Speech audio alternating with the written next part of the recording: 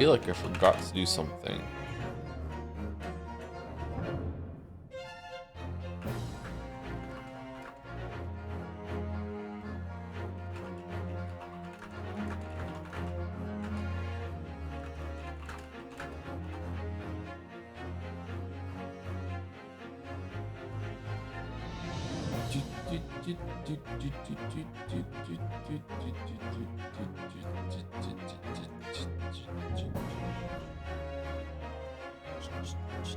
Please no egg. That's the other streamer.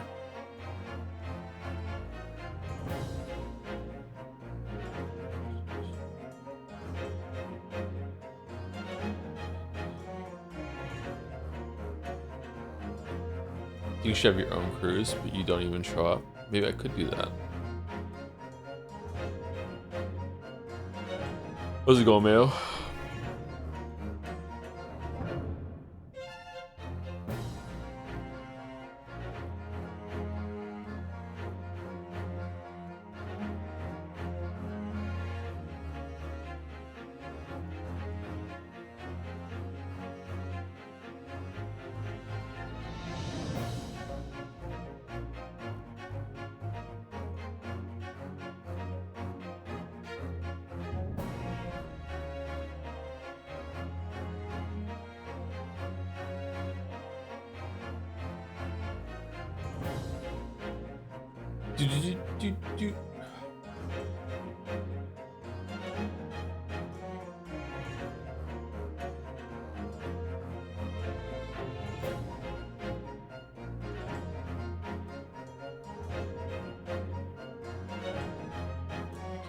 Joe, you heard of the NL Super Cruise yet? Chat was talking about it yesterday. I still don't know if it's a joke or not. They seem to be pretty keen that it was real. I didn't see any like articles about it or headlines, so maybe it's just in our community they're talking about it.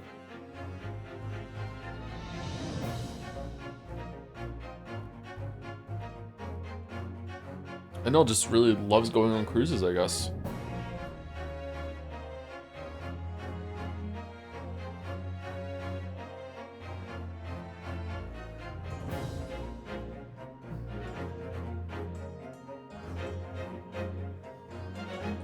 I was in a random Slay the Spire 2 streamers chat and they were talking about it too. Well, there's a lot of crossover because NL likes pick 3 slot, so that makes sense, right?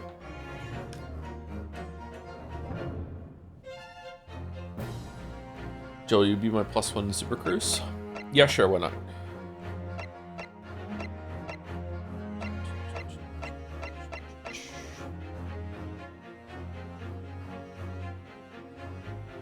I'm getting grumpy with Slay the Spire 2.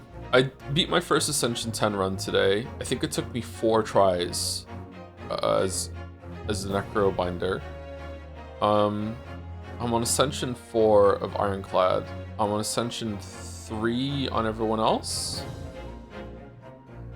I mean, like, I just feel like it's completely fucking random if you get a run going. It's such a disheartening experience to just either not get the cards that you need, pick a route, and then just there's so much cascading randomness that can build up. Whereas like you pick a route and then you get a bad fight, and then you get bad cards, and then in the fight you also get a bad draw. Like the amount of times that I've had a deck that is really well balanced. Like Necrobinder has like so many great defensive cards. And I'm going in there with like a relic that gives me 3 souls that are in my deck. I have 2 copies of Defy, both upgraded. 2 copies of Grave Warden, a copy of Delay. I have like all 5 of my defense cards still defends. I like so much defense stuff. Like right, all this card draw, a pretty lean deck too, only sitting around like maybe 23, 24 cards, which isn't, you know, super lean, but it's still not that big.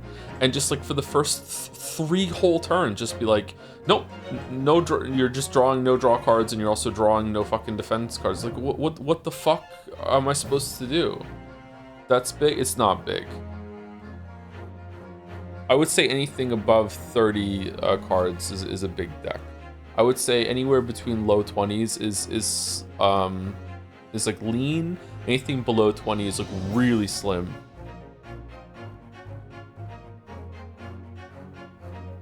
It's hard to get below 10 cards. Anything above 20 is too big IMO. I actually agree with you, but in terms of how the game is structured, you know, I wouldn't still call it a big deck. I think the thinner the deck, the better. You're definitely never going to win every run, but basically every run is winnable. Yeah, but is every run winnable in the sense that if you had perfect information, you could do it? Because in my opinion, that doesn't count as winnable. What it should be is that you can pick reasonable decisions and pick reasonable cards and make reasonable decisions based on the information that you're getting, and you should be able to win. And if you can't, then there's something fucked up. Do you save scum fights? I have save scum a couple of fights in order to learn to see, is there anything I could have done? And sometimes I have to play in outrageous ways to win a fight. Just like I just have to know that the draw order means that I have to draw a card when I shouldn't, or spend mana at some point in order to make it so that on like 4 turns from now I'll be able to draw an extra card, and that'll give me something to keep going. I disagree with that. The game is too easy. I don't know, man. Like, I don't want to sound condescending, but like, how do you like not respect your time then? Like, why are you content to play a game that is just going to be like, yeah, you know, you're making reasonable decisions, but you just still can't win. You're just wasting your time. I don't mind. I guess, yeah, if you don't mind losing, then it's all right. But I do mind losing because I feel like it's not fun. Such is the nature of roguelikes? No, such is the nature of roguelikes that aren't entirely skill-based. There is skill in Slay the Spire, obviously. There's a whole side of the game that I don't know about, that I don't want to learn about because it's just obnoxious to me. Which is like, in the realm of like, well, after 3 hallway fights, now you're in the hard hallway fight pool. So make sure that, you know, before you fight your elite or get it, you do the 2 hallway fights and then get question marks so you can get further up and get more reason. And also, this is the turn cycles that all the enemies do. And then they on turn 4, this enemy always does it. I just absolutely fucking not. No fucking way. Like, so if you do that and you base all decisions around that, then sure. But fucking hell, man.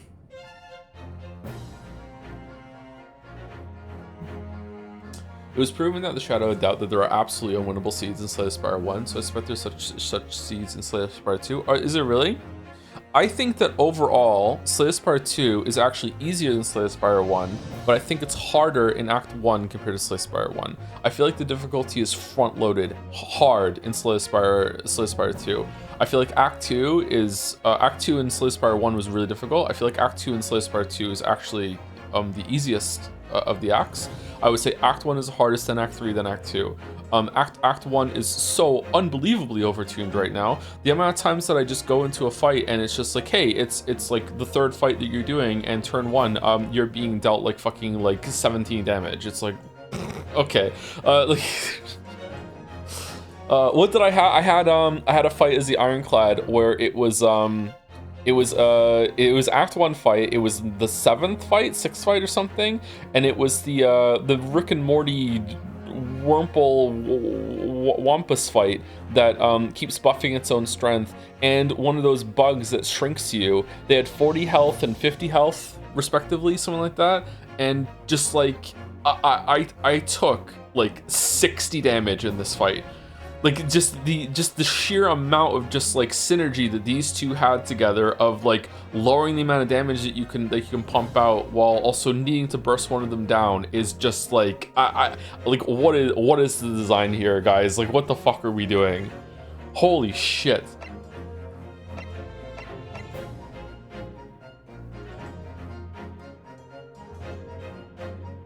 Snakebite would have helped there, yeah.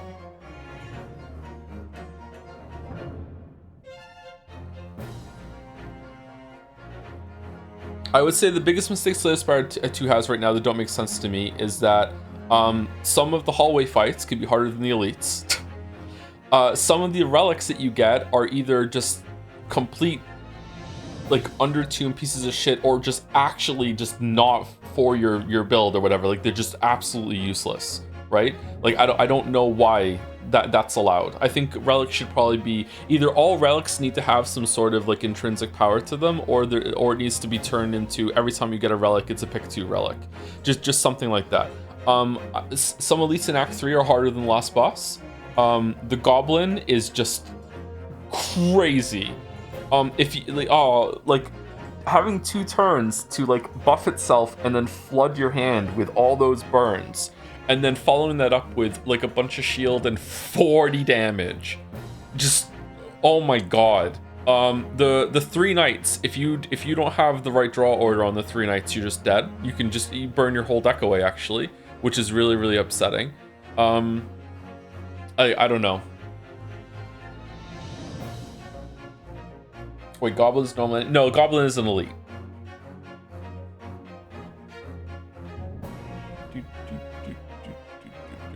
I like the 3 knights. I like most of the elite fights too. I think they're really interesting in their design. I just think that... Oh, sorry. I need to be clear. I think that most of the fights in the game, in terms of the mechanics and the systems they have, the ebb and flow of the fights, is actually really interesting. I also love, like, my favorite thing about Slay Part 2 is just how many interesting modifiers that they have.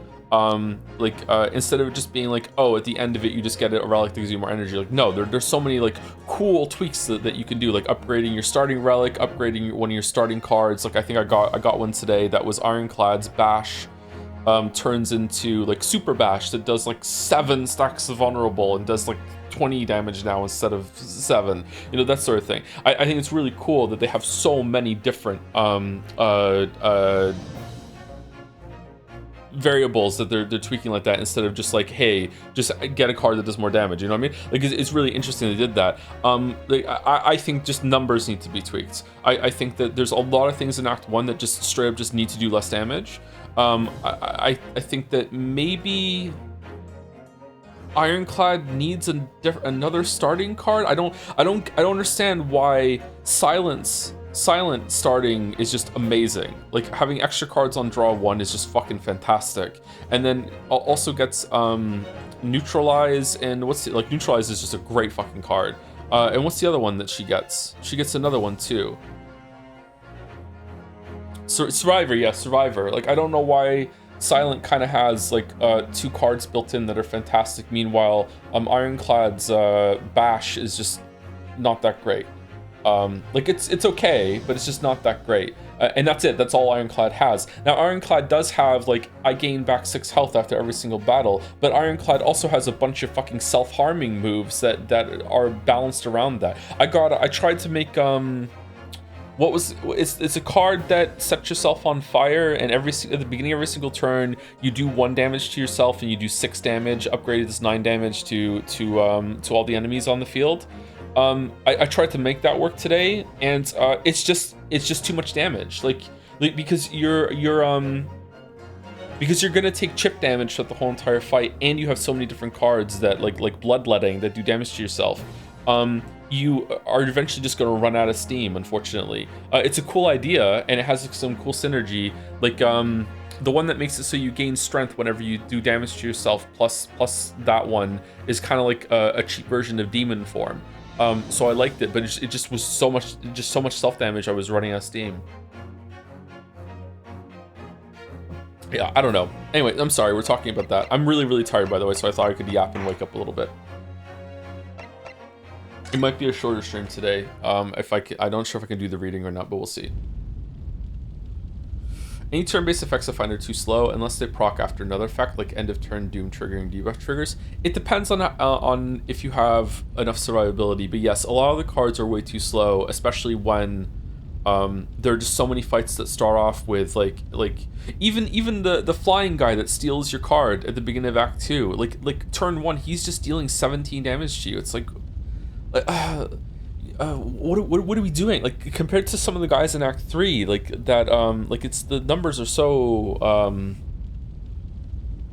close together despite being so far away in terms of the progression of the game. Okay, we saw this yesterday, right?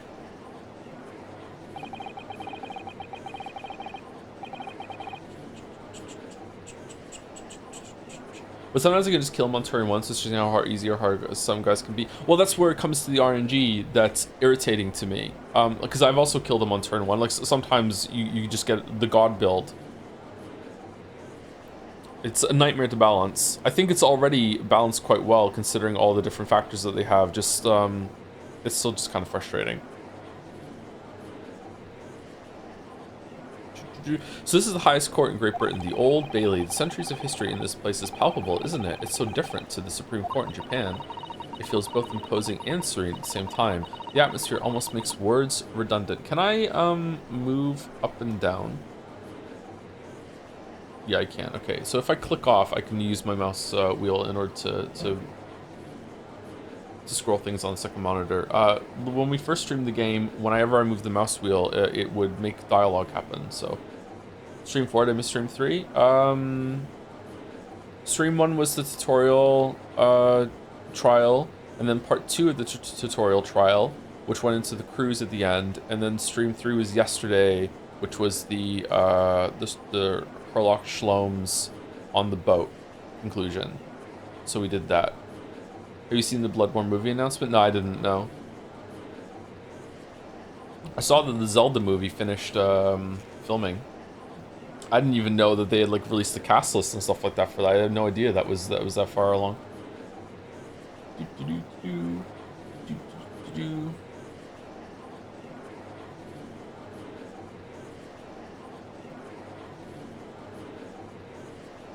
Hey Joe, a bus hit me on my bike today, so I went to a police station to report it in and ended up interrogating a thieving suspect as an interpreter. What? When is Pathologic 2? Maybe next week, I don't know. That sounds like you're having a day.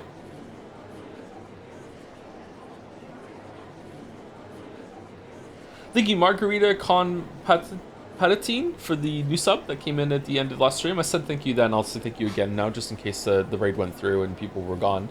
Thank you to Mark326 for gifting a sub to Jomspot. Thank you, Now I See, for the resub 2 with 9 months, with the message, why don't you start us out with the lyric after This Kitty Wants Her Cream in Guillotina by Ridiculon today, Tomsif? That song is quite sexually charged, yeah. Can be a little hard to listen to sometimes, yeah. It does sound pretty cool though. Thank you, Lucy Goosey 3 for the 3 months. Decided to subscribe for the Great Ace. It's a Mugenic song chat. For the Great Ace Attorney streams since they've been so fun. Glad to be a member of the Rub-a-Dub Sub Club. Full stream ahead. Thank you for taking the plunge. Been playing Crosscode on your recommendation. It's great, but it's hard not to dodge block some attacks. So hard to dodge block some attacks when there's more than 3 enemies. Lol. Yeah, I think I used a lot of projectiles in that game, which is not like me. Usually I'm a melee player, but yeah, shooting in that game was fun.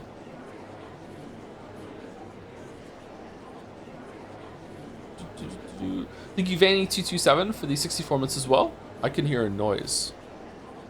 Oh, it's the washing machine. Okay, thank you, Vanny.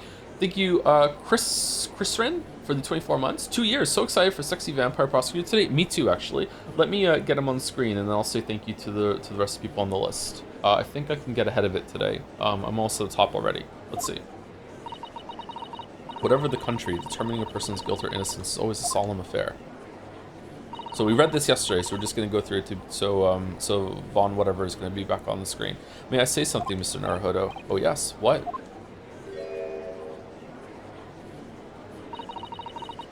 Your eyes look ready to pop out of your head again. I know, but I just can't help it. He's back.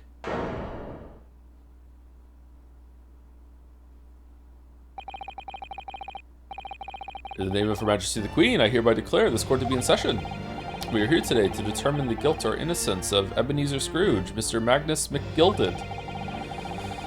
I now call upon the counsels for the prosecution and defense to declare their willingness to proceed. The prosecution is fully prepared. Does he have a scar across his nose like Squall? That must be the Reaper of the Bailey. He really does look fully prepared to dispatch his next poor victim to the underworld.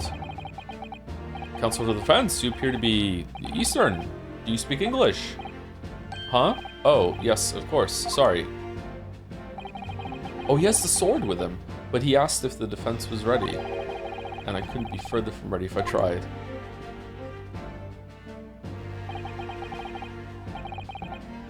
Those eyes please me. Is it Nipponese? Nipponese? I don't know how to say this word. Does it help if we tell you that Van Zeeks is 192 centimeters or 6'4"? He's 6'4"? Oh shit! Okay, so definitely the kind of husbando that I want to be rather than have. Okay, cool. They shroud your fear, your doubt, your trepidation. Oh, he needs a cool voice. I don't think I can do a cool voice. Alright, here he is. Everyone's wife. Ombre. Do Mickey voice? I can't do a Mickey voice. Thank you to Dewey Do. Hopefully, somewhere there. Thank you for the new sub. Welcome, welcome. Thank you, Patience, for the 53 months. Hello, Mr. 40 years and 5 months old streamer. Almost halfway to 41 already. Time flies. Thank you so much. I don't know what I did to you, but thank you so much. Yeah. Thank you, Toe of a Fire? Toa Fire, one of those, for the 15 months. Just caught up on the Life is Strange reunion VODs and can't believe how much it collapsed in the last stream. Yep. You redoing choices gave me hope the ending was still a while away somehow. Yep. Yep. Yep. Very, very disappointing. I don't want to talk about spoilers, but yeah, extremely disappointing. Yep. Thank you, Etolrak Uwu, for gifting us up blindly to the community. Thank you, Tasteless Foe, for the 4 months. Joe, the NL Super Cruise is real, I promise. Oh, is this, we're going to be talking about this until it's over? I guess the NL knows what he's doing, considering all the buzz it's created, huh? Thank you, Eltarak Uwu, for the bits following up too. I got a raise at my work today. Here's some bits and a gift sub to celebrate. Oh, thank you very much. McDonald's money. Get some french fries. Thank you very much. Thank you, Verdox5, for the 33 months. For those who sub after. Behind on VODs, but was curious if you close the lid when you flush. Thanks, Bay. I do, but that's only because I live with a dog that has, like, full roam of the 1 floor of the apartment. Yeah, I always keep the lid closed. Yeah, he has never drank from the toilet. I don't think that he would, but I've never risked it. I just keep the toilet closed all the time, just in case. I don't want the dog to be doing that. Thank you, Mr. Silverstrike, for the 46 months. Sun's up, another month goes by. Look at time fly. Excited to see your reaction on today's epic Prosecutor, man. I really like him. He's very attractive. Let's put it that way. He's pretty cool. I hope that he's going to be like solemn and serious and you know, really cool the whole time. Thank you, Sigma Vash, for the 60 months. Utopia, for some reason that specific line really stuck with me. Utopia. Anyways, thanks for offering entertainment in a period of my life that's pretty hectic. I have a 2-week trip to Spain next month, so it'll be hard to watch during that time. Wish me luck and much love to the streamer. I hope you enjoy Spain. I've been to Spain. I enjoyed Spain. I was a kid when I went to Spain though, so like I probably doesn't count. You know, trips you take as a kid are different. Hope you enjoy it. It was very hot when I was there. Holy shit. Thank you, Pepsi Addict, for the 15 months? No, 43 months. A tier 3 as well. Joe, can we expect to see you on the NL cruise? No, you cannot expect me to see me on. You cannot expect to see me on the NL cruise. Sorry. I have never gone on vacation as an adult. Couldn't afford it for most of my adult life, and then been too busy to have a vacation, either with you know, platform stuff or with being a dad to 4 kids. So yeah, and taking 4 kids on vacation when the youngest is 4, almost 5 is no thank you. But maybe one day. But if I'm gonna go on vacation, it's definitely, the first vacation as an adult is definitely not going to be to the NL cruise. Thank you, Henry Rye, for the 37 months. Great Ace Attorney streams. If only I could not keep falling asleep to them. Yeah, I can see reading a story and, you know, some of the vibes being sleep-inducing. I'm perking up a bit, but I've been awake since 2:30. I went to bed almost right after stream yesterday.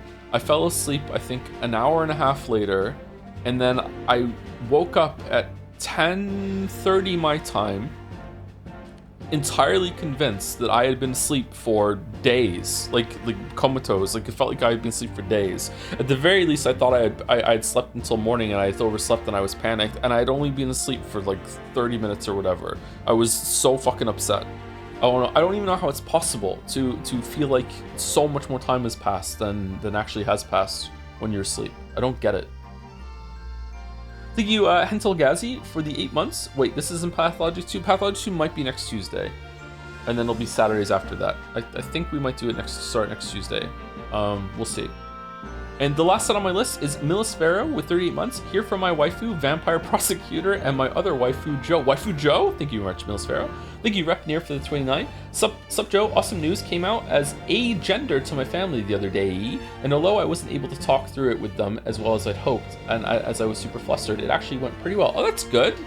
I don't have any reference point or information about this, but my just like understanding via osmosis is that that conversation doesn't usually go well, but maybe it's going better now, years later. I don't know. But a massive weight off my chest, and I just wanted to share. Oh, that's good. Well, congratulations. I'm glad that went, not a little flustered, but still it went well. That's good.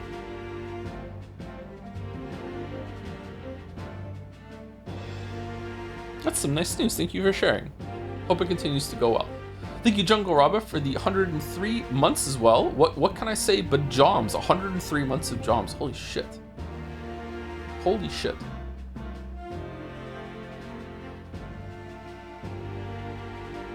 It is him. It is Joms.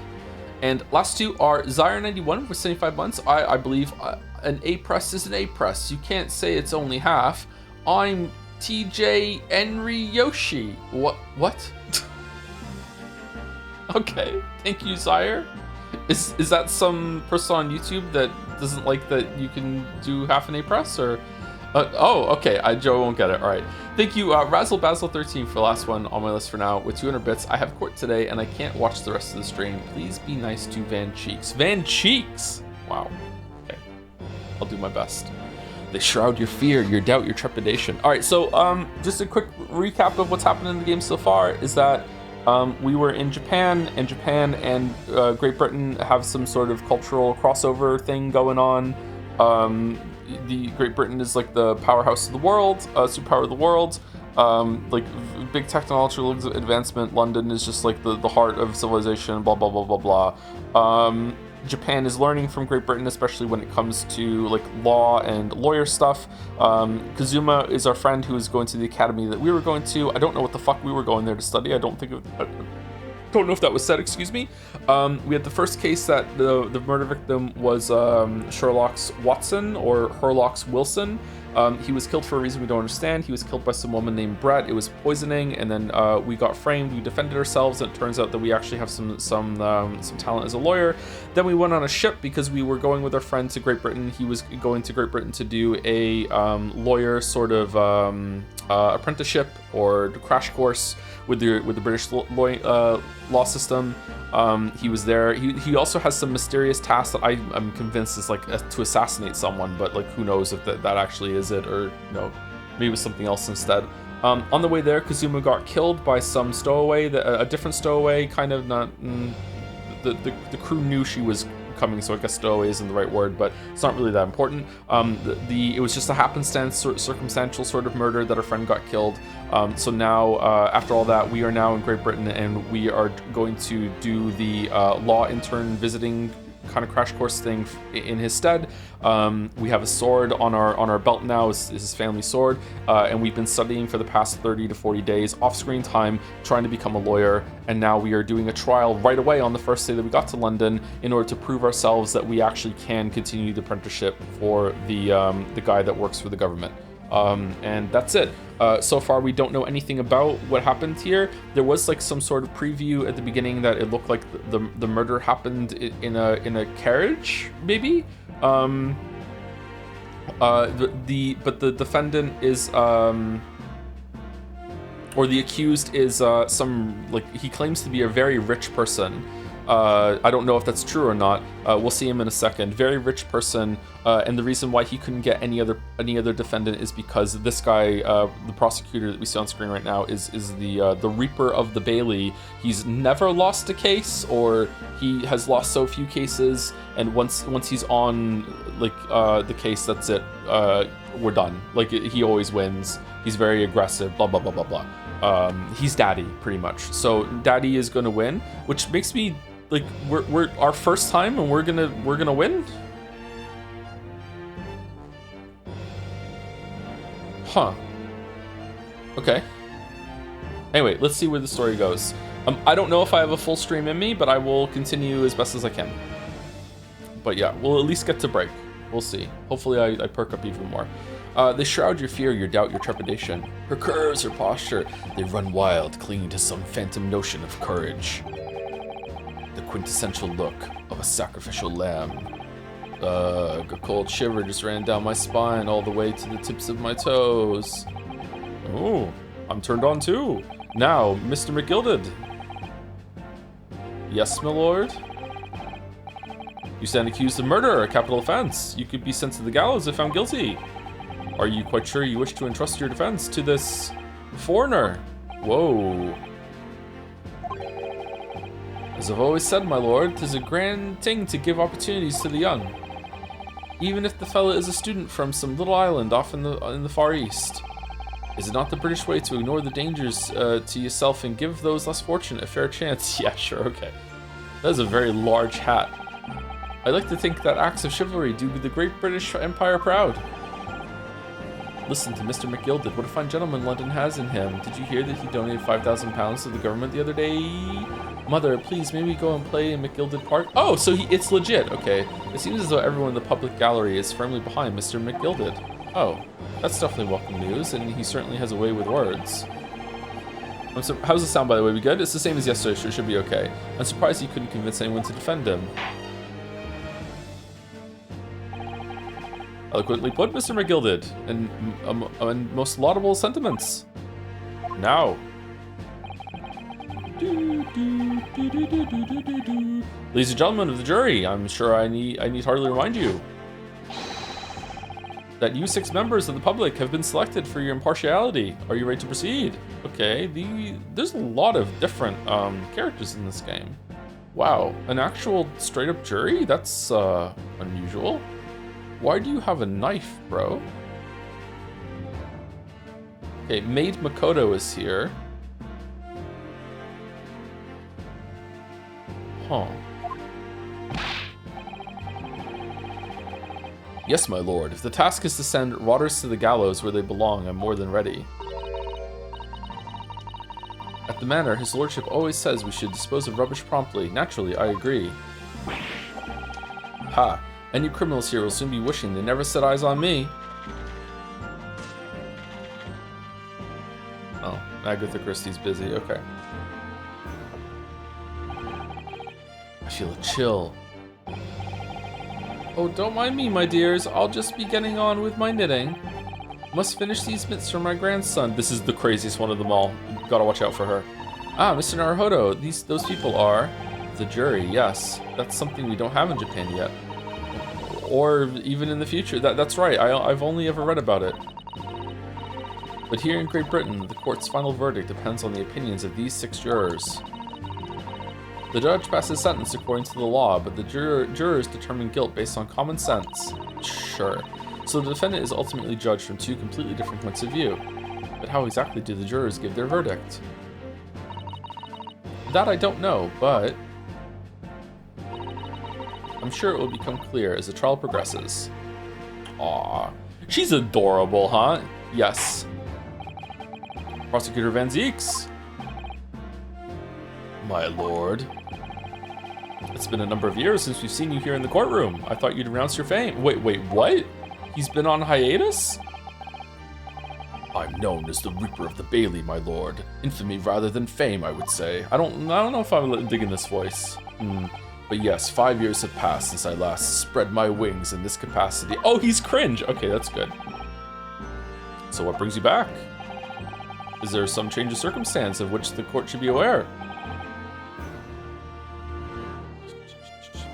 This voice is awful. We'll go somewhere else then. Wow. Is it a scar around? Yeah, definitely a scar. Yeah, I can see it clearly now. It's not just a wrinkle. I leave that to your imagination, my lord. So the Reaper has been out of action for 5 years. Why did he have to choose today of all days to make a comeback?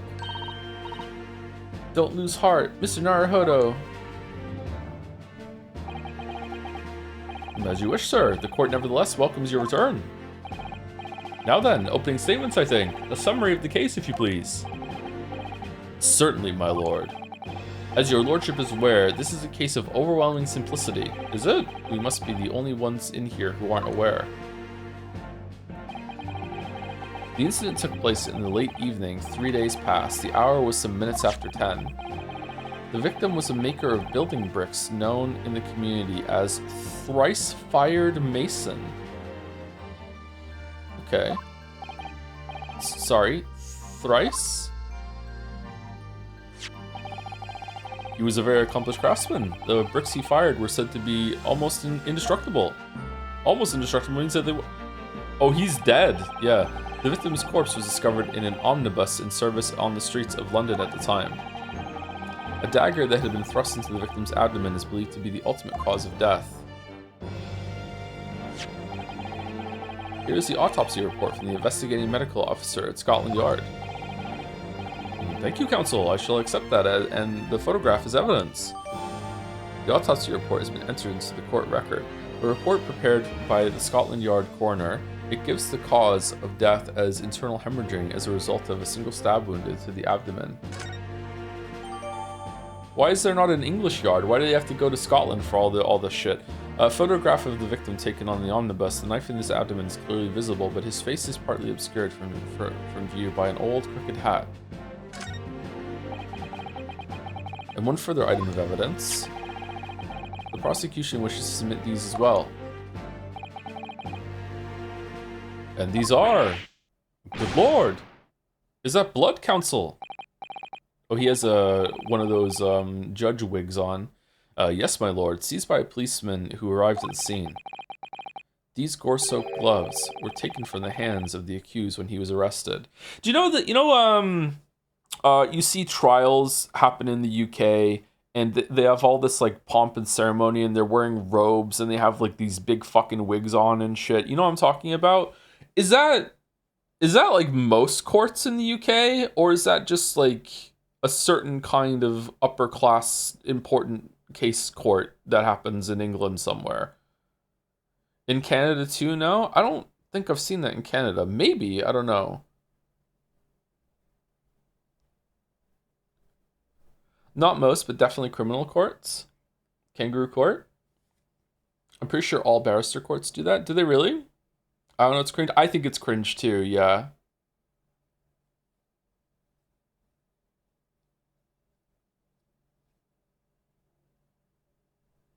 Okay.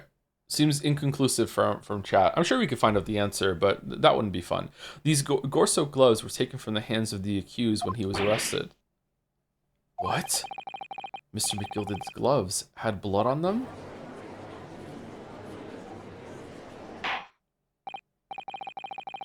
Yes, I will accept these as evidence as well.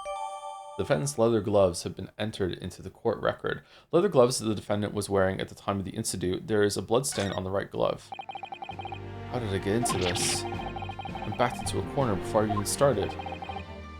Continuing. According to the driver of the omnibus, there were only 2 passengers traveling inside his vehicle at the time. Only 2? Obviously, one of those passengers was the deceased brickmaker, Mr. Mason.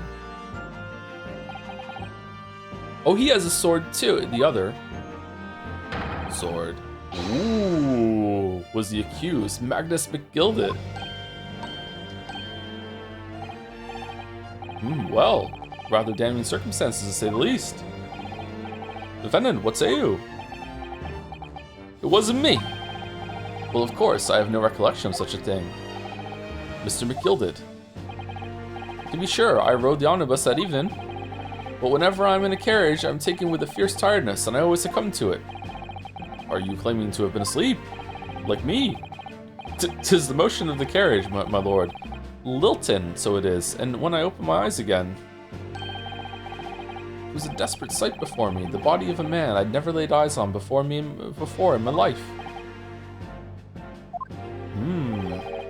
Now I ask yous, what good-hearted soul wouldn't rush to help a fellow bleeding from his stomach? He's becoming Harley Quinn. I wasn't about to start worrying about my gloves now, was I? I reached out to give the man a hand. Hell, So the blood got onto the gloves then after the man had been killed. I wish I could do voices consistently. I feel like the only voice I can do consistently is the judge's voice. I don't even think I could do Megiddo consistently now anymore either. Unfortunately, that statement of the drivers is only the beginning. What? That's not all of it?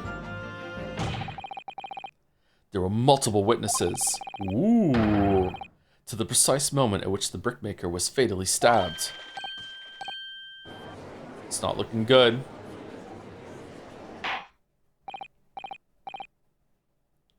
Order! Order! Order!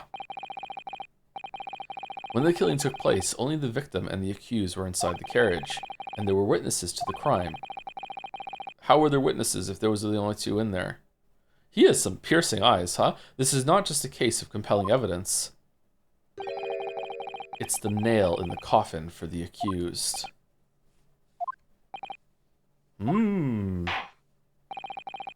Thank you, counsel. The circumstances of the crime have been made quite clear.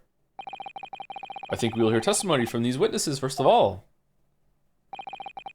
Your wish is my command. Bailiff, bring the witnesses in at once. Time traveling lot of heart. Here we go.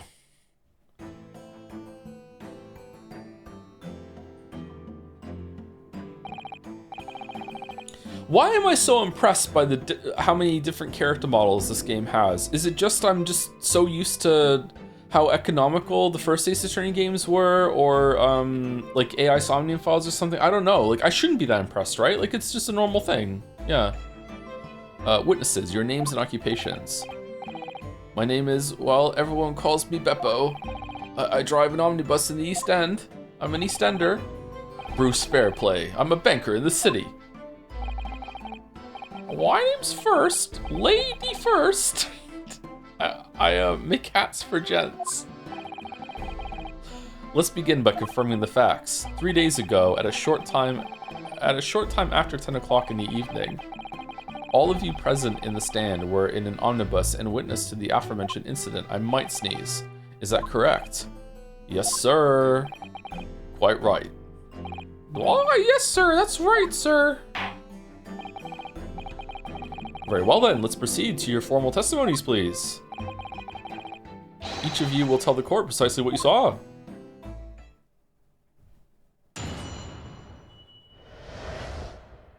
What the witnesses saw. It was the last bus of the evening, so I had a few customers. I remember it well.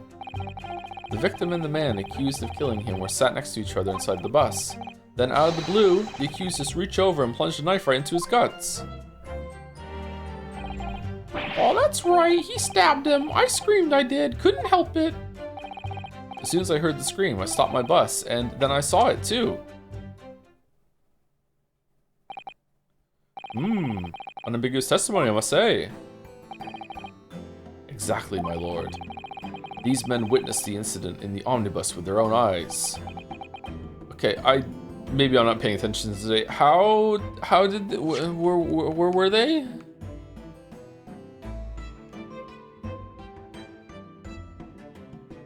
All of you present in the stand were in an omnibus and witnessed to the aforementioned incident. So they were in an omnibus, but not the one where the killing took place. So were they just like parked next to each other, and like they're looking through the window, or what? I'd like to ask a question, if I may. Oh yes, counsel. Well, this testimony, it's full of shit. It makes absolutely no sense to me whatsoever. Why not? Well, the incident took place inside a moving carriage, didn't it? As has been clearly stated from the outset, yes. Well, in that case, how could those two witnesses possibly have seen what happened? There's two? There's no way they could have seen the inside of the moving carriage.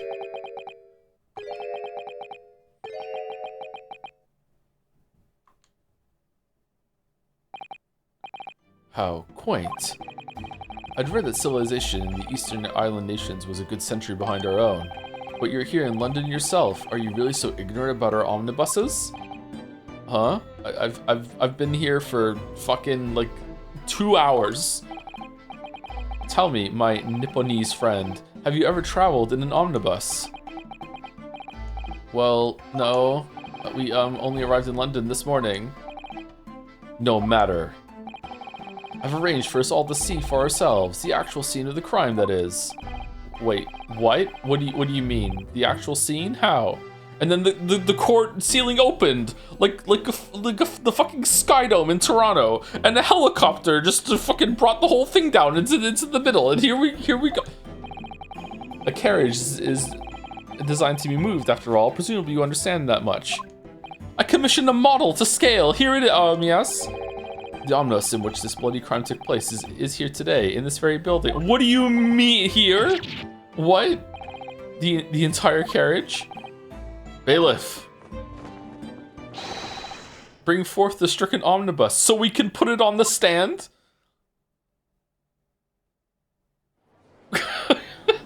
What?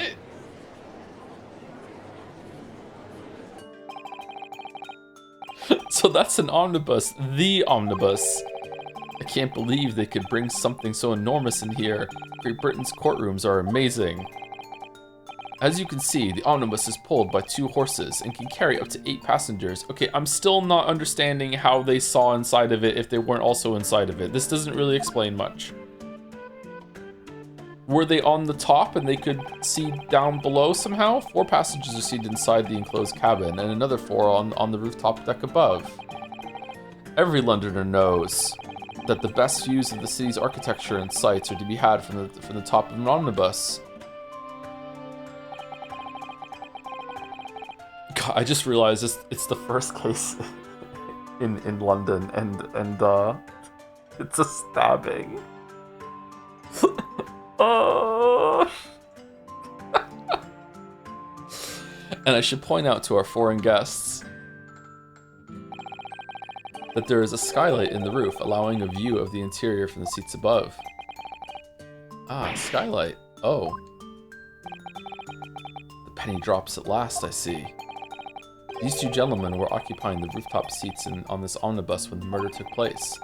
That is how they came to witness the grim incident through the skylight. Okay, that makes sense then. That makes perfect... Yeah, it does make sense. Alright. Well, counsel, this is a first. In all my years behind the bench, I've never experienced the crime scene itself being brought into the courtroom. There are a number of important clues remaining inside the carriage, my lord. I would like to submit the omnibus itself as evidence. That is the prosecution's wish.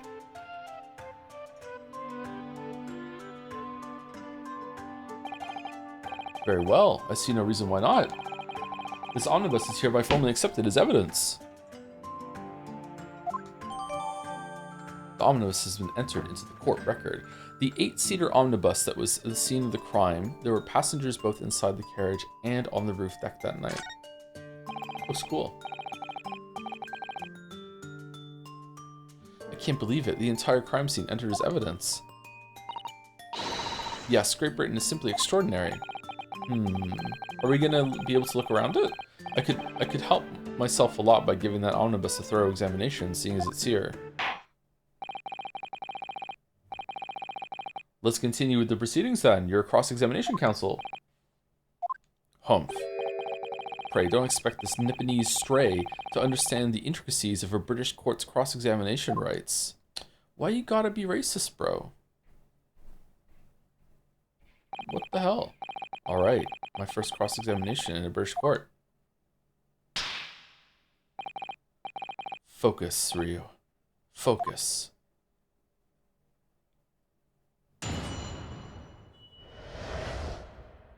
What the witnesses saw. It was the last bus of the evening, so I had a few customers. I remember it well. Alright, so we need to press them on each of them, right? Hold it! Get more information. Yes, I think it was sometime after 10, wasn't it? Oh, yes, sir, that's right, sir. Yes, ever so cold it was, sir. Freezing, in fact. Why is there this thing on the screen? Is that for switching to the different characters to press them on what was just said, or no? Or is it just that he has, like, can I... If I'm here... Oh, look how when he's on the screen, there is no icon in the bottom left, but when you move, a little portrait shows up to show what it is. That's neat. Can I talk to you? Mr. First. Oh, how can I help you, sir? That last statement, did it trouble you in some way? Oh, not particularly, sir. No? If anything, he's troubling me with that hat of his. Has he greased his head? Oh dear, sir. Hope my hat's not troubling you, sir. I'm still just an apprentice, you see. Mr. Naruhodo, even the witnesses can see what's going on through your mind. You really must be more careful. Ugh, I wish it were that simple. Okay, I don't remember what to do when it comes to switching the characters here. Can I go back one? Hold on, let's see. Can I press all of them? Hold it! Because I think something after 10, wasn't it? Oh yes, sir. That's right, sir. Yes. Ever so cold it was, sir. Freezing, in fact. And you had 4 passengers on board at the time. Is that correct? Yes, that's right, sir. Not all traveling in the same parts of the bus, of course, though. No. Why are you so cold, bro? And there were no other passengers when the incident took place. No one alighted, for example. You're quite right with that, sir. No other passengers like that. No, none. So nobody fled the scene of the crime then. I have to say, the boss insists on it running, he does, every evening, that last bus of the day. But I do wonder sometimes if it's altogether worthwhile. Yes, sorry to say. What do you mean by that? Well, what with it being so cold and everything, and only making 20 pence on the run, you see. Yes, I spend that much at the pub on the way home, just trying to warm up again. Alright, so what if I go back to him and do this again? Hold it! And then when it shows up again, I go over here. Like, there's not going to be a different pressing for these characters after every single line of dialogue here, is there? Because if so, that is a lot. Excuse me! If I may, Mr. Fairplay, what are you fossicking for now? That last statement appears to have given you pause for thought. Not really. By the way, you always seem to be looking to the side, one way or another. Do you have some affliction? Not really? He's not really willing to say anything, it seems. It's none of your business anyhow. Alright, fair enough. The victim and the man accused of killing him were sat next to each other inside the bus. Hold it! And you saw them through the skylight in the roof of the carriage. That's right. When you sit up on the top deck, the window's right there at your feet.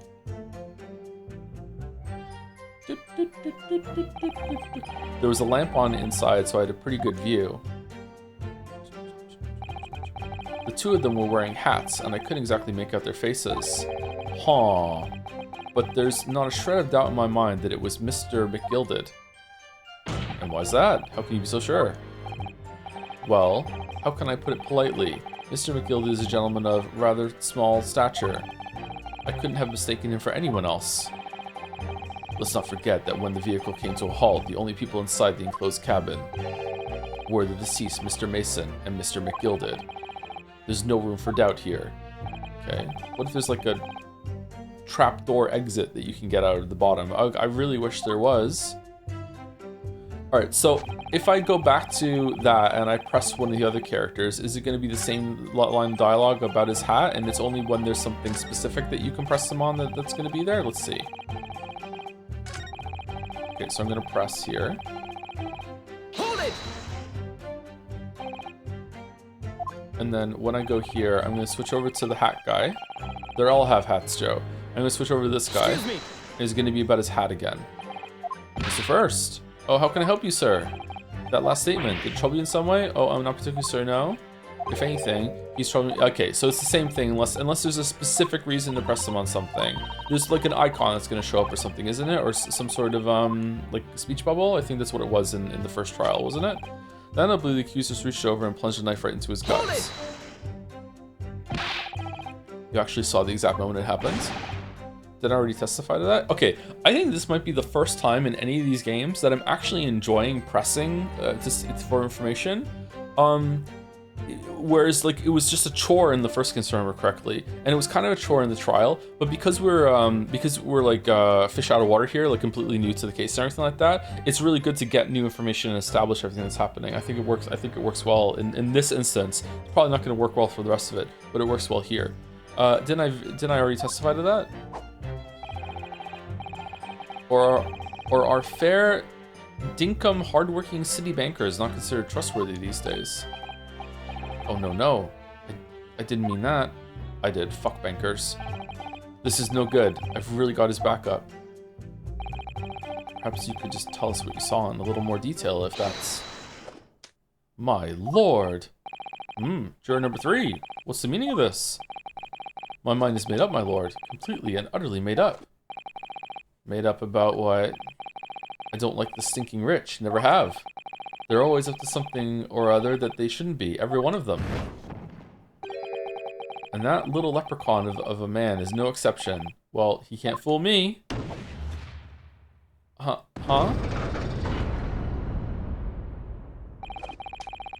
There's no point wasting time listening to any more of this. That's my opinion on the matter anyway. Alright. Kinda based? That's precisely what I was about to say. As the foreman of the jury, it's my duty to set a good example to my fellow jurors.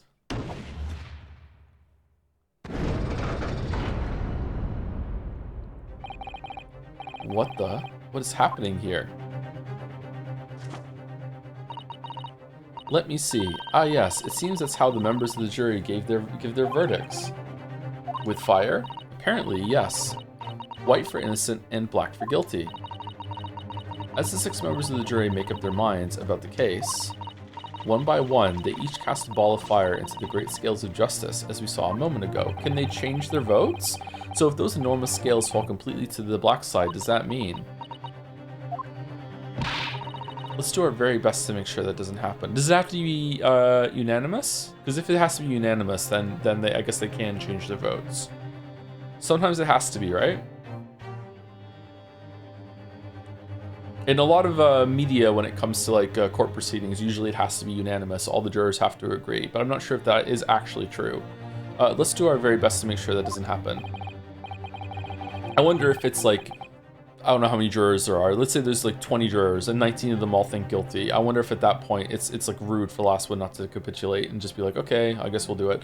Now I'm even more worried than I was before. Very well. The court acknowledges the change in the jury stance. Counsel for the defense, please continue with your cross-examination.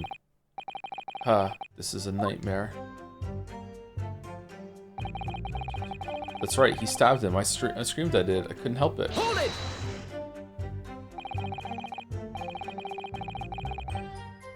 He stabbed him, you say, and you were sitting up on the roof deck, were you? Yes, that's right, sir. I was up on the roof seats. I remember seeing the little gent sitting next to the fellow that was stabbed.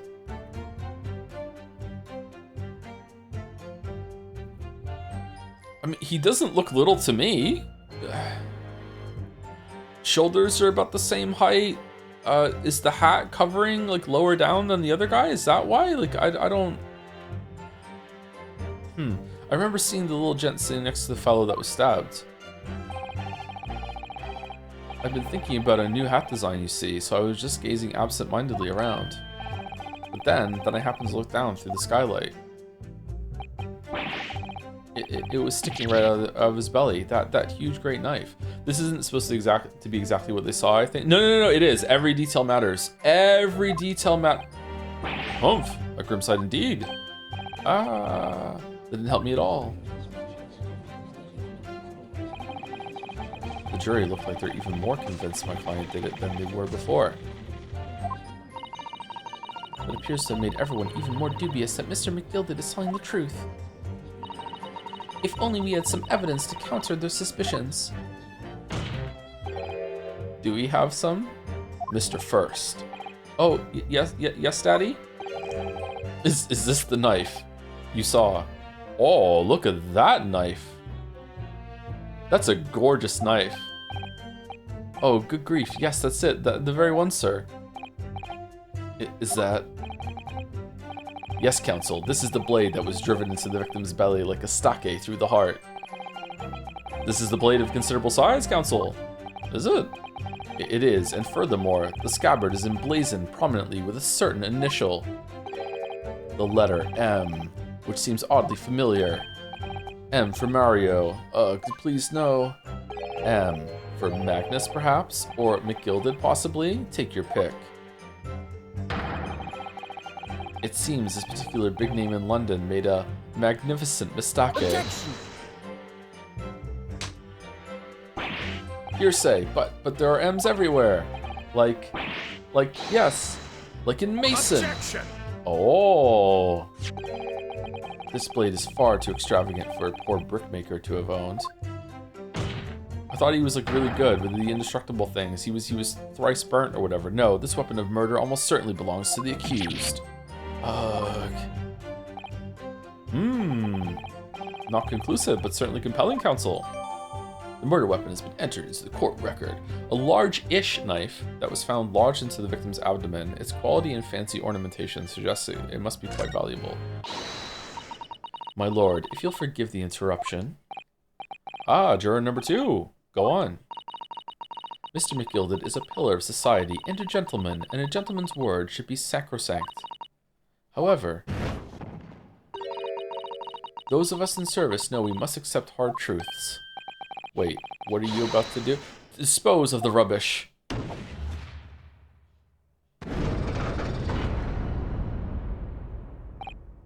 No. I don't wish to cause offense, but I do like to eradicate all traces of filth and grime. Now there is someone who washes her eggs. I have painstakingly typed every word uttered here today and cross-referenced all the facts. As such, I am now in a position to draw the only logical conclusion. Not guilty. Oh, we're fucked. Not again. That's 4 out of 6 jury members who've proposed a guilty verdict. There are only 2 left. We've had it.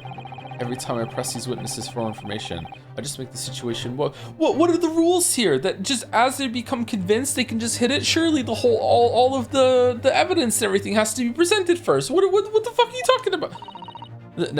Nevertheless, what we need more than anything at the moment is more information. We're still very much in the dark. Joe Dark. I suppose I'll just have to keep pressing the witnesses, knowing that more sparks may well fly. We mustn't give up hope that we'll uncover something that will give us a way to fight back. But... Alright, I'll keep trying. I can't give up. I just need to keep calm and listen to the witnesses' statements again.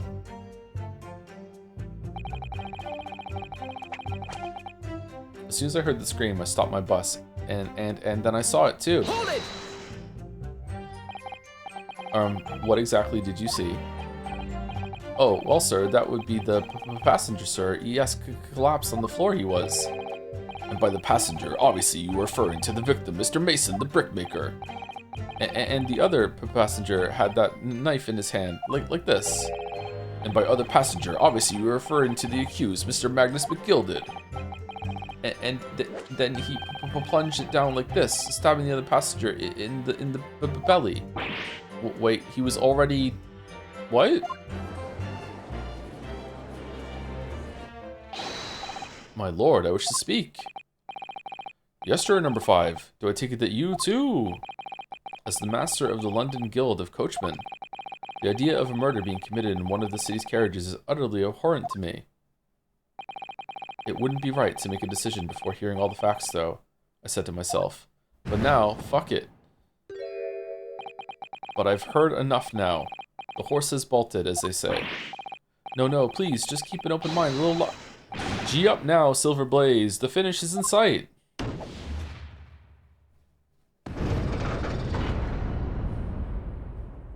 Beppo? Beppo. Beppo. Hey, Beppo. Beppo is a long-standing member of the guild, and I trust what the man says. Beppo. Oh, thank you, sir. You're too kind, sir.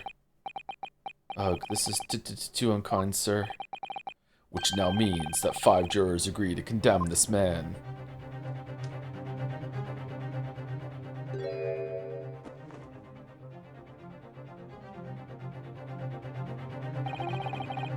Madam Juror number 6. Yes, dear? What can I do for you? Vote guilty. You have heard the testimonies of the witnesses in the stand. Oh yes, I certainly have. Still got my hearing, you know. Then, pray tell, why are you yet to pronounce your leaning? Well, dear, the thing is, I'm a creature of habit, me. I always go to the park at around this time of day and sit on a nice bench and get on with my knitting. There's a lovely little park just near where I live. McGilded Park, it's called. The gentleman donated to the city, you know, to put a smile on Londoners' faces, he said. I can't imagine such a fine young gentleman would have it in him to take another man's life. He's always doing wonderful things for the city. That's right, a man like that wouldn't stab someone, surely. He is a Londoner. And Mother, may we go to the McGilded Park Public Library later and borrow some more books? How many Londoners live with their heads in the clouds? Do you people not know? What kind of a man Magnus McGilded really is? Uh-oh. What kind of man is he? The philanthropist Magnus McGilded has enough wealth to purchase the entire city he claims to value so highly. Why didn't he hire someone to kill the guy for him then? But where did all that wealth come from? Your client is a Shylock, sir, and one with the very darkest of souls. What? Stone the crows! McGilded lends money at extortionate rates of interest so his victims have no hope of repaying him. When they default, he takes possession of everything they own. He is a vulture that preys on the weak. I've never heard any mention of that before. Your faculties haven't deserted you, I'm sure, madam. So has this thought not crossed your mind? Would a man wealthy enough to buy London in its entirety not have a carriage of his own? What possible reason could this man have had to make use of a public omnibus service? He's got a point. You're not saying that. The victim, a poor brickmaker, had next to nothing to his name save considerable financial liability. It will come as no surprise that his creditor was the accused, Magnus McGilded. But let it also be known that the very day Mr. Mason was killed was the final repayment date for his debts. Okay, but the same thing goes after that, Big Mac. Like, if he like, is wealthy enough to hire his own bus service, isn't he wealthy enough to hire his own muscle to go and hit him up for money? Good gracious. The brickmaker was destitute. He had lost his house. He had not a shilling with which to repay his debts.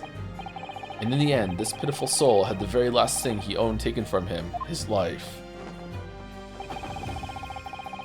By the merciless philanthropist pretender, Magnus McGilded. Don't believe it. If I might add something briefly. Miss Susie? You claim that the victim had been lent money by Mr. McGilded. But where is the evidence to support your claim?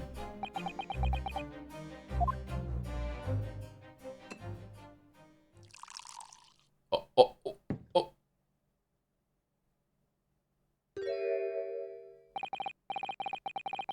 Pray forgive the discourtesy of filling my hallowed chalice in a court of law.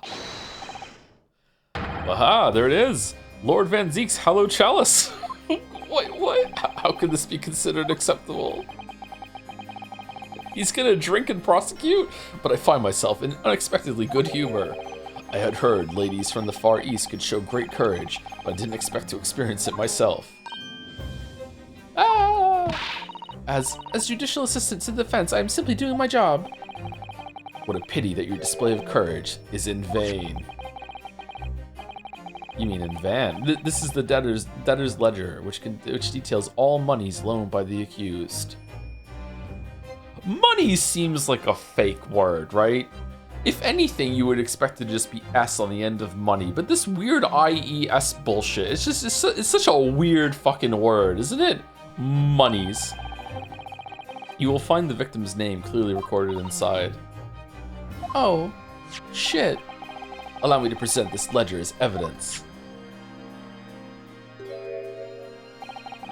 And pray forgive the discourtesy of raising my chalice in a toast to the enigmatic East at the same time.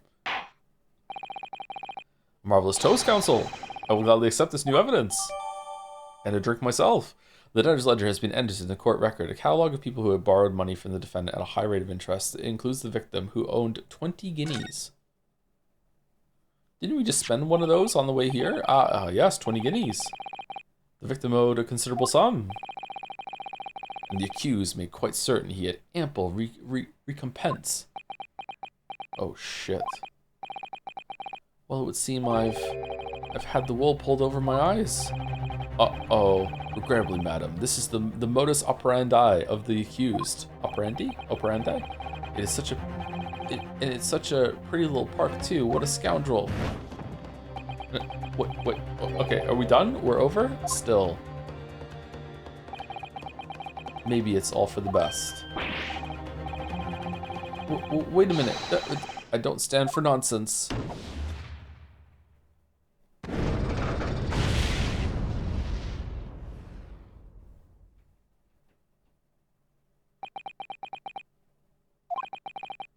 That was it. The last juror's decision.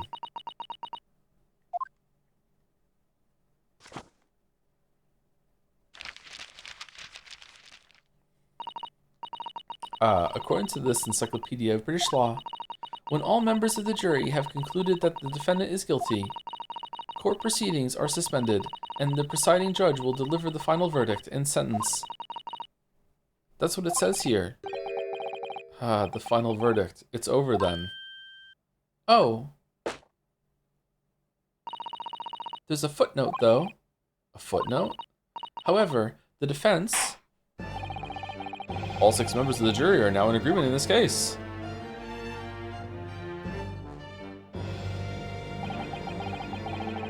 Allow me to convey my respect for your swift and righteous decision. According to the laws of this country, I will now conclude the trial by delivering my final verdict.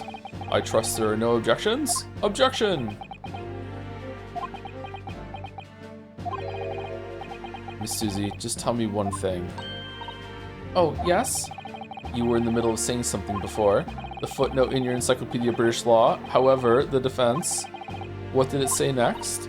Oh, yes, of course. Wait, you didn't finish it? What are we doing? When all members of the jury have concluded that the defendant is guilty, court proceedings are suspended, and the presiding judge will deliver the final verdict. Then the footnote says, however, the defense has the right to demand a summation examination of the jurors at this point.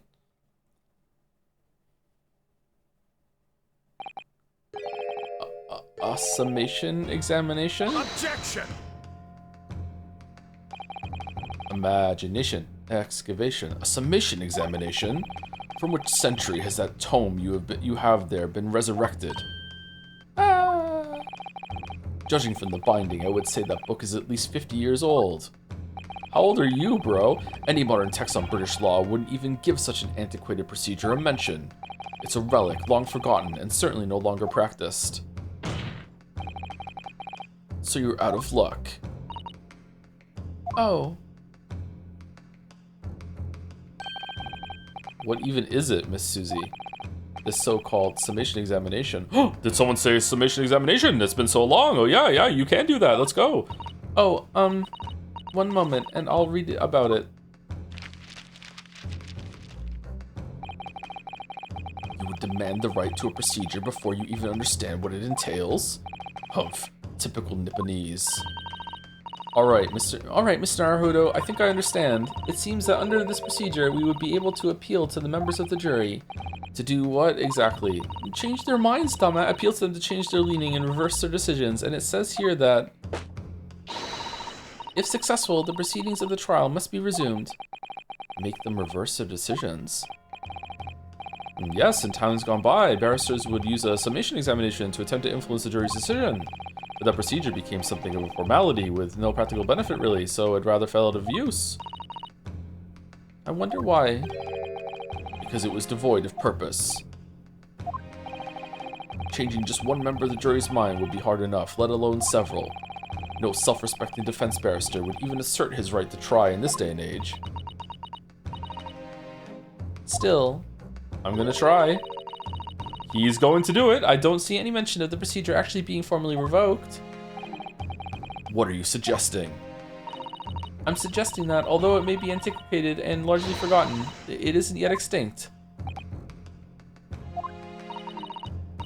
Just like Joe. So what do you think, Mr. Naruto?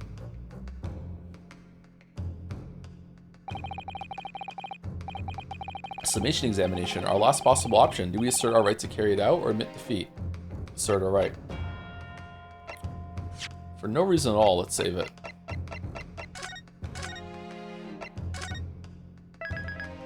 Thank you, Tektorm, for the 7 months. No, 12 months. They're both here. I think you're actually 12 months. 1 year. Thank you very much, Tektorm.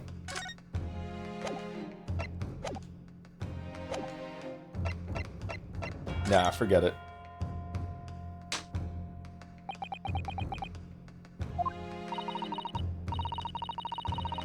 Mr. Naruhodo, are you sure that's the right decision? You heard what the judge and prosecutor said. It's an antiquated procedure. It's history.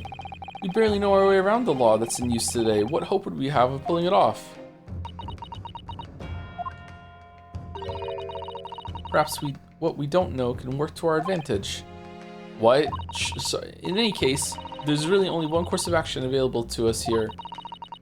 What we can't afford to do is allow this trial to end. What we don't know can work to our advantage? You're right, Miss Susie. Let's bring this antiquated procedure back into the present day.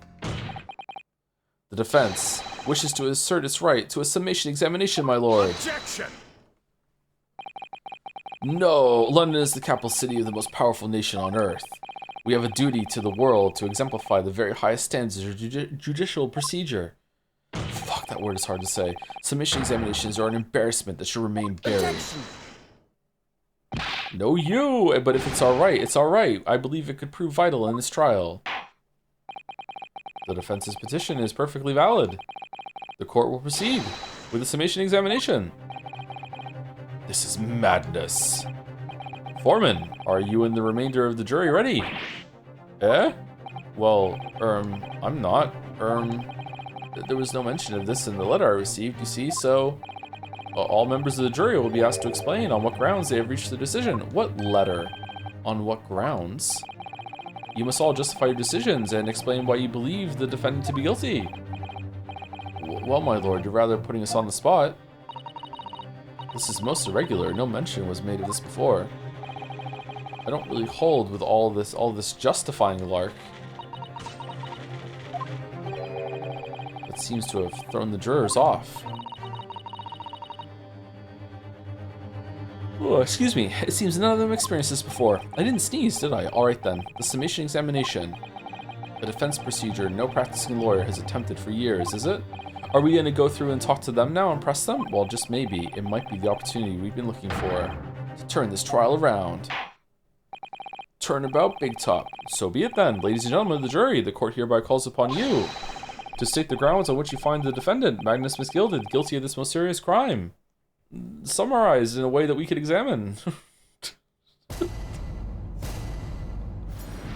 Judicial finding. The juror's contention.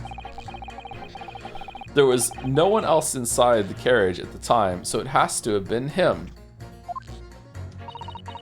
I trust the driver. He has an excellent memory, it seems. 4 passengers with fares totaling 20 pence. He stuck the chap next to him, just like this, see? Brazen, I must say, absolutely brazen. I have simply typed and collated all the statements made thus far and drawn the logical conclusion. You can trust the guild. Fair fares is our motto. We haven't raised prices above 4 pence for years. The scoundrel stabbing that poor man on the floor. It beggars belief. Okay, great fucking justification there, Granny. I'm starting to wish I hadn't pushed for this now. Some of the jurors don't seem to have wonderfully formed arguments, though, do they? Well, let's see what we can do. We need to get these 6 people to change their minds. I'll have to throw everything I can at them and use some very persuasive language. Or money. Just a moment, Mr. Naruhodo. According to my book, that's not quite how it works. Oh? Bribes used to happen all the time in Old Court, but they haven't officially been outlawed, have they? Yes, it's true. I'll take one myself. I thought I was going to have to thaw their icy minds with some heartwarming rhetoric about the defendant. Unfortunately, once the jurors have decided the defendant is guilty, they're unlikely to heed anything the defense says. But then... they've reached their conclusions by their own reasoning, you see. Your pleas will sound like excuses. In fact, it could recoil on you. The more you try to persuade them, the more entrenched they may become. Though, what on earth am I supposed to do? Oh dear, I'm just citing what I've read about British law, Mr. Naruhodo. Right, I'm sorry. Do you have any idea how to make this work then?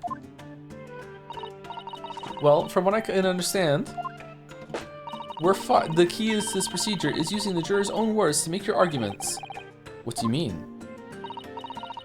Well, the 6 members of the jury are randomly selected members of the public.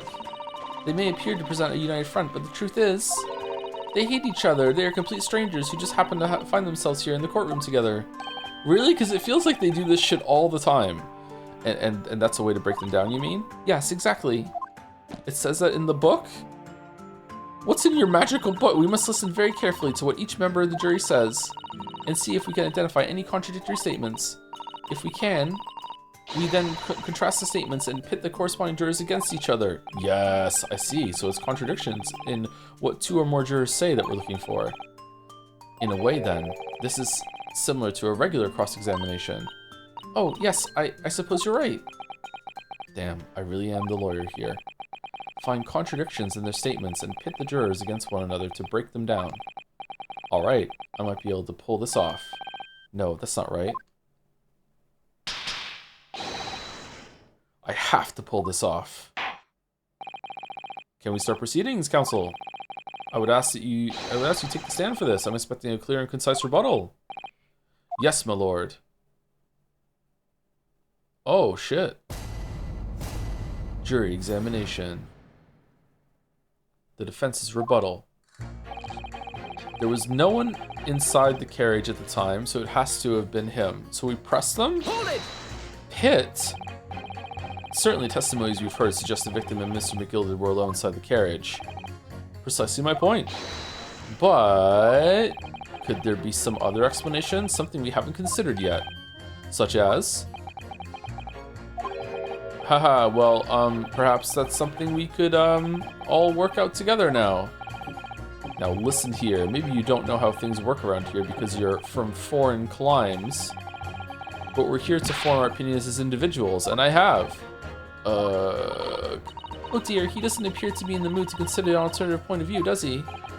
No, I'm going to have to pit the jurors against one another, like Suzy-san said. Finding contradictions in these 6 people's assertions is the only way I'm going to succeed.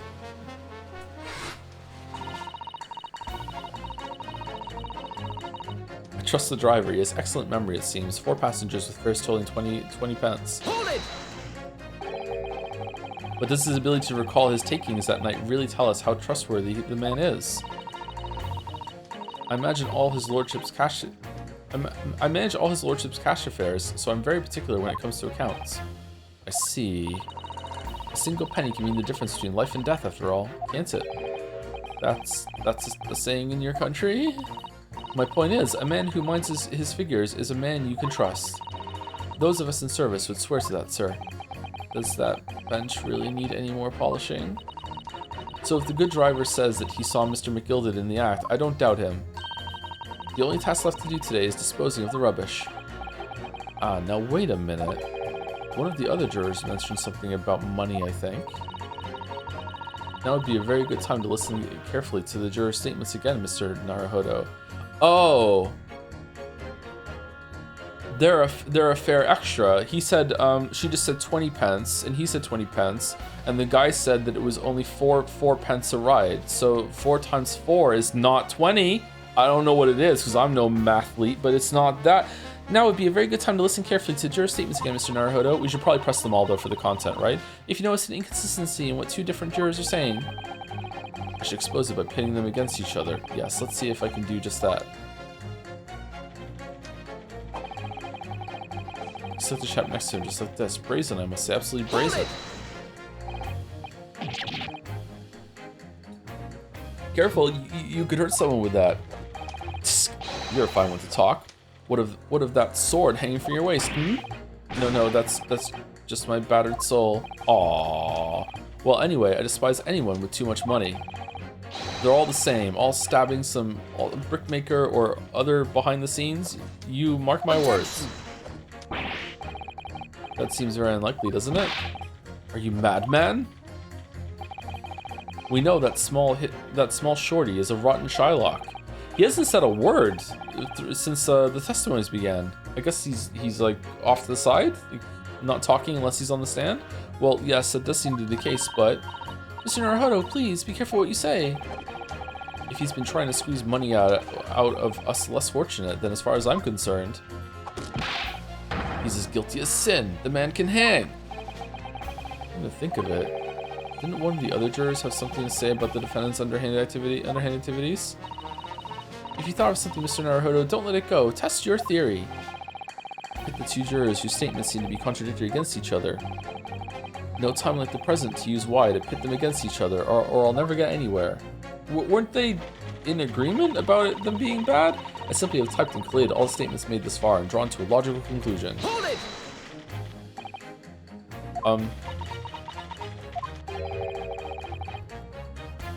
What have you been doing all this time? What have you been doing all this time? There. I should have thought it was obvious. I am recording everything that takes place as part of these proceedings. And what have you learned from that? For example, at this moment in time, the judge has used his gavel 11 times in total. The prosecution has snorted derisively at your remarks 7 times in total, and I might add, each time you have gawped like a simpleton. Uh-oh, thank you. And what's the point exactly? So anyway, madam, are you able to explain why you think the defendant is guilty? This is a conclusion I have drawn as a result of the copious notes I have typed. Clearly, but I'm asking you to explain why you've drawn that conclusion. Please don't distract me. It makes it extremely hard to concentrate on my note-keeping. This is going nowhere. Huh, how are we pitting? I thought maybe we had to pair them off, that it's just like 2 each and they all gonna fight, but like how do you like someone who's emotionally driven instead of logically driven, maybe? Like Hold it! That's how much it costs to take the omnibus? That's right. As the guildmaster, I decided to set a policy for all drivers across the city. 1 fare, no matter which bus you take or how far you're going. Well, that doesn't seem very economically viable. We have to compete with the rise of the motor car, you see. Us coachmen have to make it stand together. Motor cars, you say? Yes, and this murder on one of our buses is extremely damaging to our case. Sorry, our cause. It's beyond the pale. It'll lead to a decline in passengers, you mark my words, and it's all that rascal's fault. He has to pay. Is it the crime or his buses he's more worried about? Probably his buses, his livelihood. Anyway, every member of my guild is reliable and trustworthy. So if the driver says he saw him do it, that fellow in the dock is as guilty as sin.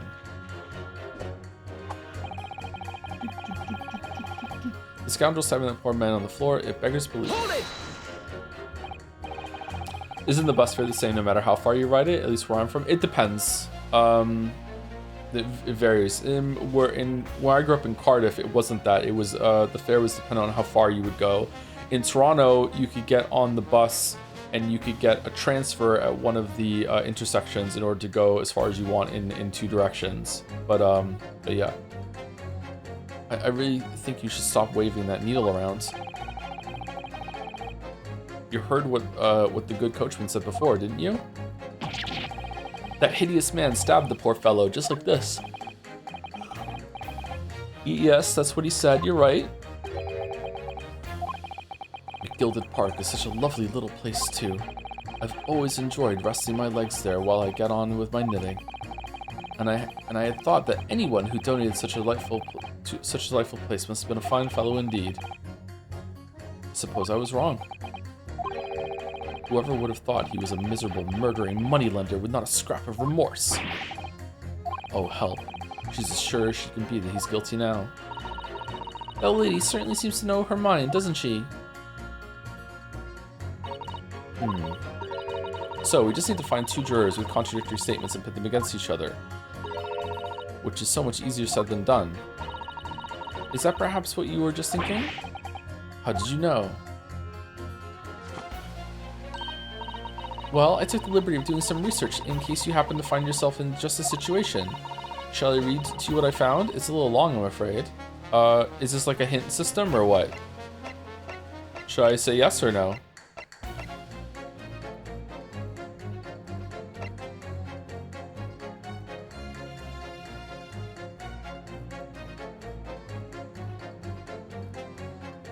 Up to you if you want to hear more tutorial hints. I don't think we need it. It's fine. After relying on advice from right from the start, how will I get on later? No, oh, that was... What? Why is she reading it? This is Ryu's lines. No, I need to work this out for myself now. Is that perhaps what you just... Oh, okay, there you go. How did you know? Well, that sort of attitude is most admirable, Mr. Naruhodo.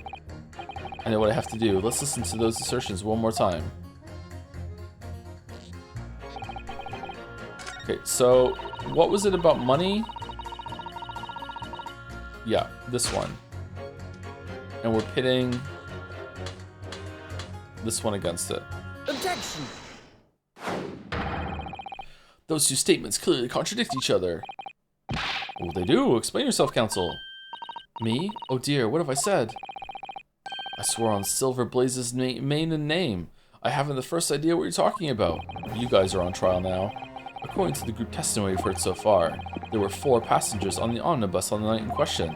And according to the coachman, Mr. Beppo, he took 20 pence in fares.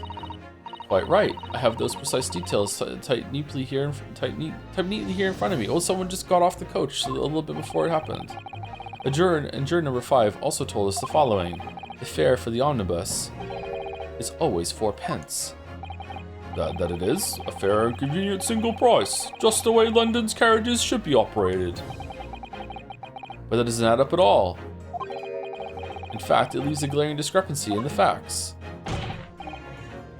Why, man, why? 4 passengers paying 4 pence each. If you do the multiplication, it would be 16 pence. Exactly, as I said, it doesn't add up. The figures are different. By 4 pence, in fact, or precisely 1 person's fare. 1 person's fare? Fair play. Yes. In other words, Sumari on the omnibus that night. It's distinctly possible there was another passenger we've heard nothing about. No, it's the driver. He has to pay too. By Jove. This can't be right. The coachmen of the guild are good, honest men, one and all. Trustworthiness is our watchword. The figures your coachman claims most certainly do not add up. Your watchword, good sir, is a fallacy. I beg your pardon? I beg your pardon? Mr. Guildmaster, I think you ought to consider that if this trial were to end now, the news will surely spread all over London. The news that one of your coachmen tried to hide the fact that he lets nefarious characters ride his omnibus, or he overcharges by 1 pence and pockets the extra pence.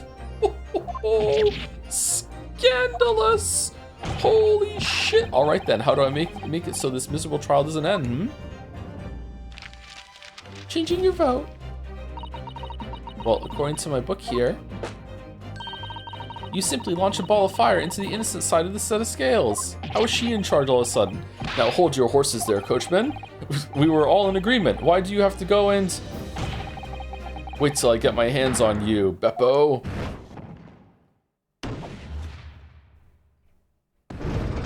Oh man, Van Crease is gonna be so fucking upset. Oh, this is all very irritating. Begging your pardon, sir. I'm going to do the same.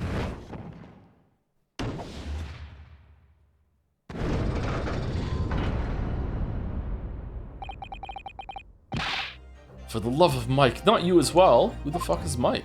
Michael! A penny can be the difference between a smile and a tear, after all. I certainly can't put my trust in someone who doesn't follow my exacting standards in financial matters. Oh, really? I, for one, think it's only proper that we hear from the witnesses again. Oh, well done, Mr. Naruhodo. You did it! If we can manage to change 2 more jurors' minds, we can force the trial to continue. 2 more, actually. There is something else that's bothering me about a couple of their assertions. Is there? Because nothing's fucking bothering me about them. Then that's where you must strike next. So I need to pit 2 more jurors against each other and show there's another contradiction in their assertions. Exactly, you can do it. Well, the scales of justice have shifted, but they still weigh heavily on the side of guilt. Counsel, you have the floor again. Continue with your summation examination. Okay, so it was, wait, we can press them? No, we can't. I'm changing my leaning to innocent. I should like to hear what the slipshod bookkeeper has to say for himself. Beppo, this trial has to continue so I can get to the bottom of its corruption. Not guilty, I say. Okay, so it was this guy that had a hint for it at the end. He stuck the chap next to him just like this. Brazen, I must say, absolutely brazen. Oh, it's that it was on the floor. Objection. Those two statements are completely contradictory. Oh, what? Explain, counsel, post haste. Oh, dearie me, I was only knitting a jumper for my other half. Jumper. Jumper is a British word. What is all this claptrap? What does contradictory even mean, I ask you? We've heard from more than one witness that they allegedly saw the actual moment when the defendant stabbed the victim. Now, out of curiosity, juror number 3. What? Can't you see that I'm busy here? How would you say the defendant stabbed the victim? What sort of motion was it? Ha, want to test me, do you? Stab. It was like this, stuck the fellow next to him without even getting up, just like the prim banker said. Oh, so this is what I said when the guys, the coachman said that he went in and saw him lying down and then he got stabbed in the stomach. Yeah, there's 2 versions. So one of them said he stabbed him when he was sitting next to him, and then the coachman said he got him stabbed when he was laying on the floor. Okay. Maybe that's just the guy reaching over and trying to pull the knife out? Yes. Oh yes, that was Mr. Fairplay's testimony. Quite true. Now then, juror number 6. Oh, is that me? Is that me, is it? What can I do for you, young man? How would you say the defendant stabbed the victim, madam? Oh, well, dear, as far as I understand it, it was like this. He stabbed the poor man after he collapsed on the floor. The coachman said so. Now don't move. Take a look at these 2 jurors. He stuck the fellow next to him without even getting up. And he stabbed the poor man after he collapsed on the floor. Can I move now, dearie? Well, I never. They're stabbing in totally different directions. What? Bless my stitches, what a muddle. What this tells us is that there's a strong possibility one of the witnesses isn't telling the truth. So true. Thank you, Corny Dog, for 20 months. I guess Henry Bit is dying. I guess I'm becoming useless now. I'm Trumpenry? What? Thanks for the streams, Joe. I don't understand this one, sorry. Thank you very much for the message and the resub though, Corny Dog. And thank you to 2Gem for the 5 months also. Thank you very much.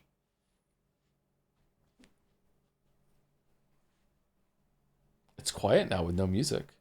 Oh, look at the heart on the jumper. That's nice.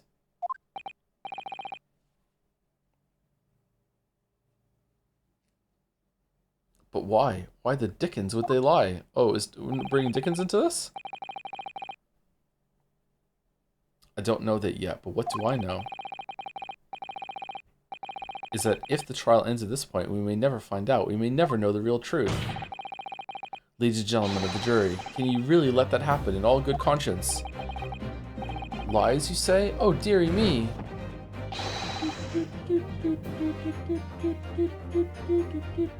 I'm pretty sure there was the word trumpery in one of the latest pathos. There was, yeah.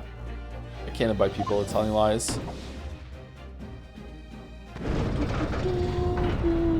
It wasn't a Trump joke. You can all calm down. It's all right. The scales. I don't believe it.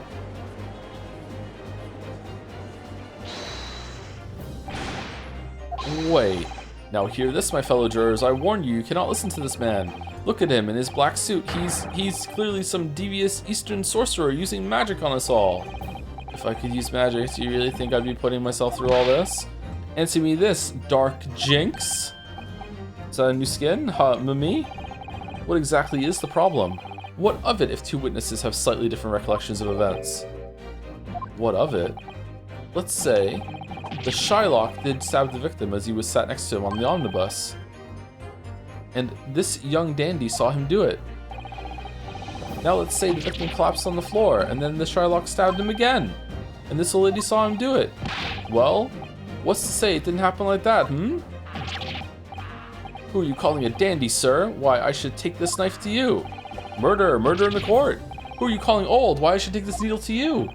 Ugh, they're ready to kill each other now. Everyone wants to stab each other. But could the foreman of the jury be right? Did the two witnesses see two different moments of the same crime? It's possible, it's out of the question. I mean, it's possible, yeah. It's true. There's an outside chance of almost anything you care to mention. There's an outside chance of almost anything you care to mention. Exactly the point I've been trying to make. Before you go any further, Mr. Naruhodo. Oh, what is it, Miss Susie? I think you should have a look through the court record. Ah, you see? This evidence makes it quite clear. There isn't even an outside chance of what the juror is saying. Oh, was he only stabbed once? How did I miss that? Unfortunately, Mr. Foreman. What is it, you dark jinx? Again? Come on, out with it. What you're suggesting is impossible. It's out of the question. What? What are you talking about, man? How can you possibly say that? You do realize that I'm only doing my job. As foreman of the jury, I have a responsibility to steer everyone in the right direction. So where's your evidence, man? That's what we want to see. He looks familiar. I say the two witnesses saw two different moments of the same crime. If you say that's out of the question, show me some proof. It looks like the only way I'm going to convince him is to present him with something he can't dismiss. Some irrefutable hard evidence. As you wish. What? I'll give you the proof. It's out of the question that the two witnesses saw two different moments of the same crime, as proven by... the photo?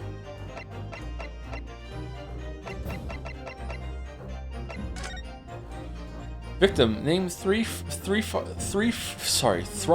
fired Mason. 3-dog male, aged 54, occupation brickmaker.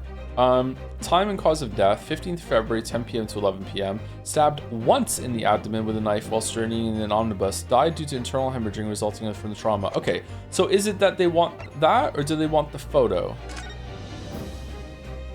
He was never laying down. Whoa, what's that?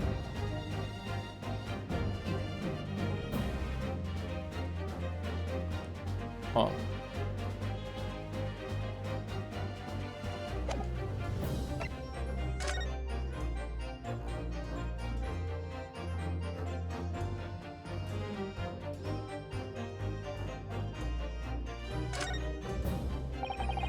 This is definitely blood, isn't it? Not the most pleasant sight to be confronted with on our first day in London. Well, nothing will come of grumbling now. No. By the way, is Mr. McGilded right-handed? Yes, I believe so. He was toying with a coin in his right hand a little earlier. Ah, pity. If only he'd been left-handed. Maybe he's ambidextrous. I think blood on either glove would be fairly incriminating, really.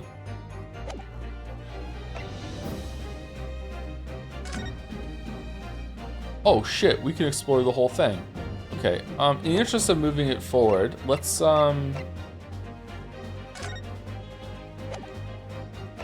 present it. I think it's probably that he was only stabbed once. But it could be that it's the photo. I think the photo should definitely not be rejected. But the autopsy might be? Let's go autopsy and see if they accept it. Take that! This is the victim's autopsy report. According to what's written here, Mr. Mason was stabbed in the abdomen. Only once. Eh? Only once? It's quite simple. The victim was stabbed precisely one time. Which means these witnesses can't possibly have seen it happen 2 different times. Alright. Would it have accepted the photograph too? Probably, right? Alright, I concede defeat.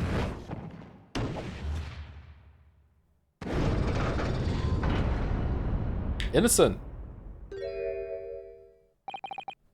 Wait, that means 4 jurors are now leaning to not guilty. We've done it, Mr. Naruhodo. We've won! If the other 2 did, then we would win the case right now. What are you playing at, you dandy fool? Shut your trap, sir. No one deceives me. But we had a consensus. I said shut your trap. I know a liar when I see one. And if the chap ever dares to cross the threshold of my shop, I'll take this razor-sharp blade and shave every last hair off his head. You have your own shop, so you're rich yourself. Please tell me he's a barber. Well, in quite a remarkable turn of events, the defense's summation examination has flipped the balance of the scales of justice. We should bring this back. The jurors now stand at 2 for guilty and 4 for not guilty. Accordingly, there is no longer a large enough majority among the jury for me to adjudicate. And the trial must continue. After a brief recess, here we go. I hereby ask the defense, prosecution, and witness to return to their places. And I call upon all of you to continue to pursue the truth. Alright, thank you, Judge. So, Lord Van Zieks, continue to substantiate the case for the prosecution, if you please. I'm not owned. Uh-oh. Chalice time.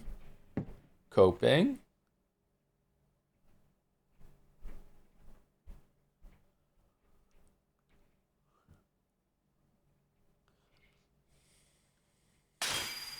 Oh.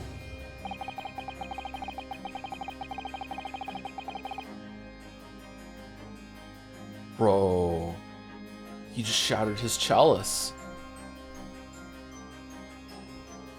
Having savored the rich aroma of the carmine contents of this hallowed chalice.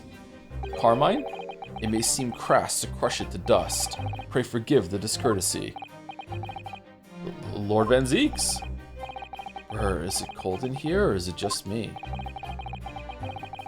As your antiquated tome no doubt says, the prosecution may not speak during a summation examination. Oh, so he does know it. So I honored a deathly silence and listened to the charade. It seems I overestimated the intelligence of the jury. Oh, shit! Insulting the jury is a choice? Well, no matter. There's nothing so hard to prove as a self-evident truth, it would seem. No, and why else would we grace the courtroom with our presence after all? The zoom! So, let us proceed to the next round of battle.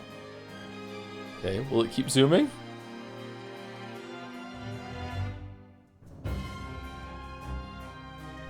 Oh. Damn.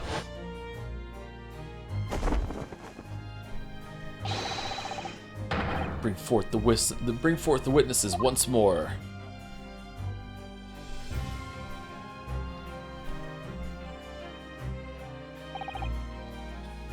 Witnesses, I trust you heard the summation examination we have just had to endure. Oh, yes, sir, that I did, sir. Of course I heard it. Oh, yes, sir, I heard it. You, sir, on the end, the coachman. I believe it's Beppo. Yes, sir, my lord, sir. If it transpires that in your previous testimony you were attempting to veil the presence of a fifth passenger on your omnibus, you will be found guilty of perjury. You were advised. Oh, we do that here, do we? You were advised to bear that in mind, sir. Oh, mio dio, a liberal. Now that witnesses, I hereby call on you to testify before the court again. You will explain the various misgivings brought to our attention by the defense's summation examination.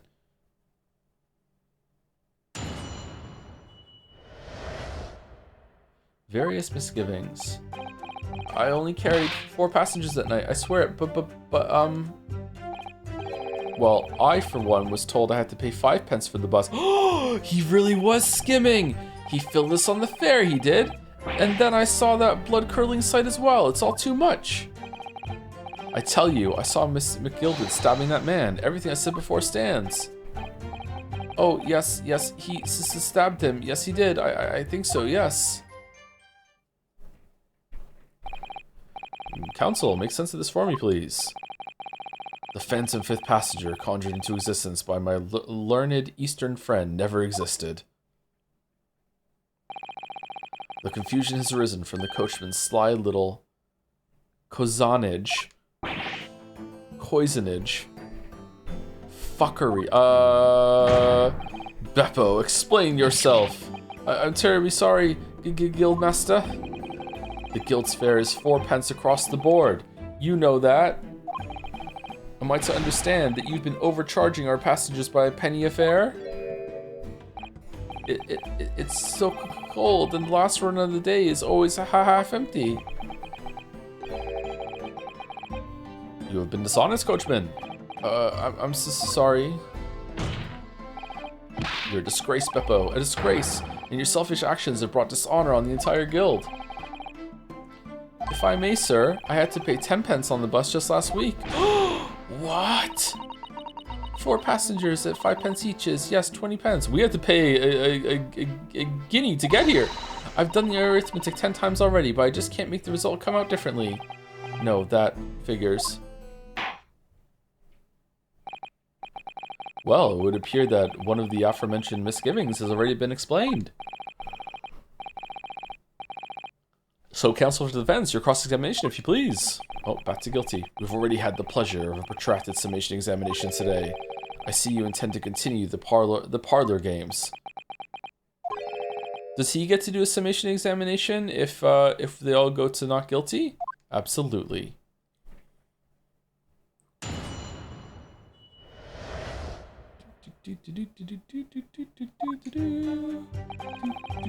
I only carried 4 passengers that night, I swear. Hold it!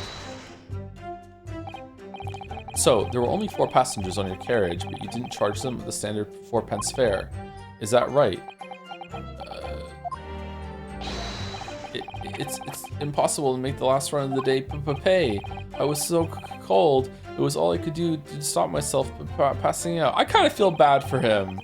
Like, you know, there's something to be said about off hours, you have to spend a little bit more, you know, like, yeah, I feel a little bit bad for him. I'm getting chilblains just listening to you. It was terrible, so I wanted to give myself a pat on the back for even keeping the bus running. Doesn't a dedicated coachman deserve an extra penny per passenger? You're digging a deeper hole for yourself here. If only there'd been a 5th passenger on the omnibus that night, then we would have had another suspect. Huh. Well, I for one was told I had to pay 5 pence for the bus. Does that mean everyone on board that night paid 5 pence instead of 4? Well, I paid 5 pence too, sir. And I just told you that I did. A flat fare of 5 pence across the board. It's not something to be proud of. The so-called discrepancy my learned friend identified was nothing of the sort. Much like the phantom killer you so desperately needed, it's gone, dead, and buried. I'd have been happy if it had ever existed in the first place. Okay, so unless the guy was already dead when you got on the bus and you were trying to pull the knife out to save him or something, like, it's not looking good, whatever the defendant's name is. Objection! Shit, that's the wrong button. The witness's last statement is clearly not at odds with this piece of evidence. No, fucking wrong button. Fucking hell. I'm sorry, counsel, but I failed to see the connection. Oh. And for heaven's sake, would you kindly desist from that wide-eyed, panic-stricken look that you are wont to wear? That's the only panic-stricken look I know.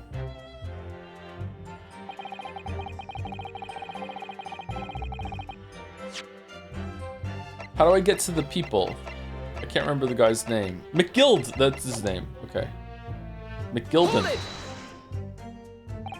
It's not looking good, McGild.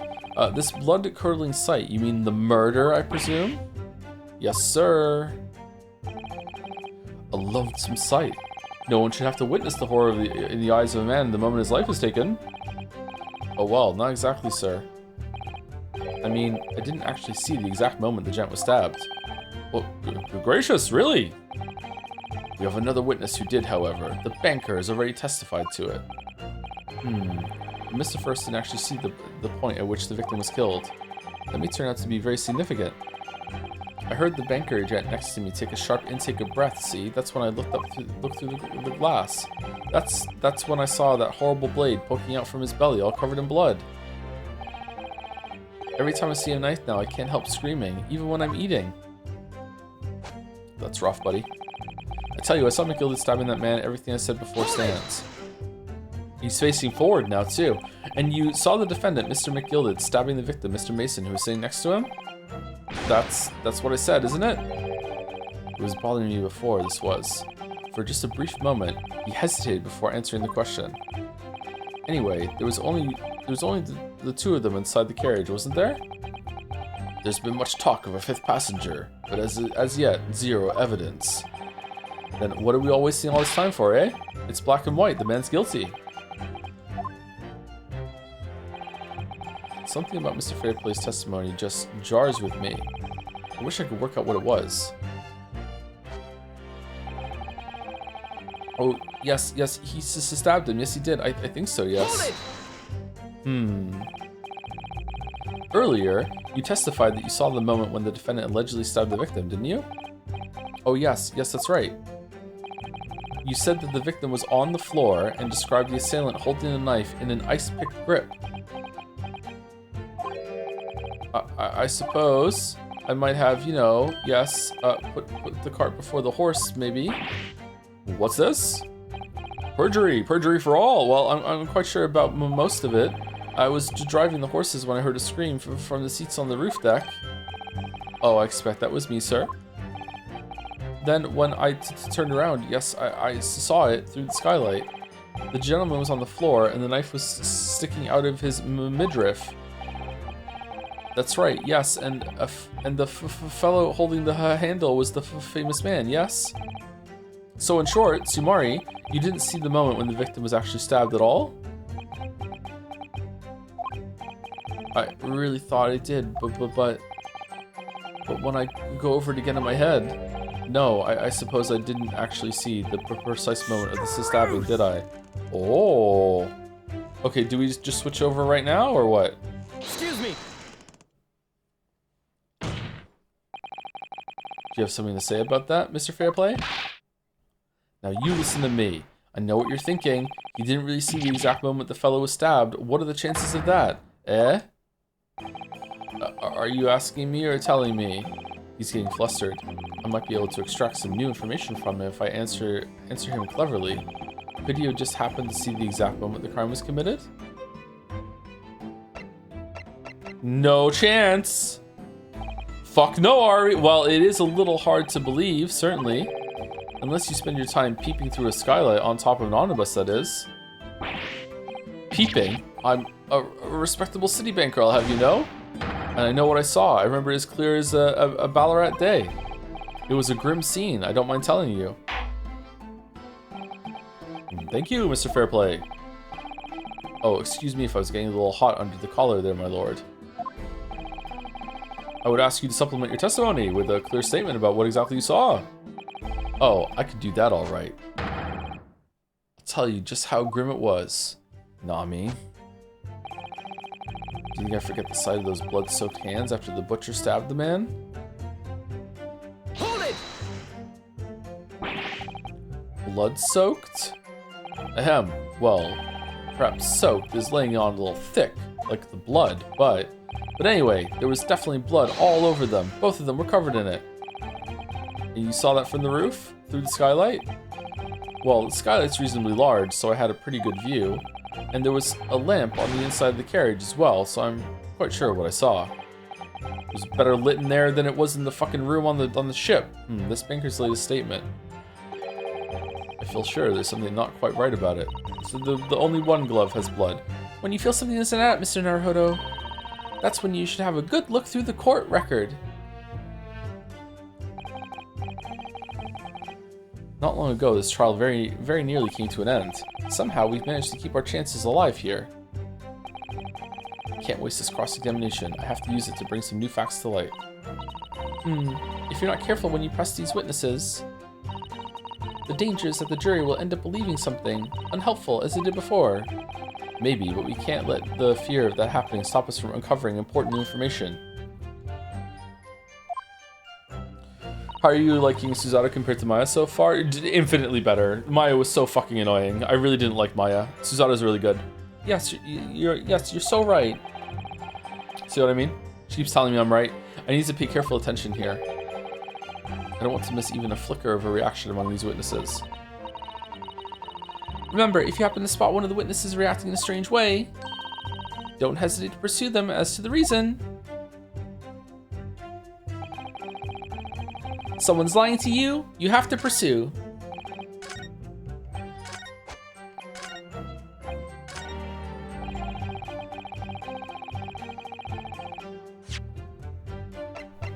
Objection. Blood-soaked hands. Well, I mean, that soap might be laying on a little thick, but anyway, there was definitely blood all over them. Both of them were covered in it. Well, I'm very sorry to disagree, Mr. Fairplay, but that's more than a little peculiar. What? Here are the gloves worn by the defendant, Mr. McGilded, on the night in question. Oh, yes, right? And there certainly does appear to be a sizable dark-colored stain there, but as I'm sure you can clearly see, it's only on the right-hand glove.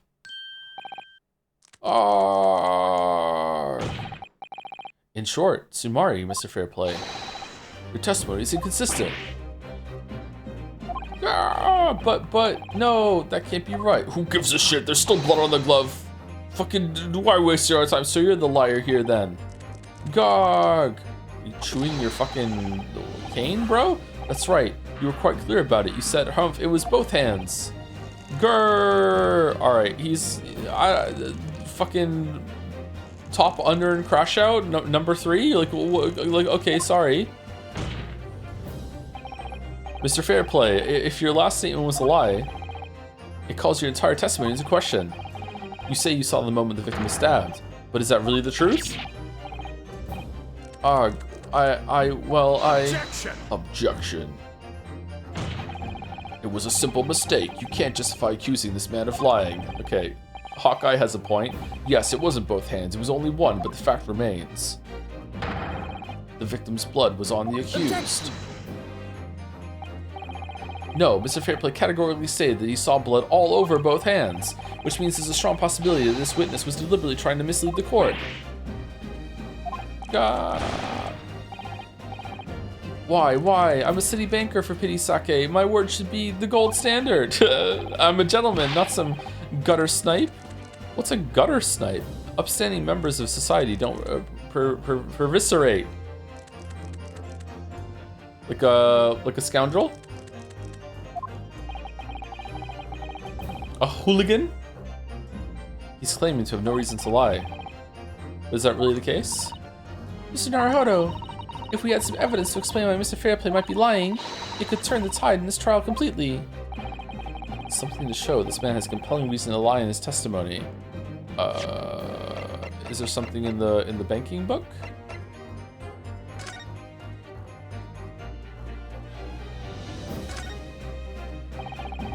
This portfolio must contain all sorts of secrets of London's gentry. Oh dear, do you really think we ought to look inside? Well, it's not as though we know any of London's gentry personally, is it? Apart from our great detective friend, perhaps? God, I hope he's in here. Actually, I wonder. I assure you that we will not find Mr. Shome's name inside. Well, let's see what we find.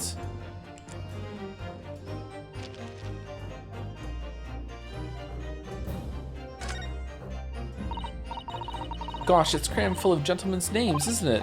Well, I suppose they're probably not all gentlemen at all, are they? After all, not everyone in this country is well off. Ah, goodness! What is it? Look at this. Do you see the name here? Bruce Fairplay. Ah, should that mean something to me? It does sound strangely familiar, actually.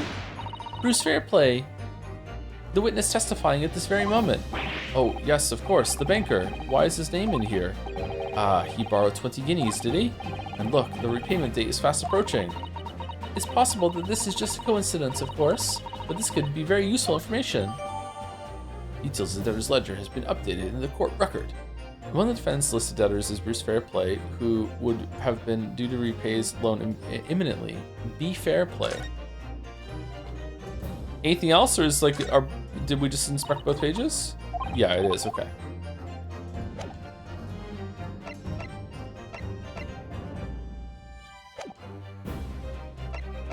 I have evidence. My lord. Yes, counsel. The defense is ready to present evidence. By Jove, are you sure? Yes, evidence that will clearly demonstrate why Mr. Fairplay had a reason to lie in his testimony. Grrr! Very well. I hereby call on the defense to present its evidence. Evidence is a big word. Take that!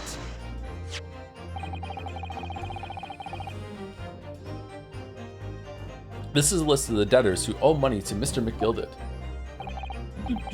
Thank you, Zorox, for the bits. Just finished the Patho VODs. Glad to hear that you liked it. Can't wait to see more in a few weeks. I'm looking forward to Pathologic 2 as well, yeah. I hope it's good. It's unthinkable to me that it's going to be better than Patho 1, so if it is, then that's going to be a really good time for me. Yeah, Pathologic was definitely a bad game, but a really, really good experience. Very well written. Thank you to It Sesh for the 32 months as well, with a dancing Joms. The dancing variant. Thank you for the Joms. It's Sesh. Yes, a list of innocent victims crippled by the accused extortion. The point is, among the names of these debtors is your name, Mr. Bruce Fairplay. What? Mr. Fairplay, are you currently indebted financially to the accused? No, well, it's barely worthy of being called a debt. According to this ledger, you owe 20 guineas. Not an inconsiderable sum of money, wouldn't you say?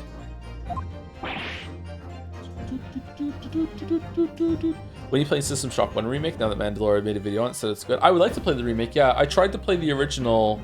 I played System Shock 2 for the Prey video, and I tried to play System Shock 1 at the time, and loaded it up and just bounced off it in 10 seconds. I was like, the fuck this? Like, this is a weird kind of marriage of like moving first-person shooter while also being point-and-click adventure. I was like, I'm good, thanks. Yeah, but System Shock 2 was a good time. Prey was better, I think, but yeah, the remake might be good. Arg. Well, what of it? Let's suppose Mr. McGilded were to be found guilty of murder.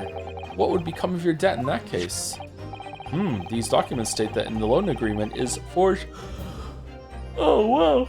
Oh, sorry for yawning. These documents state that the loan agreement is forged between two individual parties. Therefore, were the creditor, the defendant here, to be sentenced to a capital punishment, all outstanding debts which were owed to him would be annulled. They would cease to exist. Cease to exist? Mr. Fairplay, is it not the case that you claimed in your testimony to have seen something you never in fact saw, in a devious attempt to annul your debt of 20 guineas to the defendant?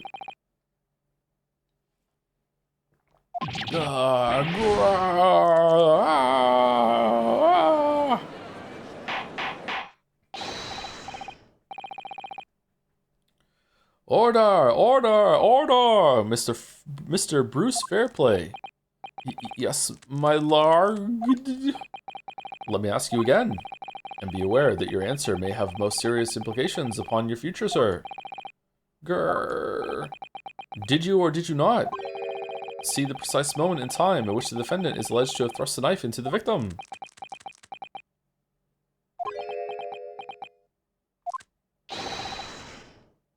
Your silence speaks volumes.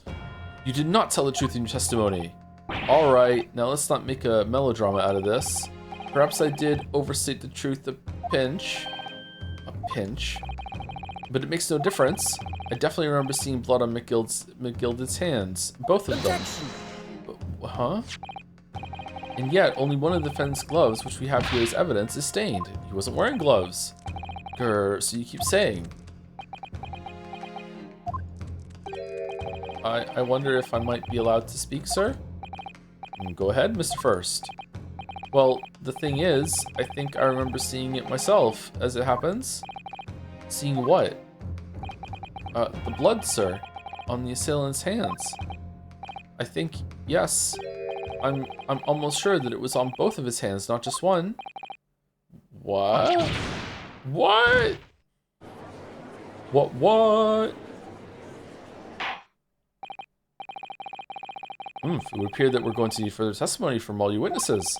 A lot of testimony in this trial, huh? This time, I would like to know precisely what you did and what you did not see.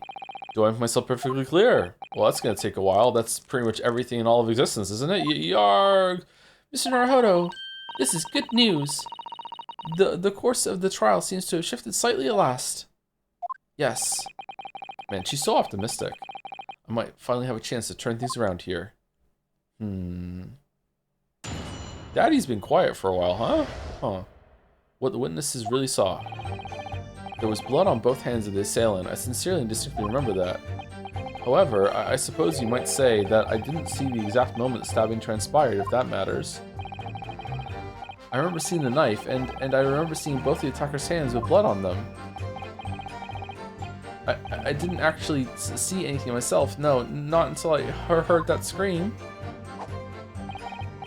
Anyway, the fact remains, there can't have been anyone else inside that carriage, or we all would have seen. Really? Because you can only see one angle of it, right? Daddy Pig? Oh, ho, ho, Peppa. Well, lo and behold. In truth of fact, not one of you was witness to the crucial moment the crime was perpetrated. I apologize, my lord, but honestly, there was no one else inside that carriage, and the man's hands were covered in blood. Grr, that much incriminating evidence is tantamount to saying we saw the man do it. That's really not what testimony is about. Let us examine the interior of the omnibus once more. The victim's fresh blood is clearly visible on the seat, corroborating with the witnesses' accounts. In other words, sumari, there is no substantial nor significant change in the facts of the case. Very well. Your cross-examination, please, counsel. Yes, my lord. Yes, General Tullius. I think it might be time to look at the omnibus.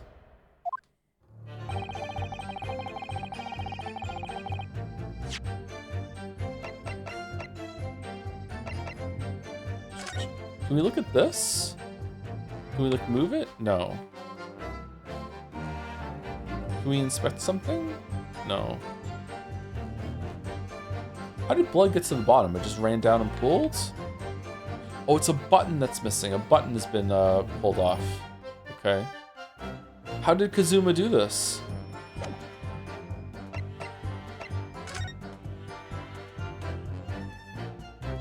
Oh, it's a W. It's not an M. It was Wilson! An ornate letter M. Undeniably Mr. Magnus McGilda's initial. And it's beautifully gilded, too. It must be very valuable, I should think. Ah, what is it? Look at this M. If you turn it upside down, it becomes a W. This could change everything. Danganronpa characters could never. A W? 11037. What could it mean? Yes, this is one of those, you know, turnabout cases. I'm sure of it. I'm afraid I don't know it all. But what I am sure of is that this is an M. Oh, well, that idea was quickly quashed. Oh, never mind. Can't find anything out of place.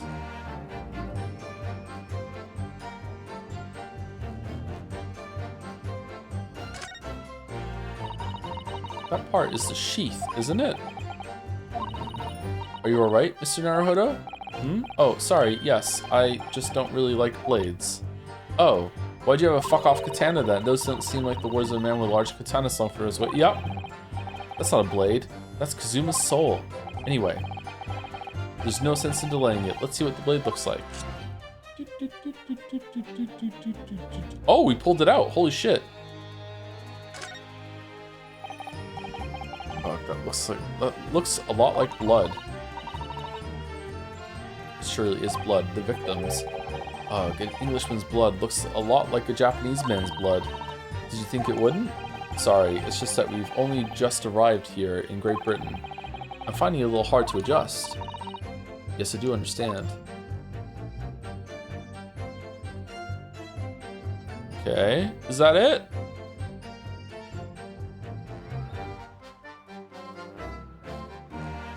I gotta say, there's not a lot of blood on this knife for how deep it must have gone into him. You expect the blood to be up here, right? This is kind of a shallow... Yeah. Is that a mistake, or is that an every detail matters moment?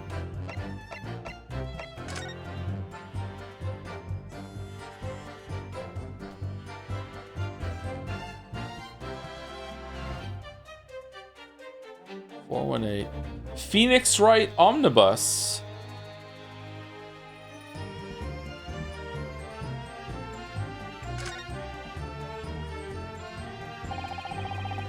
You can certainly see inside the carriage through this opening, that's for sure.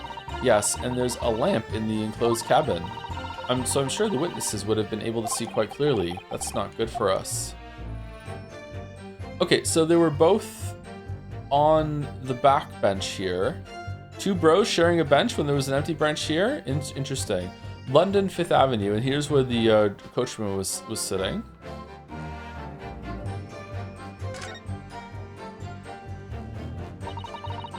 So this is the roof deck of the omnibus. Oh, you must have a wonderful view of London streets from up here. So people sit all the way up here on bitter winter nights with the cold air rushing past them, and they have to pay money to do so? I can't imagine how cold it must feel. That just made me think of something horrible. Can you imagine being dragged around the city in the freezing cold as a punishment? Perhaps that is the real price you pay to stay out late. Poor guy working in that. Jobmaster's London head office. Well, let's open the door and go inside, shall we? Ugh, the scene of a murder. It's horrible. Third time, bud. Okay, blood.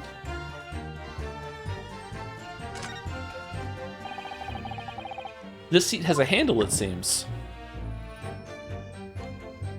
Oh ho, secret compartment. I like secret compartments. Really hope to have one day. This looks like all sorts of equipment that might be needed to keep the omnibus running. Feeding tubs, tools to repair wheels, blankets, horseshoeing tools. So it's a storage compartment for the coachman to keep his things, it seems. Doesn't seem to be any space for passengers to show their luggage, that's for sure. Well, I don't imagine it would be very convenient for that purpose anyway. Is there one on this side? No, there isn't. Huh. What's that all about? Ah, that's a poster for the great exhibition that's due to start 6 months from now, where someone else is going to get killed.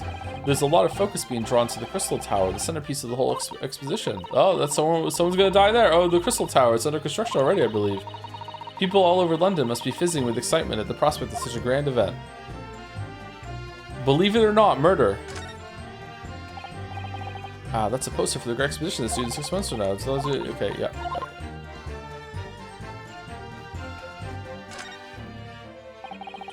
Quite a large skylight, isn't it? Yes, quite large enough to afford a good view into the cabin from the roof deck. And there doesn't appear to be a handle or catch of any description, so I suppose it can't be opened from inside the cabin at least. Interesting. That's blood that's soaked into the seat. The victim's, obviously. Yes, and that seat would clearly be visible from the roof deck. Would you really stab somebody in full view of the other passengers like that, I wonder? Well, if you were stupid, it was after dark, and there was a lamp on in here, so perhaps the culprit couldn't see anything outside through the skylight. Whichever way you look at it, it doesn't seem like it was a planned attack. Okay. I think that was everything. Alright, let's do the testimony now. Hold it!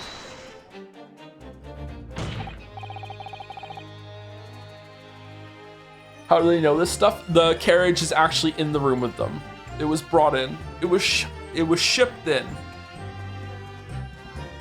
Believe it or not. No, the evidence tells us otherwise. We have the gloves the defendant was wearing on the night in question in the court record.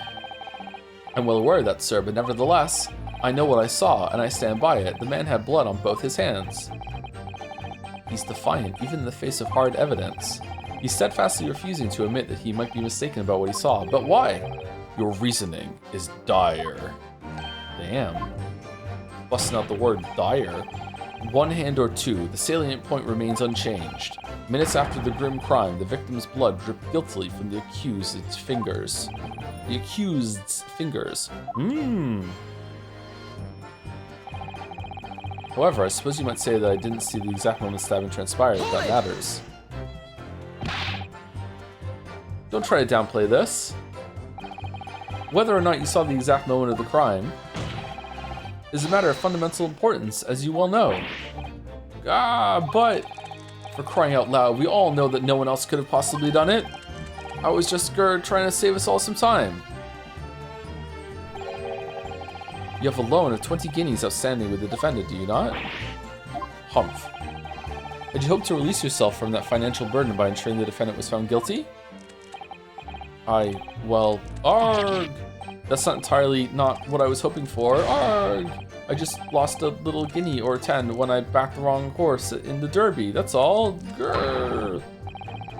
I was going to win it all back. There's a fixture this weekend. That's a sure thing. What is it with mysteries and having horse races? Ah, a little guinea or 10. I'm a banker. I'm a lawyer. I'm a witcher. No one bats an eye if I borrow a little spending money for the weekend. Santa Claus judge is very upset. I think you may have revealed rather more about your character than you bargained for, sir. This witness's scruples are not on trial here. Well, they kinda are though, because you know he's lying because of his debts and shit. Proceed to the next witness. Is that really how it's supposed to work? I remember seeing the knife, and I remember seeing both of the attacker's hands with blood on them. Hold it! You definitely saw that too? Blood on both hands? Yes, sir. I mean, I know what you're going to say. Only one of Mr. McGildy's gloves has any signs of blood on it. That's right. The thing is, as far as I remember, sir, when I looked down and saw Mr. McGildy sitting beside the other fellow, I don't believe he was wearing any gloves, sir. He wasn't wearing these gloves? That's correct, sir. And I saw the blood on both his bare hands quite clearly. Buy a bigger hat! Oh my god, it's so annoying. It's true that the dark colored stain on the dark leather gloves wouldn't have been easy to see.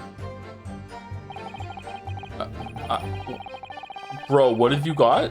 I should point out that the police officer who apprehended the accused on the night in question reported that there was no trace of blood on Mr. McGildy's gloved hands. Huh? There wasn't blood on his hands? This is puzzling indeed. This must be significant somehow, I'm sure of it.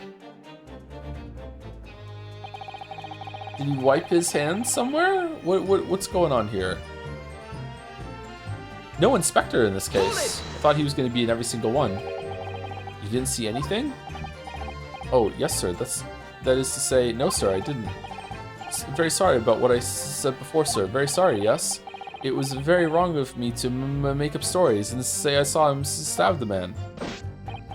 It's going around, don't worry about it. Wouldn't you agree, sir? Humph. I know what you're insinuating, but I certainly wasn't making up stories. You were a little bit, though. Still, to say you saw nothing isn't right either, is it? No, sir, I saw nothing at all.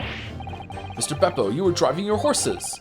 At the very least, you must have enjoyed a good view of London streets. Now, no? I'm not owed. Oh, please, you didn't even see that? It was so cold that night, you see. It was all I could do to keep from passing out, sir. Yes, my head was fairly frozen solid. Sorry to say, sir. It would seem prudent to avoid travel on the last omnibus service of London's cold winter nights. Oh yeah, there's a jury! Beppo! I forgot about the jury. Holy shit. Anyway, the fact remains, there can't have been anyone else inside that carriage, or we all would have seen. Hold it! What about the secret compartment? Oh! And everything you saw of the incident was through the skylight on the roof of the omnibus? That's right. It was fiercely cold that night, but the glass wasn't frosted over. Oh yes, I remember I was shivering. It was so bitter. Which rather begs the question of why the pair of you were sitting on the roof deck in the first place. Well, I don't know about this young fellow, but I couldn't enter the cabin. Oh? Why not? It was locked from the inside. I tried knocking, but no one opened the door. It was locked? That's right. And it's a public bus service, for pity's sake. That's not what I call fair play. Okay, so there's someone hiding in the carriage in the compartment that we just opened. They're riding along, and McGildy actually really does fall asleep. Guy comes out, maybe even steals the knife that is his knife, or it could be just an unrelated knife, stabs him, goes back into the secret compartment, and then McGildy wakes up and is like, oh, good God, man, let me try to help you. Tries to grab him or get the knife out of him or something, or save him, and gets blood on his hands, and then it proceeds after that. And then when in the commotion of them opening the doors and stuff, he kind of sneaks out from the hidden compartment.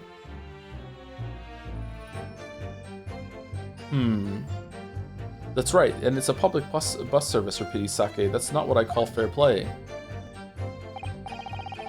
Yes, I had exactly the same experience. I I tried knocking, but the gent inside just gestured at me to clear off. So I had no choice but to climb up to the roof deck and look down longingly into the warm cabin below. Well, I can assure you, I wasn't just looking down, I was glaring long and hard. That's precisely why I can tell you with absolute confidence that if there was anyone else at all in that cabin, I would have noticed. Unequivocal, I would say. I'm not sure about these two witnesses. Could they really have seen everything inside the cabin through the skylight? They might not have been able to. Allow me to confirm one thing, Mr. Fairplay. You were riding this omnibus and witnessed the events in the cabin through the skylight in the floor of the upper deck. Is that right? That's right, yes. In that case, there is a portion of the cabin interior that would have been out of sight from you. What? By golly, really? Obviously, at this stage, we can't say for sure. But the possibility cannot be denied that at the time of the incident, there could have been another passenger in the enclosed cabin of the omnibus. Objection! Enough hypothetical meandering, my Nipponese friend. The prosecution demands that you substantiate your claims. After all, the scene of the crime is here, in the flesh. Very well, I will uphold the prosecution's demand. You will identify the area on this cross-sectional plan of the omnibus. Where exactly in the omnibus are you suggesting that this potential passenger could have been situated? Okay, so, like, they were sitting here, right? And they were looking down like that? They weren't sitting here and somehow, like looking back over it down at this one. Like no, it was this one. They're here, looking down here. There we go. So here. Take that! Both rows of seats on the roof face in the direction of travel, whereas the seats in the enclosed cabin face each other, which means the visible part of the cabin, which passengers on the roof deck can see through the skylight, is as I've drawn here. My God, the artistic skills. Ah, that's right, my lord. As you can see, the seat opposite the one on which the victim and his attacker were sitting is obscured from view. In other words, Sumari, if someone had been sitting on that seat, it's quite possible these witnesses would have been completely unaware of it. Not true. I simply leaned forward a couple times and checked the whole thing. It's quite possible some phantom was sitting there. You Nipponese have a forbidding habit of obscuring the truth with ambiguity. I concur with the prosecution's rejoinder. In a British court of law, evidence is paramount. I cannot entertain this conjecture, counsel. That is, unless you're able to put a name to this mysterious passenger to whom you allude. What? I have to name who did it? What are you talking about? What fucking bullshit is it? Can you, Mr. Naruhodo? John Englishman. Oh, who's that? Oh, he's around. He could be here somewhere. Just name a woman. I honestly don't know. Who could have been? Who could have been in the other seat, which was out of sight from the witnesses on the roof deck? I have an inkling. I have no fucking idea. Ugh, I have literally no idea. But as a proud citizen of the Japanese Empire, just guess and make something up. You will look to the sky and walk on, making sure all signs of tears are gone. Go on. This isn't just a case of going on, Miss Susato.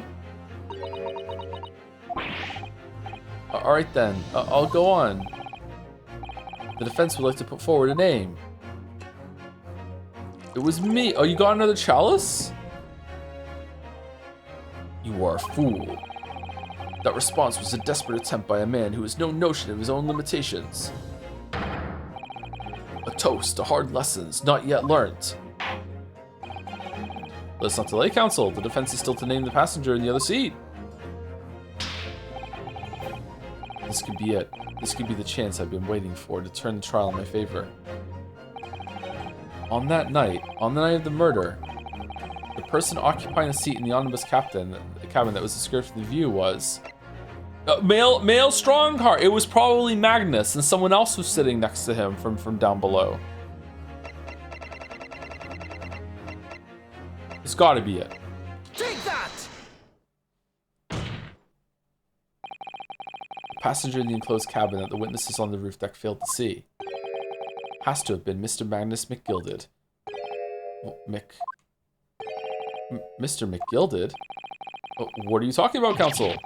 That's the name of the defendant. Objection! Lamayo got him. Whoa! If I desecrate this chamber by smashing my hallowed chalice, do forgive the discourtesy. How many do you have, bro? It's fucking... Kratos' axe, it just reassembles when you hit a button? What are we doing? Anyway, we're due for break, and this, you know, everyone's favorite characters on the screen with some chill music, so let's take a break. I'll be back in about 5 minutes. I'm going to use the bathroom, maybe get a snack, and fill up my water bottle.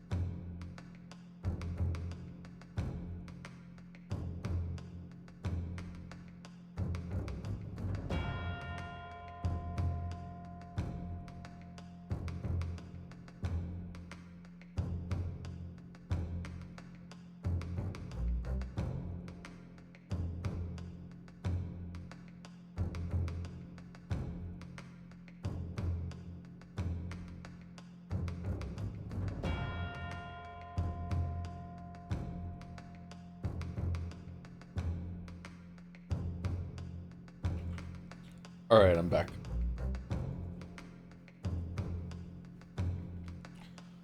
Oh, man. It is really hard doing so much reading all in a row, by the way. I forgot how difficult it was. We haven't had to do this much reading since Umineko. Pathologic can get like that too, but there's a lot of walking around between the conversations, and here it's relentless, so yeah. I think I can go for at least another hour, hopefully the full stream, but yeah, we'll push on.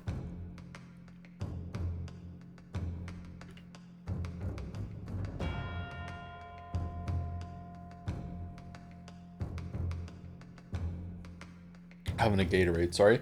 Why do you say it was so hard to top Patho 1? When something is really good, like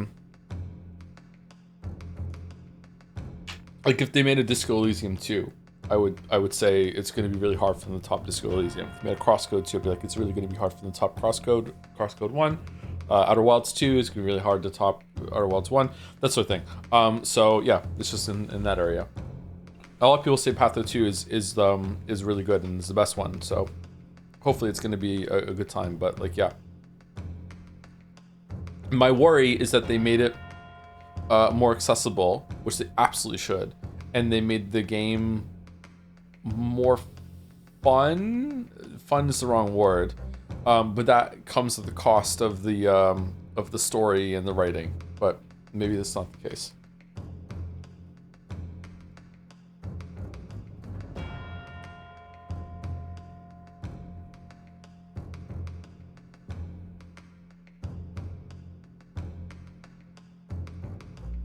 Anyway, let's continue. If I desecrate this chamber by smashing my hallowed chalice, do forgive the discourtesy. Lord Van Zeeks. Is it Zykes? People talk of those tiny island nations in the Far East as having a learning and culture of their own.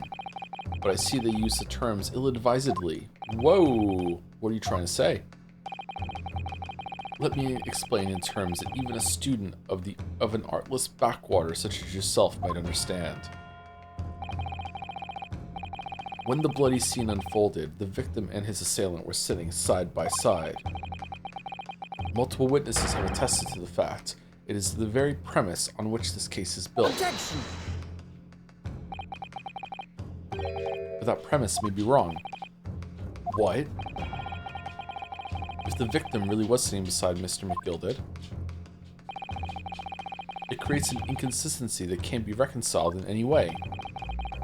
What inconsistency? What inconsistency, counsel? The defendant's gloves, my lord. Both witnesses made the same testimony. They claimed that there was blood on both hands of the person sitting next to the victim. Objection.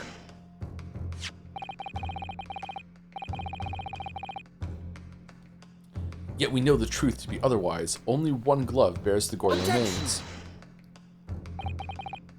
The point is, even in the face of this irrefutable evidence, both witnesses have maintained their stance. Yes, their testimony remains unchanged. Exactly, they both adamantly swear that they clearly remember seeing blood on both hands of the assailant. In short, sumari, their memory of events is correct, and their testimony reveals the truth. It was somebody else sitting beside the victim that night, a third party we have yet to identify. And the victim's blood was on that passenger's hands, both Objection. of them. And who was this third party? I don't know. Obviously, the true culprit. Extraordinary. Cool shot, I like it. Order! Order! Order! What exactly are you postulating? Objection. The defense's postulation is just that, nothing more than conjecture. The witnesses have clearly stated that they saw the accused. But when elaborating on his testimony, Mr. Fairplay said the two of them were wearing hats and I couldn't exactly make out their faces. Well, that's true, yeah, Fairplay did say that, yep. Tops of their heads were obscured by the roof. I could see the rest of them, though. Yes, that's right. Both gents were most certainly hatted. Hatters do tend to know such things, sir. And What particular styles of hat did the two gentlemen sport, Mr. First? I'm afraid I don't remember. And you call yourself a hatter. The style of hat makes no difference. There was no third passenger in that cabin. How can you be so sure? Because if there had been, I would lose. The accused, Mr. McGilden, would have undoubtedly have offered to dispose the fact. Unless, that is, you are proposing an even more preposterous explanation. That the accused failed even to notice the presence of the true culprit in the very cabin in which he traveled? Ah!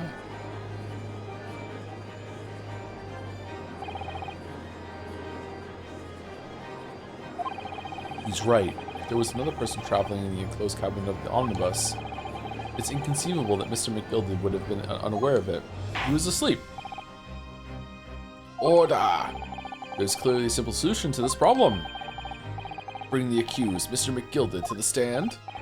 Well, what say you, counsel? The prosecution objects, my lord. On what grounds? As a suspect, he will have already made a full statement to the police. But what if there's some reason why he's unable to speak freely?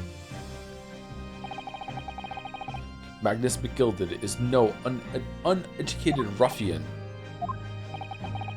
If it indeed turns out that the man has been withholding information, you can be sure it will have been a most deliberate act. Huh. Counsel for the defense, what is your opinion? My lord, should we ask Mr. McGilden to testify or not? Yeah. Yes, we need to hear what he has to say in order to find out the truth.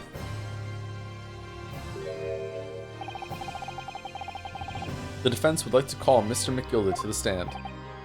In that case, I would like to hear the opinion of the jury. Yes, I need a little time to consider this. If you ask me, I think we should hear what Mr. McGilden has to say. Get the man out of here, get the man out here, I say, not out of here. It would be utterly illogical not to hear his testimony. Get fucked, Van Dyke! When something needs doing, get it done. That's how I run things at the guild. Hearing what the patron of my favorite little park has to say? Oh yes, that would be lovely. Yes, the jury says the man must be heard. Very well. The court will hear the defendant's testimony. Bailiff, show the defendant to the stand at once. I felt like it was leading to like an intermission in the proceedings there for a second. Now maybe what actually happened that night will finally become clear. Huh. The proceedings be resumed. Mr. McGilden, have you been listening to the discourse of the day?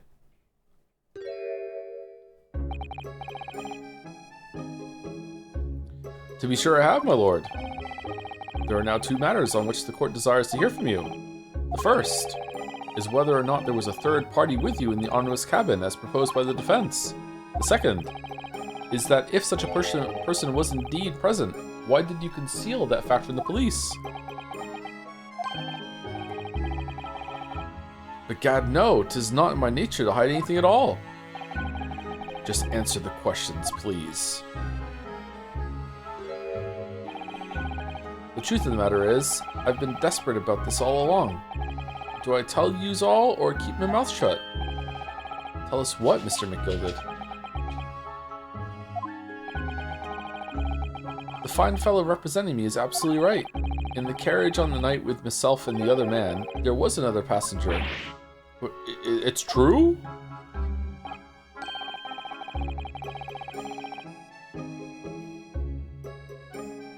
And he didn't pay a fare? Aye, and 'twas me who helped the little urchin get away after it all happened. You... what?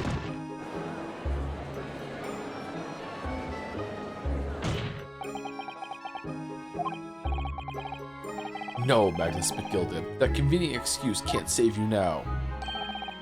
I'm truly sorry, so I am, Lord Van Zykes. I'm sure you'll be wanting to know why I said nothing when I was taken in by the police. It's because I don't talk to cops. I do be having a very good reason, I assure you. Which was? Well, the little child was just in the wrong place at the wrong time and not in any way involved, you see. What? If the police had known the wee one was there, they'd have assumed she'd done it. They'd have hauled her into this here courtroom, just like myself. I was only trying to spare her that. Young hearts and young minds are easily damaged, my lord. And who was this young child of whom you speak? That, I don't know. Okay, well, that couldn't have been the person sitting on the chair then, so we're wrong? You don't know. Well, the wee thing just happened to be in the carriage that night. I never saw her before or since. Magnus, what the fuck are you talking about? We have absolutely no reason to believe this man. The prosecution calls for the witness's statements to be disregarded by the court. You know, I wouldn't be surprised if the urchin isn't here in this courtroom as we speak, listening to the proceedings. What? Smoke. Fire. There's a fire. Look, someone's trying to get away. Cough after them. It's no use. Cough, cough. I can't see anything through all the smoke. What is going on? Be careful, Mr. Naruhodo. Cover your face. Bailiff, don't let the accused escape. Secure the omnibus. I hereby call an emergency recess. Bailiff, ensure the defendant is in custody and clear the courtroom.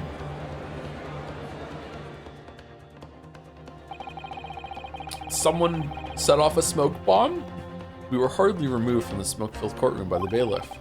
Amid scenes of chaos as people stumbled over one another into their desperation to flee the chamber. Ryu, who the fuck are you talking to? We had no idea what was happening. All we knew was that, for the time being at least, the trial was suspended.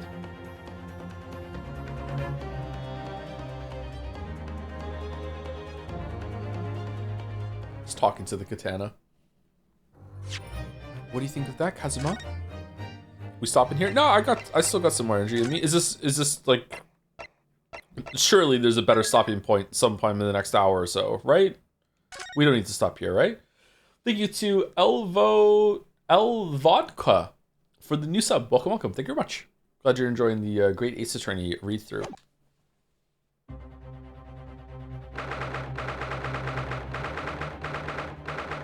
Ten more hours after this. Holy shit. 18th February, 12:52 p.m. The Old Bailey Defendant's Antechamber. What on earth just happened in there? Mr. Naruhodo, I managed to find out what happened.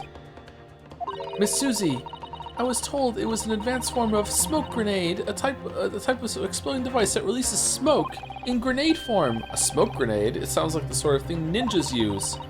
They're just making sure everything is safe now. I think the trial will start again before long. But who would have done something like that? The police managed to catch someone who was trying to flee the courtroom, apparently. Flee the courtroom? Why? Well, it's a young girl of around 15, I hear. And she just carries around a smoke grenade just in case? A young girl, then could it be the other passenger that Mr. McGilded was just talking about? My thoughts exactly. So he wasn't lying. Oh, what's become of Mr. McGilded, actually? There are so many things I need to ask him about, but he's not here. I think he was summoned to the prosecutor's antechamber to answer questions, along with the young girl. We should be there for that. Who is she, I wonder? And what was she even doing here at the trial? She was taking a huge risk, and for what possible benefit to herself? There's another matter that's troubling me. What's that? The 20 pence. Oh, according to the coachman, Mr. Beppo,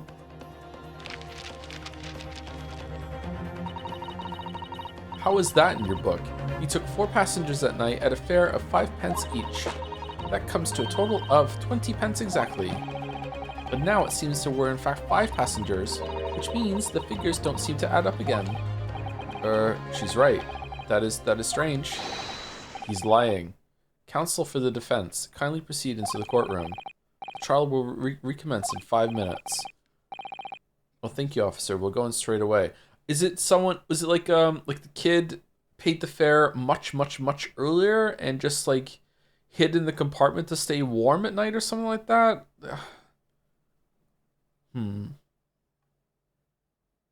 What's going on? Well, whoever she is, I imagine this young girl will be asked to take the stand and testify now. I really can't imagine what she's going to say, but it could alter the whole direction of the trial. We'll know soon enough, Miss Susie. Yes.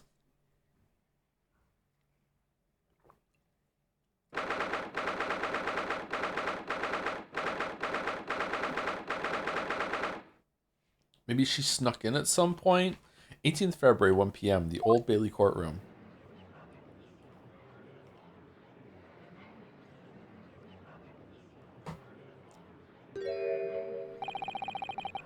There's a young girl next to Mr. McGilded. Look. She must have been the one who caused the disturbance before. Well, after that rather eventful recess, the court will now resume the trial of Mr. Magnus McGilded. Now then, Lord Van Zeeks. My lord, I believe you have established the cause of the smoke which veiled the proceedings earlier. It seems to have been an advanced form of smoke grenade of the sort typically employed by the army. Good gracious, the army! What in the devil's name? It was an elaborate attempt by a young girl to cloak her escape from the public gallery, but she was caught, and now occupies the stand. Your name, girl? Is Van Zeek's hair gray or brown? It's gray. Are you responsible for the smoke grenade which induced such pandemonium here in my courtroom? What is the meaning of this deplorable behavior? Ahem, if I may, my lord. Yes, Mr. McGilded. I think perhaps I ought to explain here why it is that this wee lass was here in the first place, and why she tried to bolt like that. It's all tied up with the events of that night, so it is.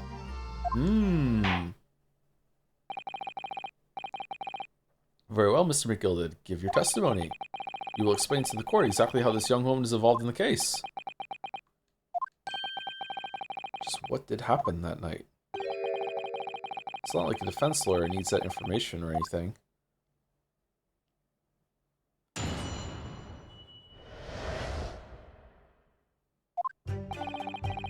On the night in question, I took the back seat in the omnibus and promptly nodded off. Then, Begorra! A loud thud and a wee scream woke me up with a fair start. There was a fella collapsed on the floor at my feet, so I sat him up on the seat across from me. Then I turned to find out where that scream had come from, and bless my soul, what did I find? There was a child in there, all curled up in a ball, hiding her wee self away.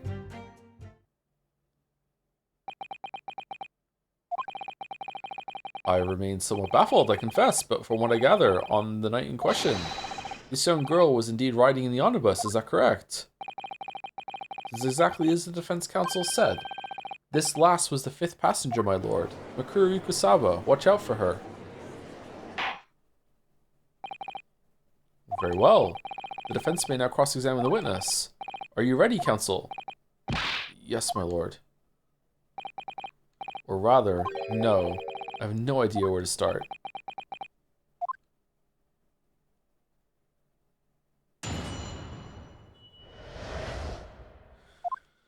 The young girl. Hold it! When you first got into the omnibus, were there any other passengers already on board? There were not. The cabin was empty, and there was no one on the roof deck either. You were the first passenger, as it were. I see. Aye, and that's why I took the backside as I did. It is the most comfortable, so it is. Could you explain exactly what you mean by the back seat? By all means, 'tis how you already described it earlier. I'm talking about the seat opposite the one in which the poor gentleman who was stabbed in was sitting. Like I said, 'tis the most comfortable and where I feel most at ease. And of course, I enjoy gazing through the skylight from time to time as well. True, the skylight is an enjoyable activity. Hold it! A loud thud, you say, and a scream. Aye, that's right. How can I explain it? 'Twas like the sound of someone fallen to the ground. That sort of noise. So you think it was the sound of Mr. Mason falling to the floor having been stabbed? Well now, you'll remember I was asleep at the time, so I wouldn't like to say. And when the sound woke me and I opened my eyes, there wasn't a soul to be seen in the carriage but the fellow on the floor. Then how did they see the stabbing happen from the top? And it was her wearing a hat? You didn't see anyone? But at the same moment, you did hear a scream. Ah, from the seats above you on the roof deck, I presume. Not above me, no, my lord. It was from inside the cabin. But I wasn't altogether thinking about the scream. No, I was too stunned by the desperate sight before me eyes. There was a fellow collapsed on the floor at my feet, so I sat him up on the seat across from me. You sat him up? The victim, you mean? That I did, on the seat across from me, as I said. I could plainly see the poor devil was already gone. And you wouldn't leave a dead man just lying on the floor now, would you? It's common courtesy, so it is. I find that a little hard to believe. Ah, Lord Van Zeeks! Now why would that be? You wait to find a man lying dead at your feet in a carriage. Any normal person would hail the cabman. Any upstanding member of London society, that is. Oh, he hates him. He hates him. Well now, as you know, I'm in something of a special line of business. The business of lending money at exorbitant rates of interest. Unfortunately, my lord, not everyone is thankful for the help I offer them, and some would even see me dead. So I do try, were it all possible, to avoid getting myself in a tangle with trouble. Are you suggesting you were just going to leave the man there? Heavens alive, no! I was always intending to report it, so I was. Only, I had a mind to find out the whys and wherefores first. The whys and wherefores? Yeah, right you are. There were some details I wanted to understand before anyone else got to meddling. That wee scream I heard, for example. Wouldn't your good self do just the same? Yes, the scream he says he heard at the same time as the thud of the victim collapsing.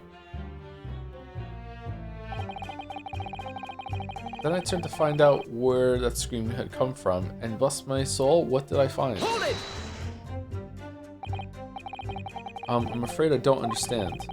I'm sure you told the court that there was no one else in the carriage except yourself and the victim.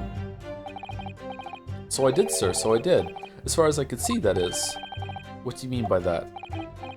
Well now, 'tis a queer thing. The wee scream I heard as I woke up. It came from, if you'll excuse the vulgar expression, under my backside. Good gracious. Under your backside? Under your backside, under the and when I lifted the seat on which I'd been sitting, I found there was a wee cubbyhole there for storage. Mr. Naruhodo, we can examine the omnibus ourselves, remember? Yes, of course. The whole bus was submitted as evidence. It's here. This would be a very good time to have a thorough look around inside. And that's when I found her. Okay, so if I go and do that now, is there going to be a different line of dialogue about the cubbyhole?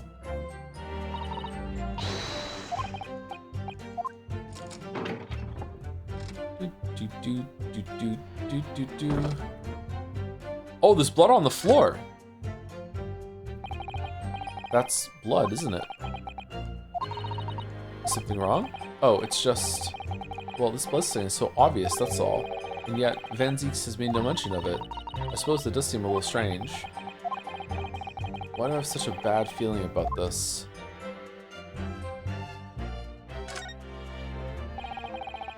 This is a handle, it seems. Well, where's all the stuff?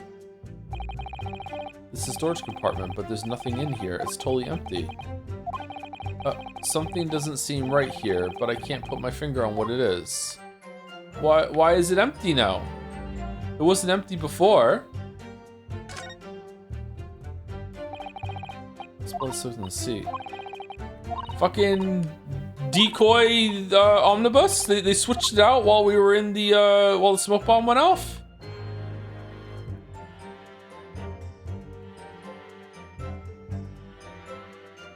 It was a decoy.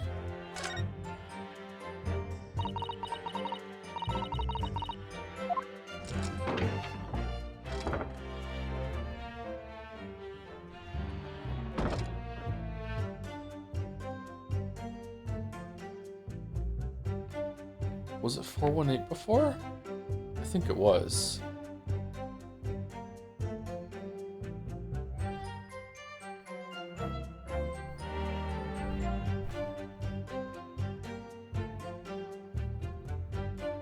It was always empty, I think? No, there was stuff in it before.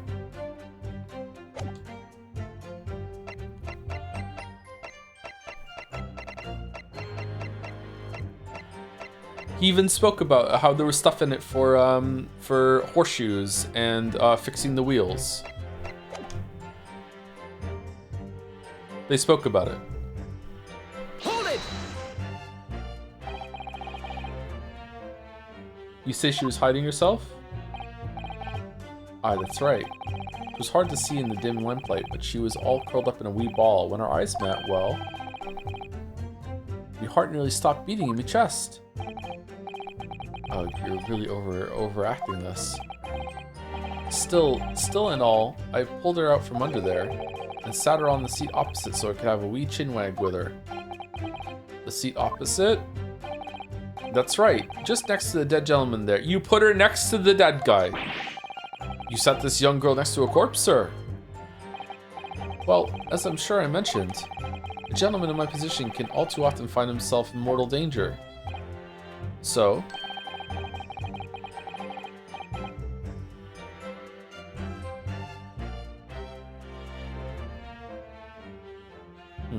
so I needed to find out who this urchin was, you see. And while I was in the middle of talking with her, I heard another scream. A fella's voice this time. Presumably that scream was Mr. First, who was sitting on the roof deck seats. Right you are again, I would say, sir.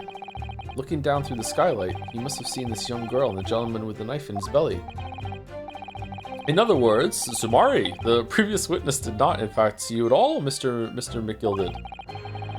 What they believed to be yourself and the victim was, in fact, this girl and the late Mr. Mason. Aye, my lord. I was, as I think everyone understands now, sat at the back of the carriage out of sight.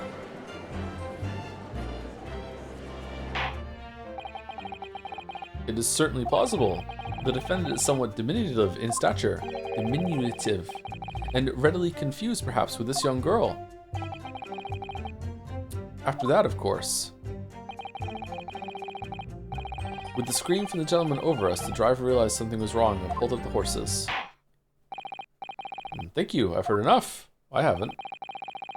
The events as explained are clear in my mind. However, at least one conundrum remains. Who is the girl? Her name is Gina Lestrade, my lord. She's a chancer, earns her crust among large crowds, relieving people of their purses. What's commonly called a pickpocket. What? Okay, there's no way it was her. This character and her design just screams is gonna come back for like multiple cases later as a guest cameo character sort of thing. There's no fucking way it's her. This girl here, a petty thief.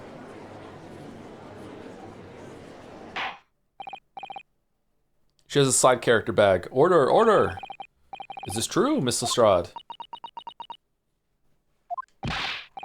Miss Lestrade, you will answer the question. How dare you? What is the meaning of this? The girl, she's gone. Open your eyes. I'm over here. Gracious, how? What was the point in that little sidestep? I know what you lot are thinking. Grown-ups are all the same. This dirty little dipper, you'll say, slipped up and got caught on the job. She got herself backed into a corner, so she knifed the gent. She looks familiar. What does she look like? Go on, that's what's in your heads, ain't it? No, not at all. This is a court of law. We're here to determine the truth, not cat.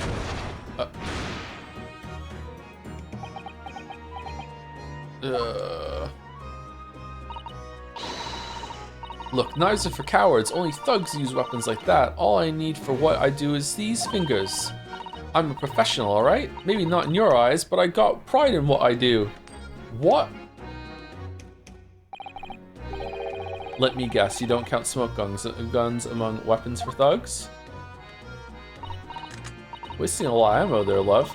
Oh, this? Yeah, this was in a bag I lifted the other day, down where they kept the four-wheeled drags. It's nice, in it! I love the word in it. It's nice, Desu. I like the pink best. Ah, do not wave that thing in my direction again. Oh, it's chalice time. So, you admit that you were riding the omnibus on the night in question?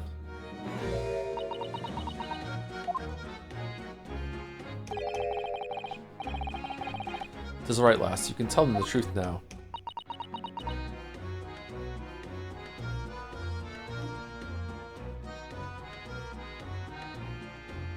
You two are friends? Why are you two friends?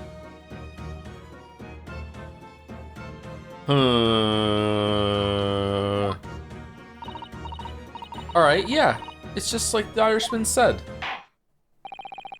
And the court accepts this girl, Miss Gina Lestrade, as a valid and significant witness in this case. Accordingly, young lady, we will now hear your testimony, if you please. You will tell the court exactly what happened in the omnibus on the night in question. Alright, if I have to.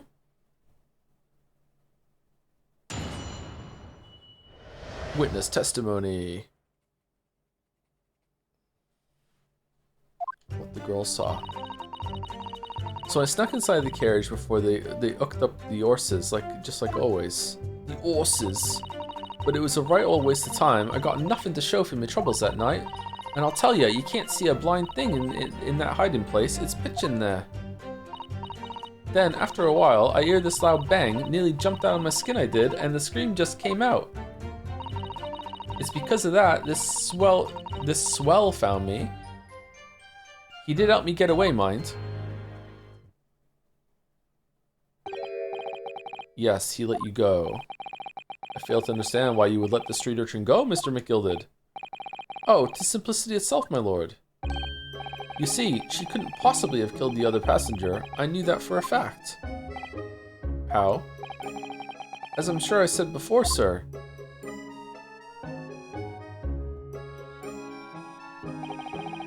I was sitting right on top of the place where she was hiding herself. I think a demonstration is called for. This is where I was sat that night, and the cubbyhole of which you have spoken is underneath the seat, I presume?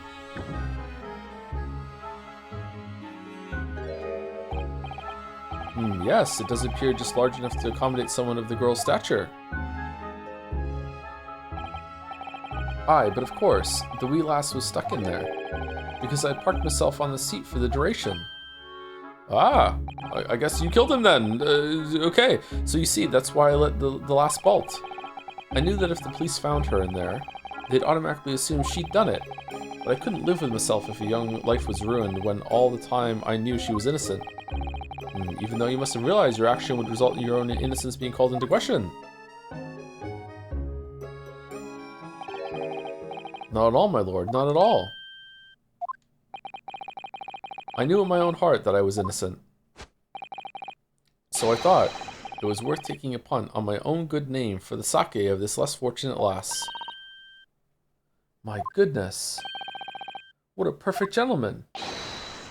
My lord, this fine example of a man cannot possibly be guilty of a heinous crime like this. I'm ashamed of myself for ever doubting you, sir.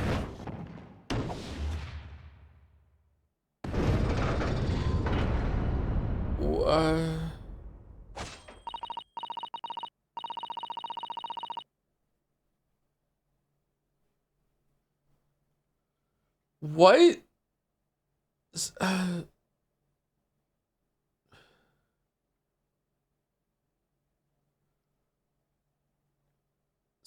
So he did do it?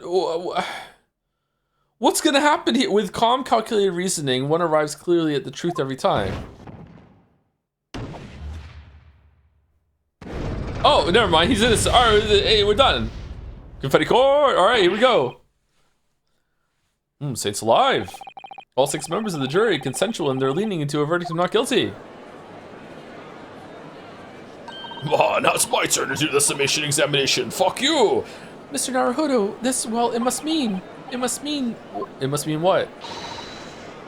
That we're victorious. We've won? Are you sure?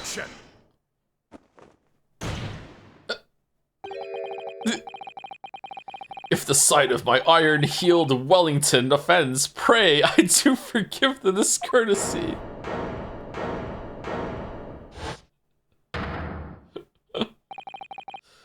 This really is a consummate example of the one monumental flaw in British judicial practices, where evidence and reasoning should be paramount. Emotion rules the day. Emotion? The witness's latest statement gives us a clear insight into his true nature. What do you mean, his true nature? Do you really think Scotland Yard would have made such a glaring omission? After the incident, the omnibus was comprehensively searched by officers of the police. Obviously, the interior of this cubbyhole, as the witness put it, was included in their investigation. The compartment under the posterior seat was full of the coachman's belongings. It's noted in black and white here in the police report. Good lord. The evidence has been tampered with in order to corroborate Mr. McGilden's story. Someone has unlawfully removed everything from under the seat. What?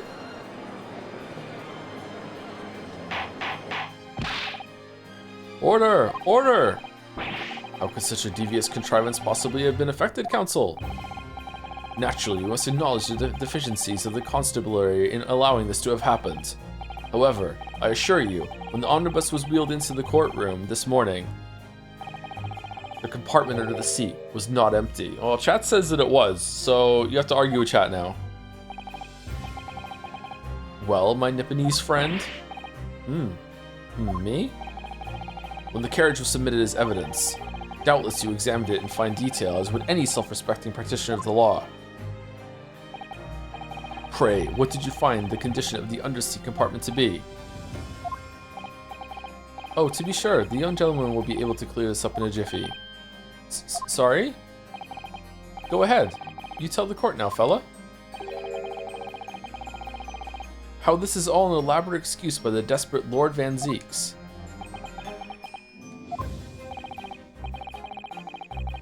Well, counsel, do you have something to say on this matter?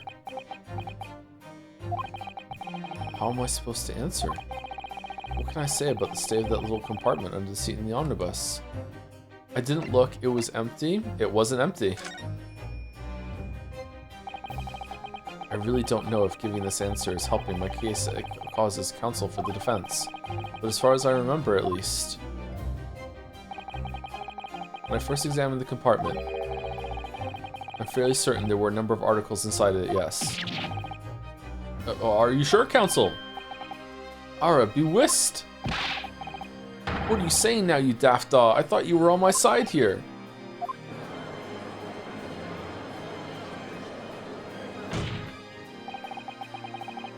What games are you playing?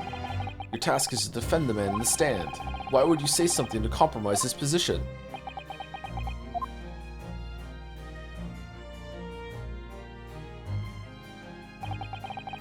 As the advocate for the defense in this trial, I confess I'm still not entirely sure where I stand. But it seems to me that I should state what facts I do know as clearly and honestly as possible. Interesting. This is not altogether pleasing, fella. I'm simply telling the truth, Mr. McGilded. Well, don't forget that you're supposed to be representing my best interests here, lad. Now then. A fellow's memory is a curious thing, and not altogether reliable. No, the court must consider the facts. That their cubbyhole under the seat is as empty as a devil's heart, so it is. Okay, so it's possible that a player might not have even looked at these things, and therefore the story has to be able to proceed without this answer being all that important.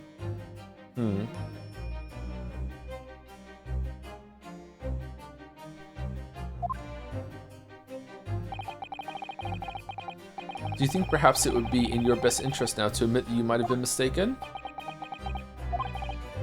Why? Why do I feel like something's not right here? Was there blood on the floor too, or was blood planted?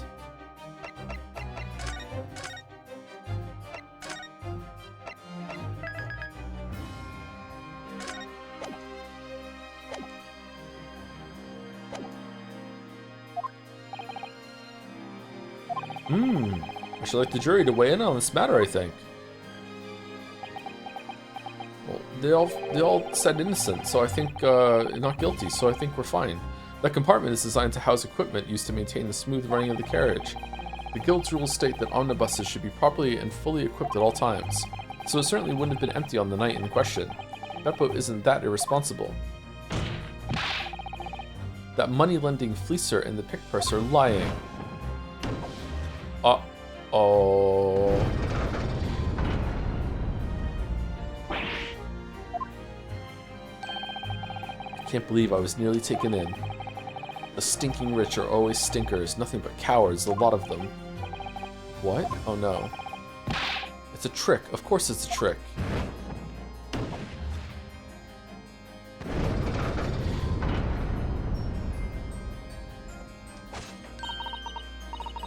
Quite so, I must concur here.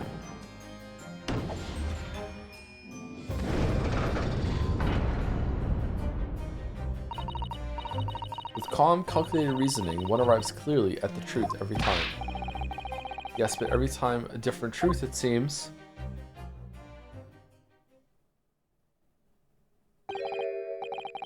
My lord, I humbly exhibit the scales of justice. Clearly, a verdict of not guilty at this time would be wholly inappropriate. Thank you, counsel. But before we proceed any further, there is the matter of the outstanding cross-examination. Counsel to the defense, begin your questioning of the witness, please. Yes, my lord. What just happened? The whole balance of the trial just shifted, almost beyond recognition. The Reaper of the Bailey is at work, it would seem.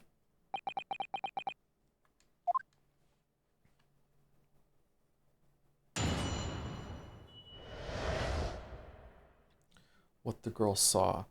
Okay, so what's going on here? Is he guilty? Was the girl never in the cabin? Was the other guy that was in there like one of his henchmen who did the stabbing, and then like he got some blood on his glove, and that's why there's someone that had blood on their hands, but also he had blood on his glove, so it's not him, there's someone else there, and that's who they saw? Why would he just not get that guy to take the fall for it then? But at the same time, like, this whole thing about, like, the smoke bomb and then someone comes in and steals the shit and tampers with the evidence here, this reeks. Maybe he thinks it's just not going his way, so he's trying to give himself an out, but it really wasn't him? This guy is pretty shady.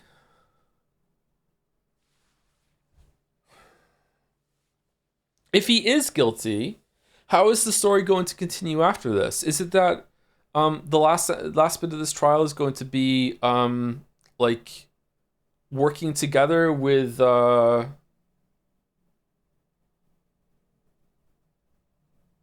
Count, and he's going to respect us for it and vouch for us, maybe, or what? He's pretty racist. I don't think he would. Maybe he's going to change his ways. We're going to cure him of his racism. What the girl saw. So I stuck inside the carriage before they hooked up the horses, just like always. Hold it! So you're already in the omnibus before it even set off on its run? Well, yeah. I mean, what's the point of spending a Joey to make a few bob, eh? That's a rum idea, isn't it? I suppose she means there's no point spending money to make money. It actually makes sense. And counsel, may I remind you that this girl is a petty thief. Kindly refrain from entertaining her tenants. Well, that does clear up the little mystery of the fares and all. 4 paying passengers at 5 pence apiece, making the 20 to which the cabman testified. And 1 little scapegrace riding for free. The red conch of a driver always goes for some grub before his last run, see? So that's when I slip into the carriage and get myself in under the seat. Nice and easy, right?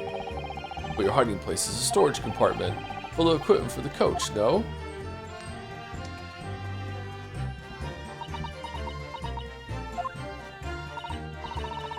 Yeah, there's brushes and buckets and whatnot in there, sure. I always chuck all that out and cram it into a corner somewhere. No one ever seems to bother much. And yet, according to the report filed by the police officer who first arrived at the scene, the compartment was full of such paraphernalia. Well, I don't know nothing about that. Like I said, I moved all that stuff out so I could hide under the seat. That's all I could tell you. Seems we reached the end of that line of inquiry. Continue. But was right a waste of time. I got nothing to show from the troubles that night. Hold it! A waste of time? Why is that? Thank you to Sephiroth Ball Fondler for the 21 months. 30 minutes ago? Sorry, that must have been after I said thank you to the last person. It came in right afterwards. Thank you very much, Sephiroth Ball Fondler. From the makers of Turok Dinosaur Hunter. Well, most nights I'm on my own in the God permit, at least, some of the time. I beg your pardon? Did you say God permit? Oh yeah, well, that's what my kind call it. You'd say the omnibus, I suppose. The point is, any normal run, the carriage ain't got no one in it for a while. God permit? And that's when you come out of your hiding place and get away? That's it, only that night. This cove was sat on me seat from the start. And he didn't budge the whole way, did he? Not 1 inch. I was totally stuck. You mean to tell us that you were present in the carriage for the duration? You were under the seat the entire time while events unfolded in the enclosed cabin. Yeah. Right, mister? Mister? To be sure. I was as shocked as anyone. You don't expect to lift the cushion you've been sat on and find a child now, do you?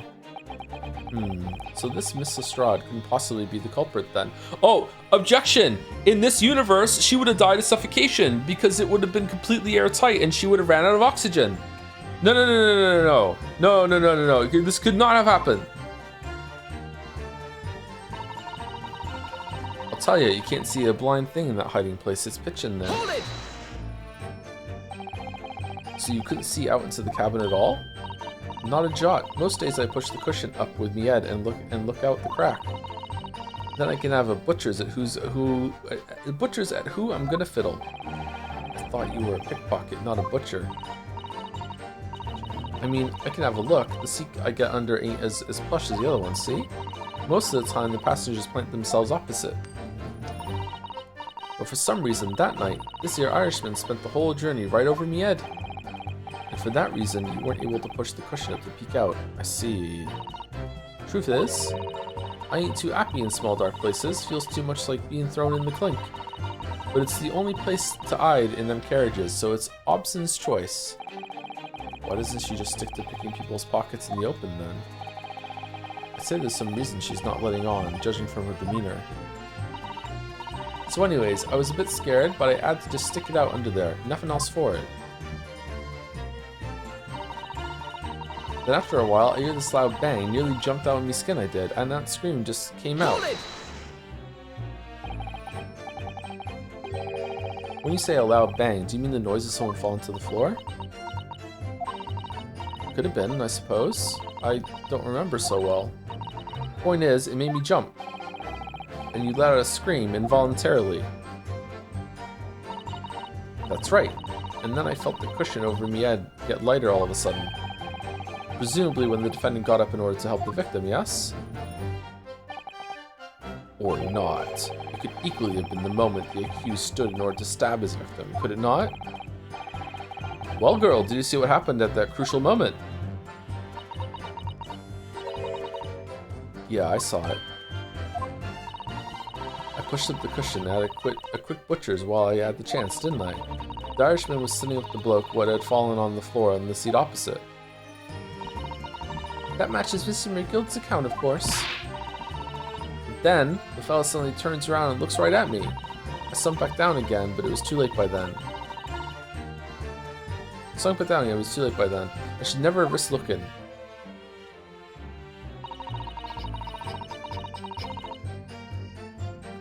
because of that this swell found me. You did help me get away, mind.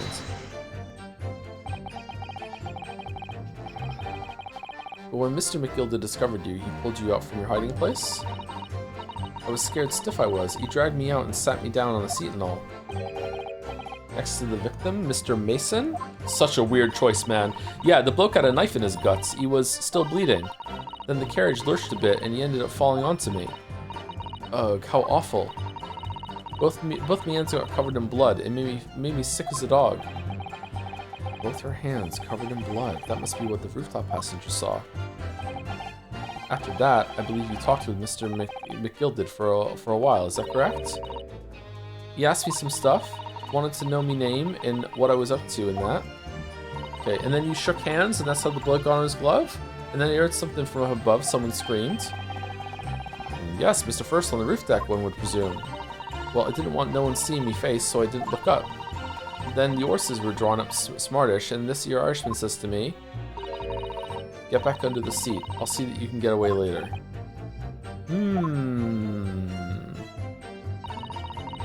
All 6 members of the jury had decided the defendant was innocent. For one brief shiny moment, yes. It's clear that they are all still very unsure. If we could just find some conclusive piece of evidence among this new testimony, I'm sure we would clinch the verdict we want. Yes, I think you're right. And I have this niggling feeling. Something's bothering me, but I just can't quite put my finger on it. So I stuck inside the carriage for the looked okay.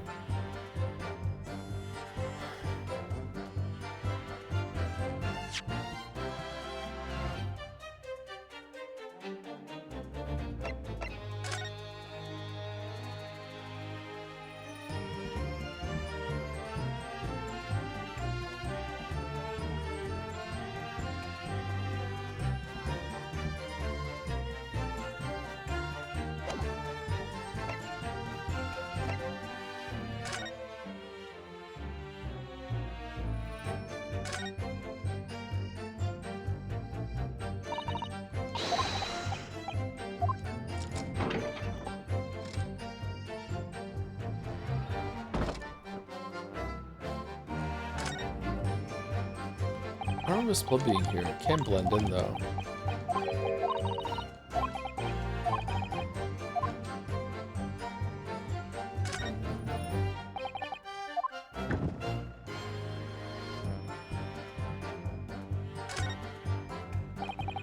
The storage department is here to empty.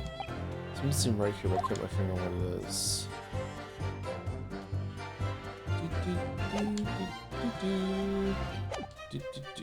Okay, so what does it want? Something to do with the murder weapon not being correct, something to do with, like, how is he slumped on his stomach if, like, the knife was sticking into him? How did the knife get into him?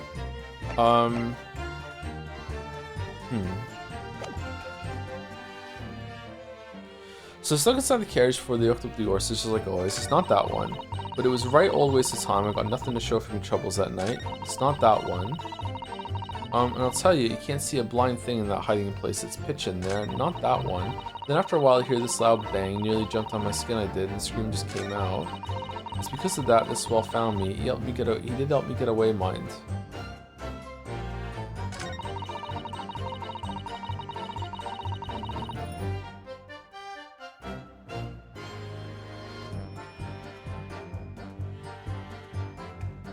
I don't know.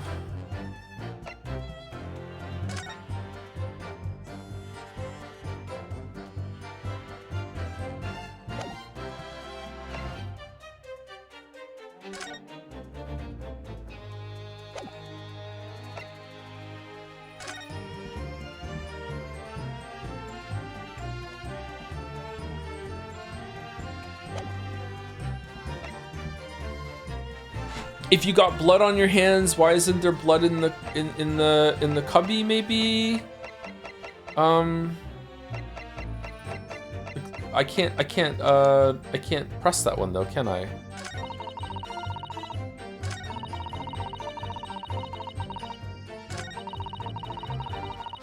Is it like the tutorial where after you pressed it, you have to press it again, and this time you can interrogate the other guy because now it shows up with something? Hold it!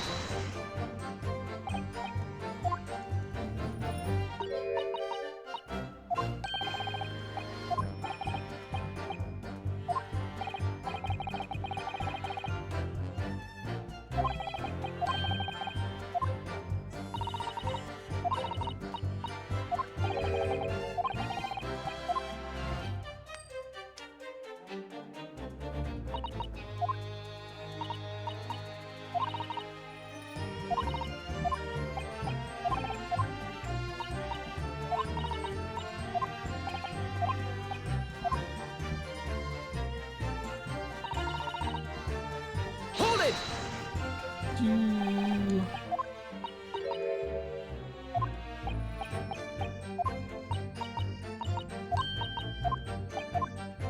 Okay, it's gonna show up to the right if that's what happens, right? And if this doesn't happen, I have actually no idea. I don't know what connection is trying to make me think of right here.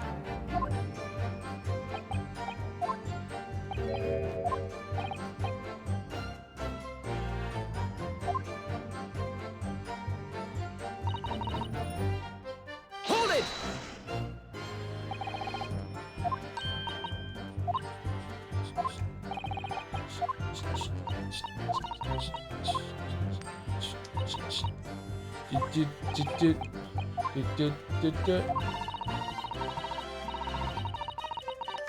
Well, no. There we go. Okay. Excuse me. Oh man, that was a really lucky guess. Is something wrong, Mr. McGilded? Oh, I do apologize. Was this something the matter, Council? I'm just wondering if Miss Lestrade's last comment made something occur to you, perhaps. You seem to be thinking something to yourself. Oh, no. 'Twas nothing important. I was feeling bad for the poor lass is all. I remember feeling desperate myself as a young lad, shut up in the dark. It was terrifying, so it was. I see, yes, I'm sure we can all sympathize. I'm still scared of the dark now. Aye, and I don't know about yourself, but I find that the darkness seems to make everything you hear seem that much louder as well. Yeah. I suppose it does, maybe. Miss Lestrade? Did you hear something that night? Anything? Unusual noise, perhaps? Nah, not really. All I could hear was the Irishman snoring. But jabbers, there's no need to tell the whole world of me foibles, you little scamp.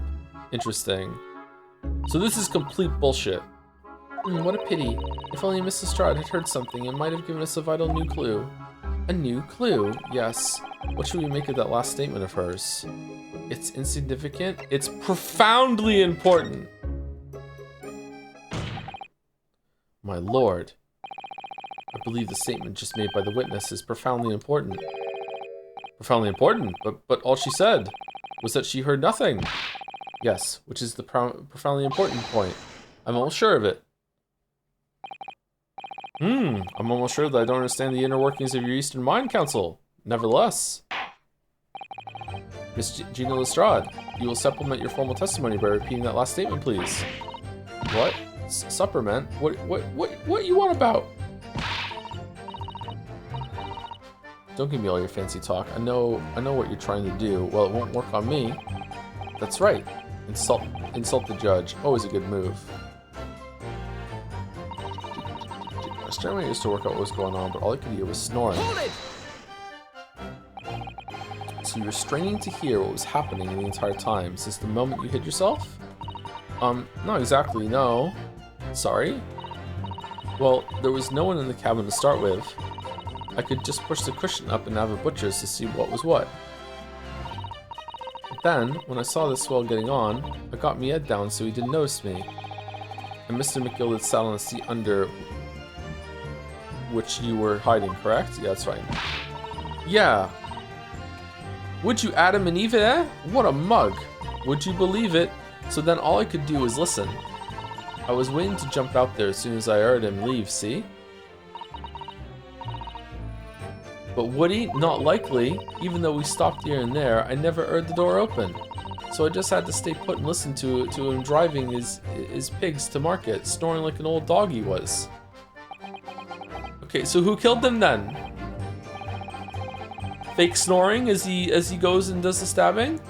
Are there any conclusions we can draw from that, I wonder? It doesn't add up. Miss Lestrade, what you just told the court is clearly at odds with the facts. Ah! At odds? Are you sure, man? Absolutely. It seems my learned Nipponese friend is not as dull-witted as I feared. I'm going to recommend him to become a lawyer after this. So Van Zieks realized it too. Counsel, I must insist that you bolster your claim with evidence, or some complicit party's name at the very least. Yes, my lord. I expect you to demonstrate this alleged contradiction to the court. According to Miss Lestrade, while she was hiding in the omnibus that night, she heard nothing but the sound of Mr. McGilld's snoring. But think, Rio, think. Oh, there's something else she should have heard. Show a piece of evidence, show a person, forget it.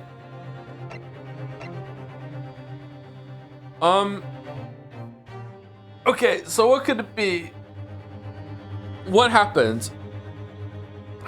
One of the passengers said that they knocked on the door and there was no answer.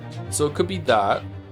It could be to demonstrate that someone still got stabbed. So when did that happen? Was there like a scream or a whistle? No, whistle was on the boat. Can I see what evidence I have? Okay, it's not I'm a lawyer. It's not that. It could be that.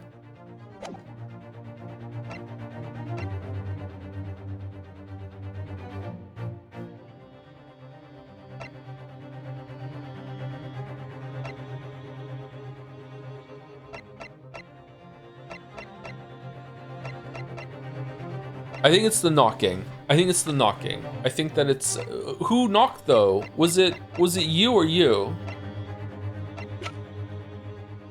Young woman who witnessed the incident from her hiding place aboard the omnibus on the night of the murder. She was discovered by the defendant. 17? I thought he said she was 15. An apprentice milliner who witnessed the incident from his seat on the roof deck of the omnibus. A gentleman who works in the city bank here witnessed the incident from his seat on the roof deck of the omnibus. The driver of the omnibus in the murder took place. He's an eyewitness to the incident. The victim, a skilled but poor brickmaker who apparently owed the defendant a considerable... No, it's he wasn't in the thing. How did he get in there? Right? How did he get on the thing? Because when he was asleep, when he went in, he was by himself. Right? That's what he said.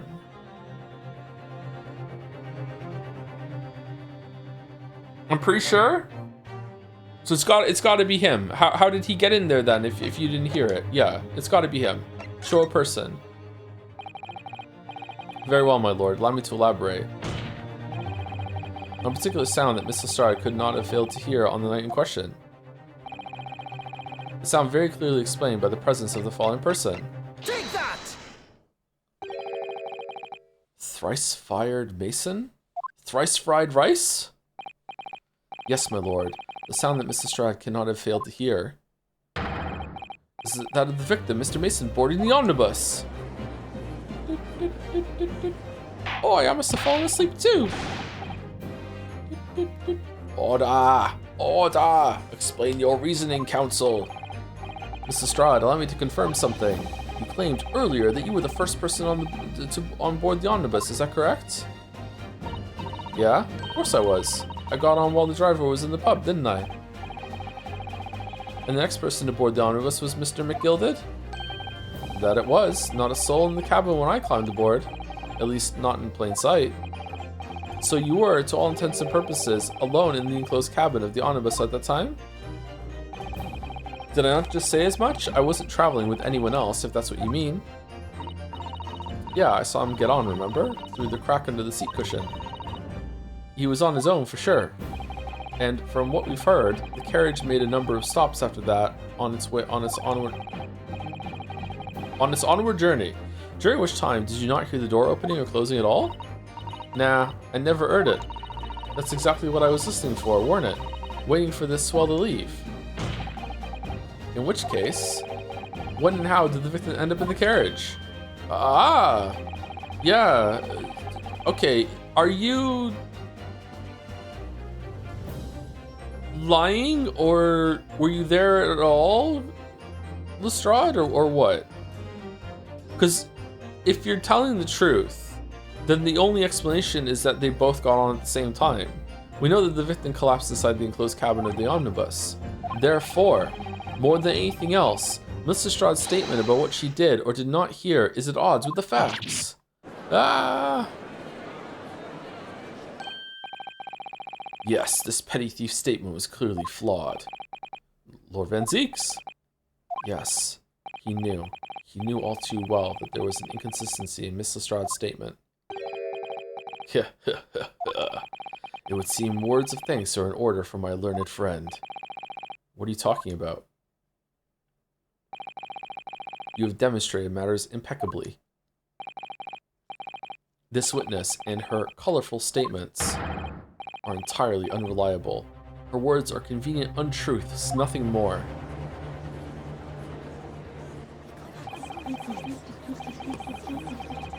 How could the victim possibly not have boarded the omnibus? That makes no sense whatsoever. And this girl is a pickpocket.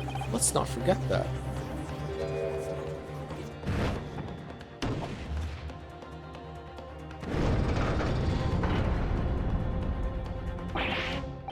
Ah, she didn't even say anything. I don't want to judge the dear little mite just because she has some rather naughty ways, but I must say, I can't abide liars. And neither can I. Mr. Foreman, I didn't want to judge the girl just because she has some less than salubrious ways. But I must say, I cannot abide liars. Oh.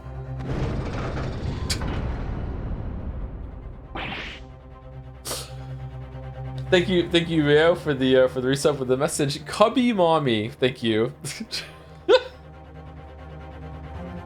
That's very funny. Thank you, Hayden, for the bits too. Just finished the previous VOD, and I'm honestly shocked. No one accused Rio of killing his boyfriend to take his place in the program. Oh, he's dead, but you're here now? The motive was right there. He's too pure for that, and also too stupid. It wouldn't even occur to him. That would have been an interesting angle, though, for them to go for. Maybe they would have done that with Susie if they didn't want to have them have a friendship afterwards. So they just kind of, they didn't go too hard on Susie being sus on Rio. Thank you, Secret Gembersond, for the 36 months, 3 years. Thank you. Did you see the patch notes today for Hades 2? Apparently Poseidon will increasingly get excited the more sea star triggers in an encounter. Really? Is that true? Why would they change that out of nowhere? Holy shit. It's true? Aw, damn, we need to play Hades 2 again after the patch goes through. Shit. Have another! Arg. Mr. Naruhodo, that's 5 jury members leaning towards guilty. Victory Chalice! Well, your consideration for others is refreshing, my Nipponese friend. To the considerable troubles you have spared me. Thank you, Last Isis, for the 57 months as well. The resub. Thank you very much. Oh, there was bits there too that I missed. Razzle Basil. Ryu gets put on trial for a 3rd time. Yes, very refreshing. Yeah, what are you playing at? Have you forgotten who you're working for, you useless Eastern Amadan? Amadan? Stop licking your knife, bro. This is carnage. It's perfect. Juror number 2 is the only one left. Mr. Naruhodo, the way this is going... I know. If we can't find some new way to convince everyone of Mr. Mikkel's innocence, the judge will rule, and we'll have lost. I very much wanted to believe the words of one of London's most respected gentlemen. But, Those of us in service know we must accept hard truths. Isn't that what you said last time too?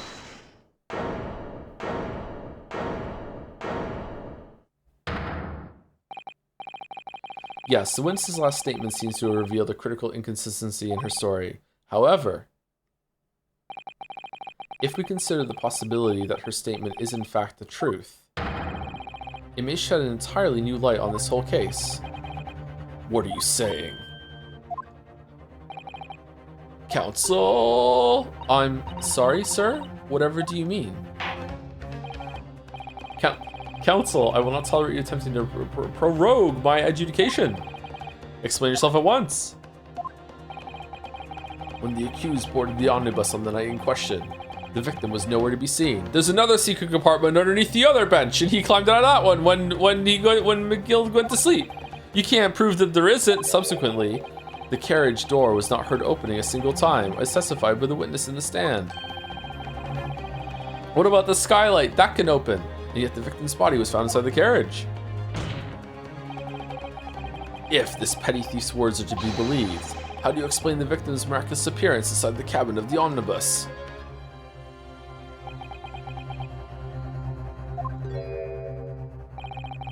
There's only one way to explain how the victim came to be inside the carriage. He was in there already. There's another entrance. He was put there after he died. Well, I want to say he boarded when McGill did. So is that the first one?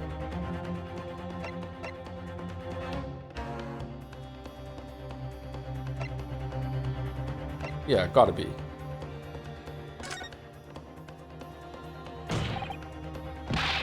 Clearly, he was in there already from beforehand. Objection. Tell me, my learned friend, what was the function of that clearly in your last sentence? Oh, was that wrong? Well said, Lord Van Zeeks. The clearly is troubling me also. No, that's really not the point. The point is that the victim must have been in the carriage from beforehand. Then answer me this. By beforehand, to what specific point in time are you referring? Well, clearly, I should have to penalize the defense heavily for this irrelevant rambling. Oh, that was wrong! Oh, shit! Ugh, I must learn to ramble more relevantly. The penalty is evidently not heavy enough, judging from those Nipponese eyes, so I ask you again. If this petty thief's words are to be believed, how do you explain the victim's miraculous appearance inside the cabin of the omnibus?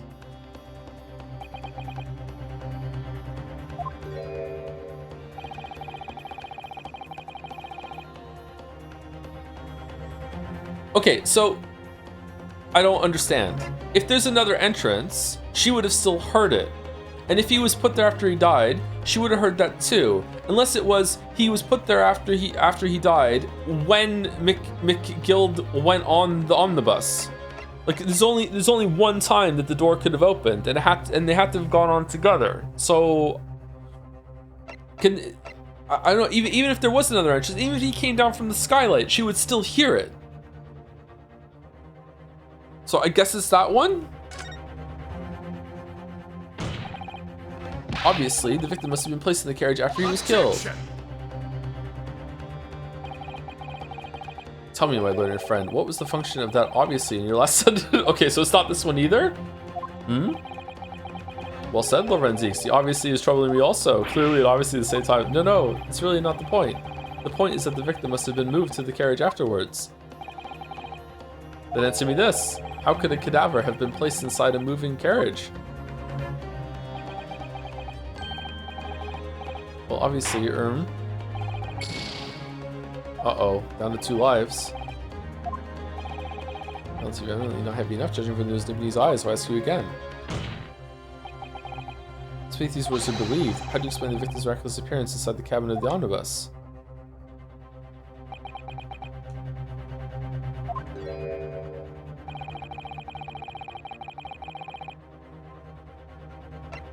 Okay, I don't know how this is gonna work. Let's see. If the door wasn't opened even once, the only explanation is that the victim entered the enclosed cabin some other way. Objection! I wonder what new fantasy you would come up with in your blind panic. But behold, the omnibus is here for all to see. Only one side of the enclosed cabin is furnished with a door. The other only has windows. He climbed through the windows, fixed windows, which cannot possibly be open. In short, Sumari, there is no entrance to the cabin other than the door. But there could be. There's one possibility you haven't considered. Oh, really? Yes, one other way inside that isn't the door. Another opening, the use of which allowed the victim to appear inside the enclosed cabin. All right, counsel. The defense will identify the location for the court. Here's the omnibus on which the incident occurred. Where on earth is this entrance by which you propose the victim entered the cabin? Okay, I guess it has to be the skylight, right? The answer is obvious. It can only have been the skylight. I say, the skylight? Objection! Your ludicrous proposal almost has me lost for words. However, the skylight may well be large enough for someone to pass Objection. through. So you claim, but you have a shred of evidence to support your addle-brain theory.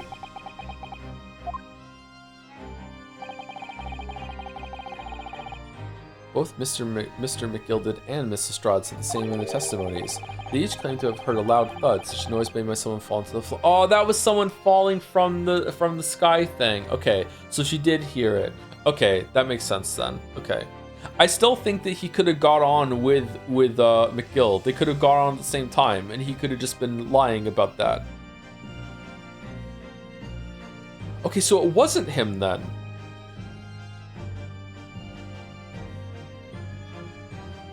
Why would someone dump a body in to frame him, or just to get rid of the body? Was there a fight that happened on top of the carriage?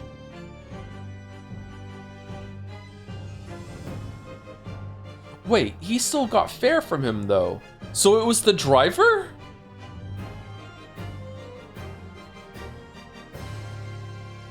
The driver would know someone was in the thing down there though, so framing it on them? Oh shit.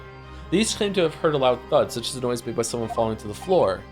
Yes, which has already been explained, as the sound of the victim falling from his seat having been assaulted with the dagger. Yes, it has, but would a man slipping from the seat onto the floor really have made such a loud noise as the witnesses described? Yeah, of course it would have, yeah. Maybe he was playing can I get my knife to stand up erect on the floor before he went to sleep, and he just happened to fall right onto his knife. Lamayo. Maybe that's what happened. Okay. A noise loud enough to cause Mr. Strahd to let out an involuntary cry, in fact. Good gracious. Perhaps, in fact, that was the moment that the victim made his entrance into the cabin. No, let me rephrase that. The victim didn't enter the cabin as such. He fell into it. You're now suggesting that the victim fell from the skylight into the cabin. That's simply impossible. How can you be so sure? Because if the victim had fallen inside through the skylight as you say, the passengers on the roof deck would have seen it happen. And yet, not one person made mention of such events in their testimony. Well, yes, that's true, but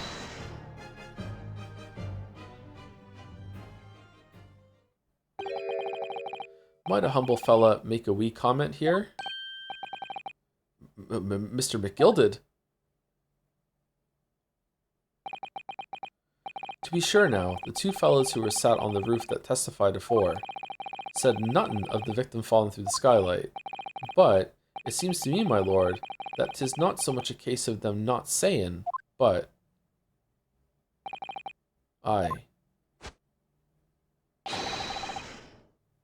'Tis a case of them being unable to say. What?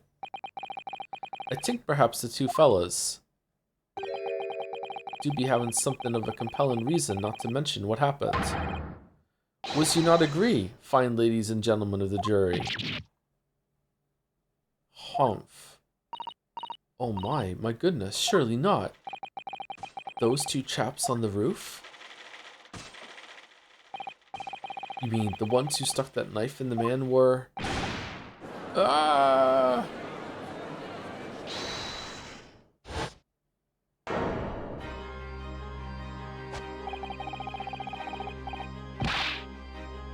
But why tamper with the evidence in the thing then, to make it so that she could be underneath the fucking, what the fuck is going on? Just what exactly are you insinuating here, you blitherer?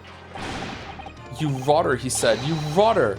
What are you insinuating? Oh, you're acting a lot different now. This is a flaming outrage. I've got a good mind to give you a blinker in a minute. He'll give you a shiner in a minute, he said, and so will I. Mr. Fair Play, you're effectively accusing me, a city gentleman and a well-respected banker, and me, a very angry hatter, suggesting that someone like me, a Sonic fan, could have stabbed that man in the guts. It's a disgrace. It's scandalous. It's arr. I protest in the strongest possible terms. That's right. I protest too about you rotten scoundrel. Oh, they're mad. Order, order, order! This is not the time, witnesses. I will not permit this wanton invasion of the stand. Return to the anteroom at once. But this is beyond reason, my lord. It's outrageous. It's very hurtful, you know. My lord, if I may comment. Go ahead, Lord Van Zykes. It was the defense that incited this outspurt from the witnesses. My learned friend has seen fit to abandon all protocol and accuse the witnesses without proof. Accuse? I never intended to. It seems, young Nipponese, that your command of the English tongue is wanting. You proposed to this court that the victim fell through the skylight from the roof deck of the omnibus. That hypothesis cannot possibly stand without the rooftop passengers being aware of the events. Unless they opened the skylight to be like, hey, look, did you know this could open? Then they got distracted by something that happened in the street, looked away, and it just so happened that in that moment, someone got stabbed on the roof of a passing building, and they fell all the way down and actually landed in the skylight, and then there was a thump, and then it moved them back to it, and they were like, oh shit, let's close the skylight before it gets cold down there, and then they closed it, and they sat there, and it was a couple minutes later that the guy bumped them up onto the chair, and then that's who we go. Also, it has something to do with shot football. Haven't worked that in just yet. You have branded these gentlemen liars. You have intimated their criminal guilt. In our British courts of law, it was actually someone practicing putting a cord around corpses in order to get them over a bridge sometime in the future, but instead they were doing it like Spider-Man between buildings, and because it was the first time it had ever been done in history, the rope snapped as it was moving between one building and the other, and it just happened to fall right through the skylight. In our British courts of law, that is what is termed a baseless accusation. Baseless? I know it was rash to put this idea forward without any actual evidence, but you can't just dismiss it without a second thought. What are we wasting time for? Get them to testify. I thought there was something fishy about that hat from the moment I laid eyes on the fellow. We have to see this matter through now, one way or another. If there's filth and rubbish in our midst, we must dispose of it at once. Testify. Testify. What's happening, Mr. Naruhodo? If you want to know why, you gotta testify. The spectators in the public gallery they're in a complete frenzy. They're loving it. Mr. Fair Play and Mr. First. My lord? You will take the stand again and make another formal testimony. In reference to the indictment brought by the defense. Yes, my lord? I didn't come here for this. I love how he just became like a fucking Cuphead boss when he was pretending to be a horse. It was fucking crazy. There's no time to think this through. All I can do is keep pushing forward.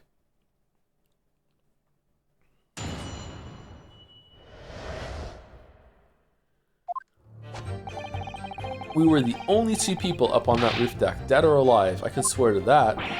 If anything had happened where we were sitting, don't you think one or the other of us would have noticed? In any case, neither of us know the first thing about the victim. We had no reason to kill the man. The skylight was shut the entire time, I tell you. We couldn't possibly have opened it. If you're so sure the victim fell through the skylight, where's your proof? I must say that on listening to this testimony, it seems like your proper fuck defense. It is somewhat hard to imagine.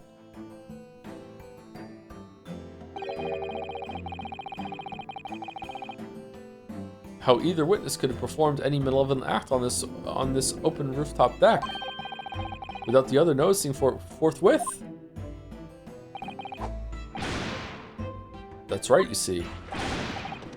We're innocent, I tell you. Maybe he was killed ahead of time and glued to the top of the skylight, and the glue just wore off. It was that shitty fucking rice glue that Ryu made on the ship. It was Ryu. Ryu did it. Ryu did it. Although logically, of course, the argument falls down if the two of you were in collusion with one another. What? Eh? According to investigations by Scotland Yard, the two witnesses share no common dealings. Ha, well, I don't trust coppers any more than I trust the stinking rich. Paste.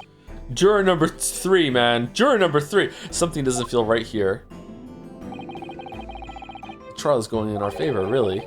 So why do I feel so uneasy? Counsel for the defense, over to you. Your cross-examination, please.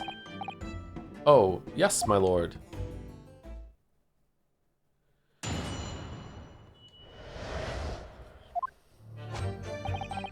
We were the only 2 people up on that roof deck that are alive, I can swear to that. What about the driver? Hold it! So at no time did the victim, Mr. Mason, climb up to join you on the roof deck? Absolutely not. Dickin! No question about it, he said. None at all. Oh, but yes, of course, I remember seeing them both. I saw the victim inside the enclosed cabin, talking with this man here. Is this true, Mr. McGilded? Dear me, my lord, at the risk of repeating myself, I boarded the omnibus alone and nodded off inside almost immediately. It's an outright lie. Without doubt, you were engaged in... Let me stop you there, fella, and ask. Do you have any evidence at all? Ah. Just all about evidence in the courts these days, so it is. You do well to remember that. When are they gonna put a parrot on the stand? Ah, I saw you with my own eyes. It's fucking crazy. This is going so well. If anything had happened where we were sitting, don't you think one or the other of us would have noticed? Well, it was on the final run of the omnibus at past 10 o'clock in the evening. It would certainly have been quite dark, perhaps. Too dark to see clearly? Is this some kind of a lark? This is some kind of a joke, he said? Is that what this is? Or perhaps one or the other of you fell asleep briefly? Are you fair dinkum, sir? Are you serious, sir? That's what he said. It's impossible, I tell you. I'd give you the keys to the vault if you could fall asleep in that bitter cold. And if you did manage it, your eyelids would freeze shut and you never open them again. That's extreme. It was extreme, I tell you, that we had to put up with it because this man had locked the door. That true gent would have unlocked it and let me in it when I knocked. I'm dreadfully sorry about that, young fella. But you see, why didn't she hear the knock? But you see, I was away with the fairies and didn't hear you at all. That's a lie. I saw you through the glass. You were talking to someone. Now, it was a cold night, so it was. People do be seeing things that aren't real in the cold. It's hardly surprising. Seeing things. I believe we have reached an impasse here on this particular point. Ugh, you. Don't take it personally now, lad. If I'm a suspect in this case, then 'tis only fair that you and the other fiend are too. Open and free competition is what a capitalist society is all about. This isn't a competition I should like to be involved in, really. Oh, you and me both, buddy. He's so mad. In any case, neither of us know the first thing about the victim. We had no reason to kill the man. So, you had never met Mr. Thrice-Fired Mason before? Oh, lummy, no, not once, never. He'd never met the man before, he said. Never! And you, Mr. First, had no prior dealings with the victim either? That's right, sir. Hatters don't have much to do with brickmakers, to be perfectly honest, sir. No, I imagine not. You see? How many different ways can I put this? Neither of us have the remotest connection to the gentlemen who were inside the cabin. Excuse me. Mr. McGilded? Yes, counsel? What can I be doing for you? Doing you for? Did the witness's last statement give you pause for thought somehow? Not the remotest connection? Is that right now, I wonder? What are you insinuating now? Ah, Mr. Fairplay, it has been too long, so it has. Eh? If I'm not very much mistaken, I believe 'tis fast approaching, is it not? Your repayment date. I beg your pardon? You borrowed 20 guineas from me, sir. At an unconscionable rate of interest. You tricked me. It's extortion. Well now, is that a touch of begrudgery, is it? The sort of begrudgery that might motivate a fella to pass his crimes off on another? Ah. And young Mr. First. Me, sir? What do you want with me, sir? You do be making hats for a living, do you not? That there top hat sliding about on your head. Is that one of your own creations, is it? And yet it doesn't fit properly? Oh, well, I'm still just an apprentice, you understand. I'm learning to find the perfect fit for whatever fine gent walks through the door. Hehe. The perfect fit, is it? Well, 'tis a very distinctive design, so it is. Many customers like it, I tell you. They're a distinctive touch. Customers.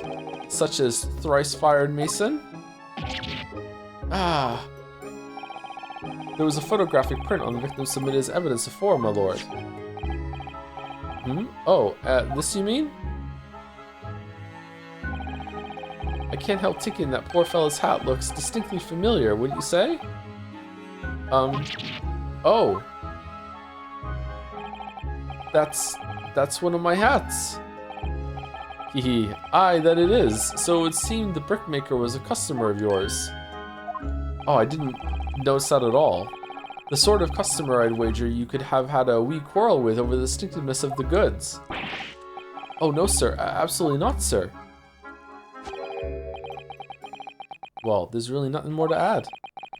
It wouldn't be right to say that the two fellas here haven't the remotest connection to the victim, you see. Okay, Lady Gaga, calm the fuck down. I rest my case. You little weasel. He's better at this than I am. Gosh, Mr. McGilded has certainly been thorough in his research, hasn't he? Hi, Joe. Hey, Rager, how's it going? Oh, thank you, Elaram, for the 13 months. Thank you very much. Please don't let my little interruption hold up the proceedings. Skylight was shut the entire time, I tell you. We couldn't possibly have opened it. Hold it! Are you quite certain about that? That the skylight was shut the entire time? I'm going to lose my block with you in a minute. He's going to lose his rag with you in a minute. That's what he said. That's what he said. Take a look for yourself. Go on. You see? It's shut fast now. Just like it was on the night. So it is, of course. A fellow the size of Mr. Mason could likely break through it all. Through it. Still... Break right through it, still and all. What? Just looking at the size of that thing, you understand. Now hold on there a minute, sir. The size of that the thing means nothing. Not on its own. Let's consider the bigger picture here, shall we? Good New Meds was finally sleeping, and I took my daytime meds and it knocked me out for half the day. Oh, that's good. Got some good rest, I hope. Let's stop biting our cane, shall we? I was riding omnibus on another occasion when, well, I broke wind loudly. I shocked myself with it, as it happens. This is an unexpected confession, Mr. First. Oh, I just mean to say, well, the point is, I tried to open the skylight, you see? But just my luck, I couldn't make it budge. The stench was terrible. Everyone was looking daggers at me, sir. I went red as rouge, I did. Oh, rouge a fart. Are you expecting me to sentence you? Oh, no, sir. The point is, the skylight can't be opened. I tried and tried when I was inside the cabin of Shane. Excuse me. Do you have something to say about that, Miss Lestrade? Miss Lestrade!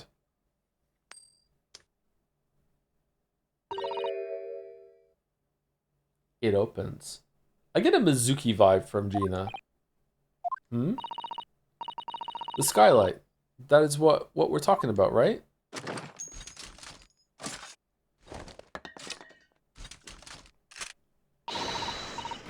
All them skylights open, dead easy. More easily than you can load that weapon. That's a lie, I tell you. Otherwise, when I broke wind, You can't do it from inside, you mug. Oh. Look, a few weeks ago, I was up on the roof deck, one of them drags. And I had a great haul. I mean, I had purses coming out my ears. Mr. Strad, this is not the forum to be eulogizing on the subject of your criminal activities. Well, anyway, I had a bit of a scare. When I lifted the last bloke's purse, he got wise to me. Look, all four of them surrounded me, so I couldn't top off the bus and leg it. Hop off the bus. So what I did was, I used the skylight, opened the catch and jumped right through, and when you know it, they're spring-loaded they are. After you open them, they close themselves right back up again. What? Yeah, the catch for them skylights is on the top side. That's why you can't open them from the cabin. The skylight opens from the roof deck? Bailiff, climb up onto the roof of the Anonymous at once and verify this witness's claims.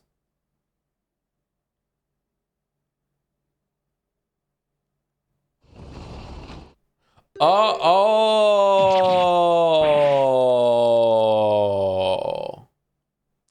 I thought it opened and hung down.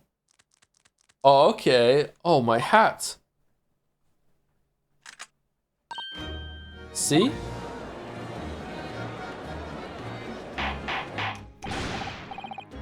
Order! Order! Order! So, it appears that the street girl's statement is quite true.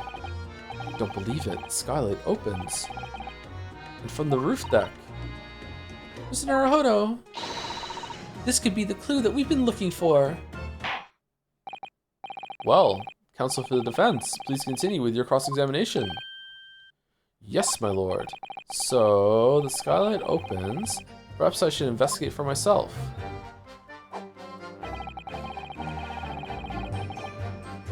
Hold it! Proof. That's right, I didn't mean to hear it. We came here to say what we saw, I tell you, not for this. You call us both shicers? Shickers? I don't know. Brand us as criminals. You call us liars, that's what he means, and he accuses us of doing it. As it stands at the moment, there's no hard evidence that incriminates yourselves now, is there? I believe we're in much the same position as one another here. Huh? Ah! If I don't crack this case soon, he'll crack his teeth.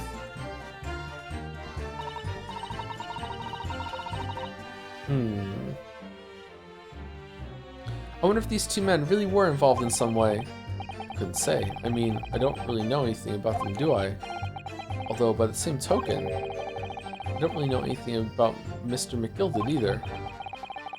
So it's hard to know what to believe here. I think we should try and remember that it's evidence alone that can truly determine the outcome of a trial. Evidence.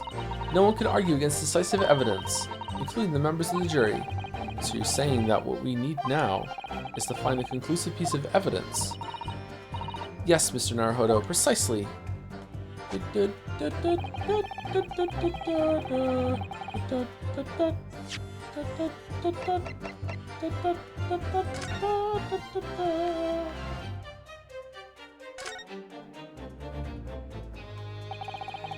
So the skylight was fastened shut before, but now the catch has been undone, we should be able to open it.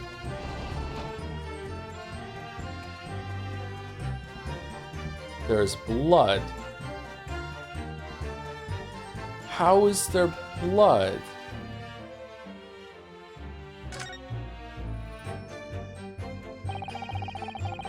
You certainly see inside the carriage through this opening, that's for sure.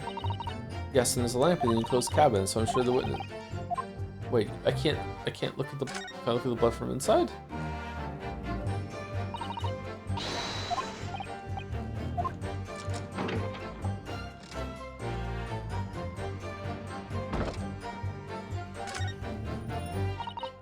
Yes, it does open very wide, doesn't it? Wide enough to kick someone like you through, certainly, Mr. Naruhodo. Why someone like me? Oh, gotta cook something. Ah, well, what is it? Look, just here. Look at this. That's, without question, it's blood. Why would there be a blood stain there? Surely, it can't be unrelated to the case, can it? Whoa. How did it get there?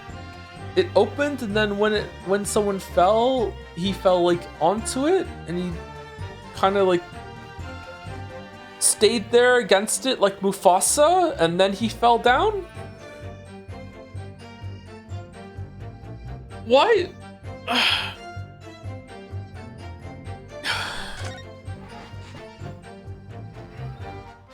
Long live the king.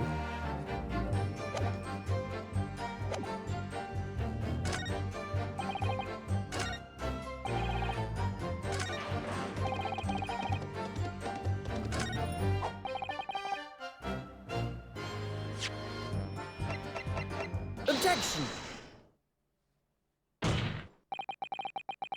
On the night in question, the victim was fatally stabbed in the stomach, and immediately afterwards, the victim's body was pushed through the skylight into the cabin below. Those are the facts, and the irrefutable proof remains clearly visible in the omnibus that stands before us today in this very courtroom. What? That's utterly humbug. Bah. You can't possibly have any evidence. No, you can't. I mean, we didn't do it, I tell you. It's impossible. Irrefutable proof? Here, in this courtroom? Counsel, he's looking more like Santa as this goes on, I swear to God. My lord, I believe everyone would appreciate a little clarification here, Where exactly within the omnibus is this evidence to which you allude? You'll point out to what it is that proves the victim fell from the roof deck through the skylight. Whatever. Okay, do we really have to? Like, come on. Got it!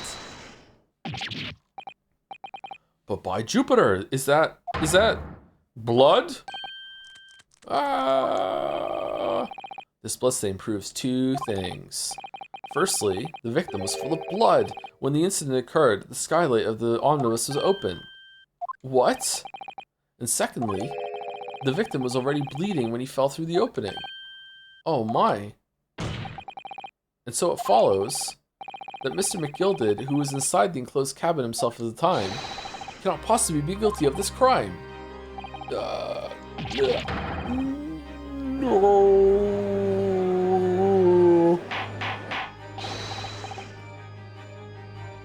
Order.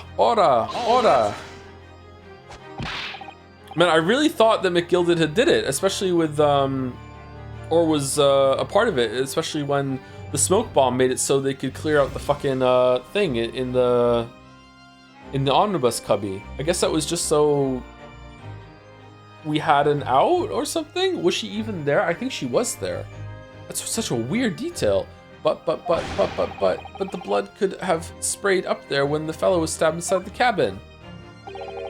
And only found its way to that one particular spot on the skylight? Sure, and that would be very convenient. That could happen. And let's keep in mind that the skylight catch can only be unfastened from the roof deck. I myself wouldn't have been able to open it now, would I? As it happens, only the girl knows that it could open at all, so, but, there's no way to know for certain, is there? If the gent really fell through the skylight, I mean. Why don't you have a good look at the floor of the cabin between the two seats, Mr. First? It is all too plain, if you see. There's the aftermath that shows the poor fellow dropped from a fair height right there, so it is. What? No. But it can't be. It's all... What? Hold... Oh. My fellow jury members. Oh, I thought it was, Von Karma. Holy shit. I think we can all agree that this is clear proof of the defendant's innocence, can't we? I believe we can. Yes, sir. It's clear to me now where the filthy rubbish can be found in this courtroom. So they thought they could pull the wool over my eyes, did they? I won't tolerate any of the guild's carriages being sullied with blood. I won't tolerate it. Oh, I always knew that nice gentleman who gave us that delightful park couldn't have done such a thing. Yeah, okay. On three then, everyone. 1, 2, 3. Objection!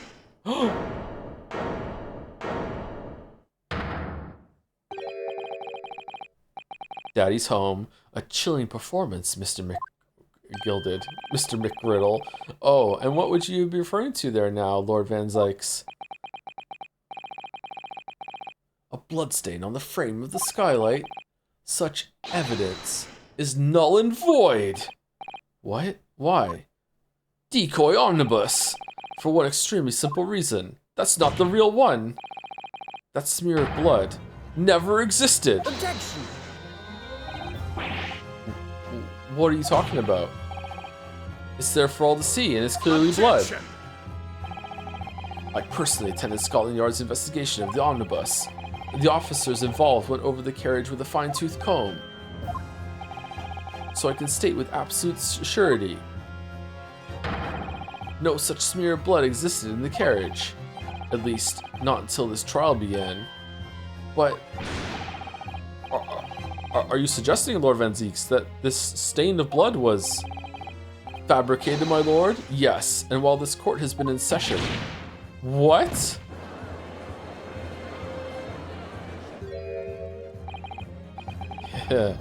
What a palaver.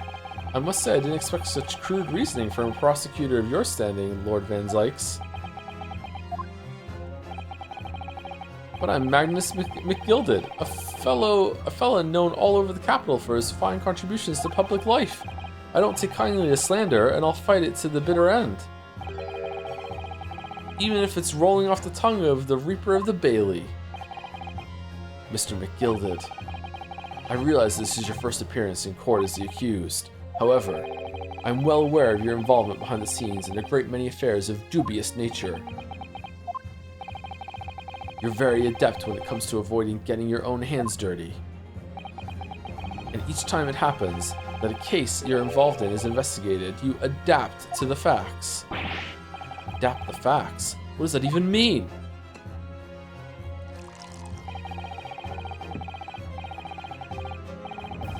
When you wield a fortune the size of Mr. McGilded... Why can't I say his name now? I'm getting really tired. Mr. McGilded's. However ill-gotten it may be, nothing is impossible. Tampering with evidence, manipulating the scene of a crime, bribing witnesses. I toast your ability to concoct the most convenient of stories, sir. Tut-tut, Lord Van Zykes. This will not do, to be sure. Will it now, counsel? Oh, no! Objection! Yeah, I can do that, can't I?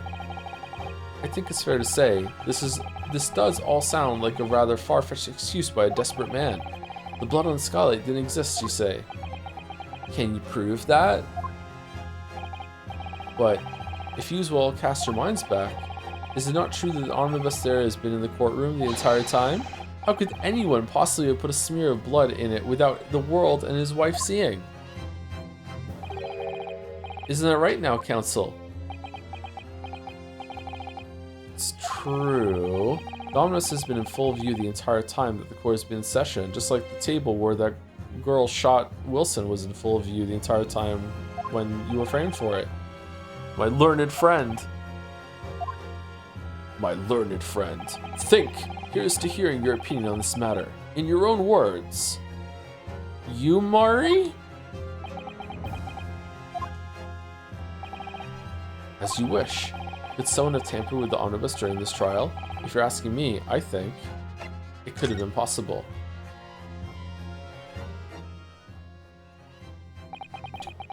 As a defense lawyer, it's my job to advocate for the defendant as best as I can. But still, I feel as though something's even more important at stake here. There is no evidence to suggest that the defendant did as my learned friend suggests. However, in terms of having the opportunity to carry out the alleged tampering, there is one possibility. Oh? Good gracious. Explain yourself, counsel.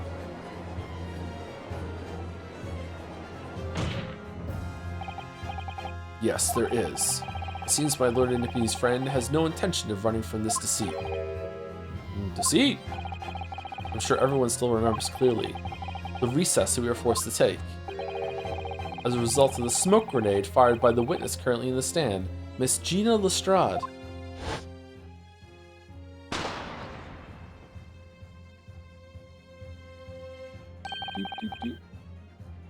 What is going on? Be careful, Mr. Naruhodo. Cover your face. Bailiff, don't let the accused escape. Secure the omnibus. And then he goes over and starts tampering with the evidence to make the trial more interesting. Big Danganronpa. I hereby call emergency recess.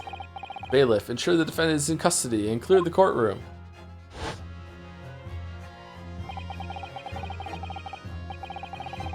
The court was filled with smoke and everyone was thrown into confusion. Fucking Akechi. No, what was his name? It was Akechi. It was Akechi, right? All of us were made to leave this chamber.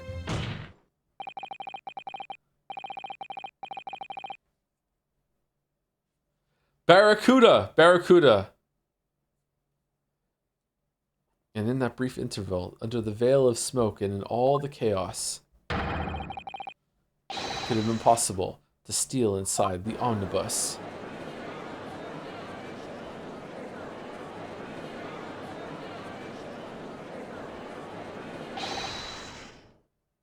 Are you wise? What are you trying to pull, you rotten feckless gouger? Feckless is a good word. Feckless gouger. Yeah, feckless gouger. You're supposed to be defending me. 'Tis a wicked plot. 'Tis a plot to undermine me, so it is. Whatever you think this is, it changes nothing. The facts are the same. After this courtroom was evacuated earlier as a result of the smoke grenade, a number of inconsistencies materialized in relation to the omnibus. Inconsistencies? Such as? To start with, the storage compartment underneath the rear passenger seat. When the police investigated the omnibus, this compartment was full of the driver's items. Okay, so how is she hiding in there if it was still full of the driver's items then? Was she never in there? Was it all a bit? If it was all a bit, why did she stuck to the what she heard story so hard to get us so we could conclude that someone fell from the skylight? I guess they planted blood up here too then. Holy shit. Secondly, we have the smear of blood on the edge of the skylight. How did you get blood in here? As I've said, that was not present at the start of the trial this morning. Unfortunately, Lord Van Zykes, no one is able to corroborate your claims. That's true.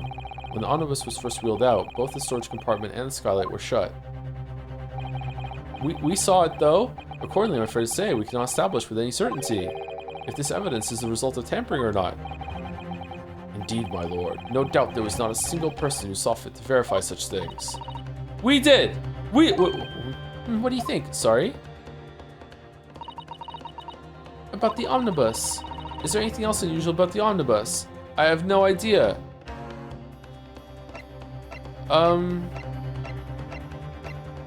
Was there blood on the floor?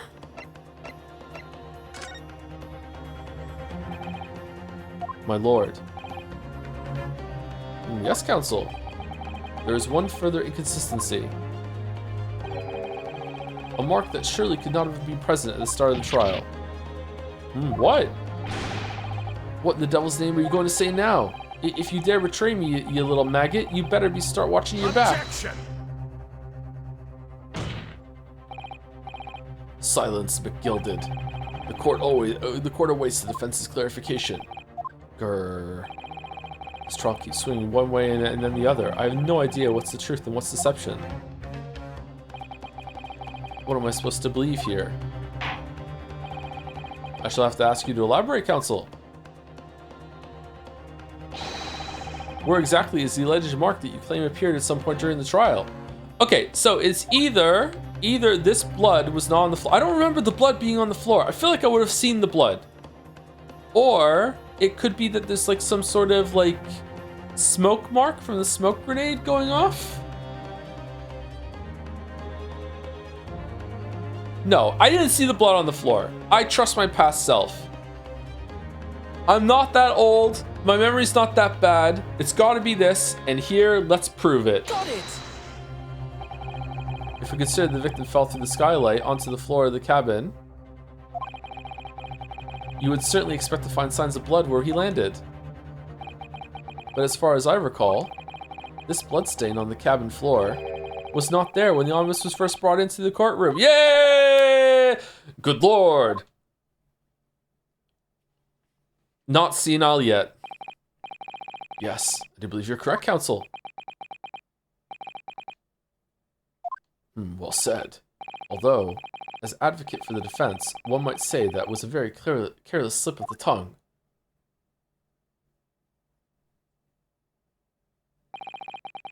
I believe that bloodstain on the floor is a decisive piece of evidence. But if the question is whether that evidence is genuine, or whether it was unlawfully fabricated by someone,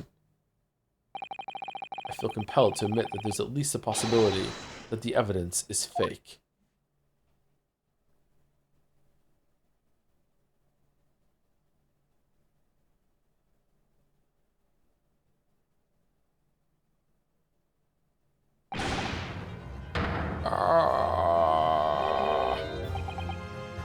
This trial is over.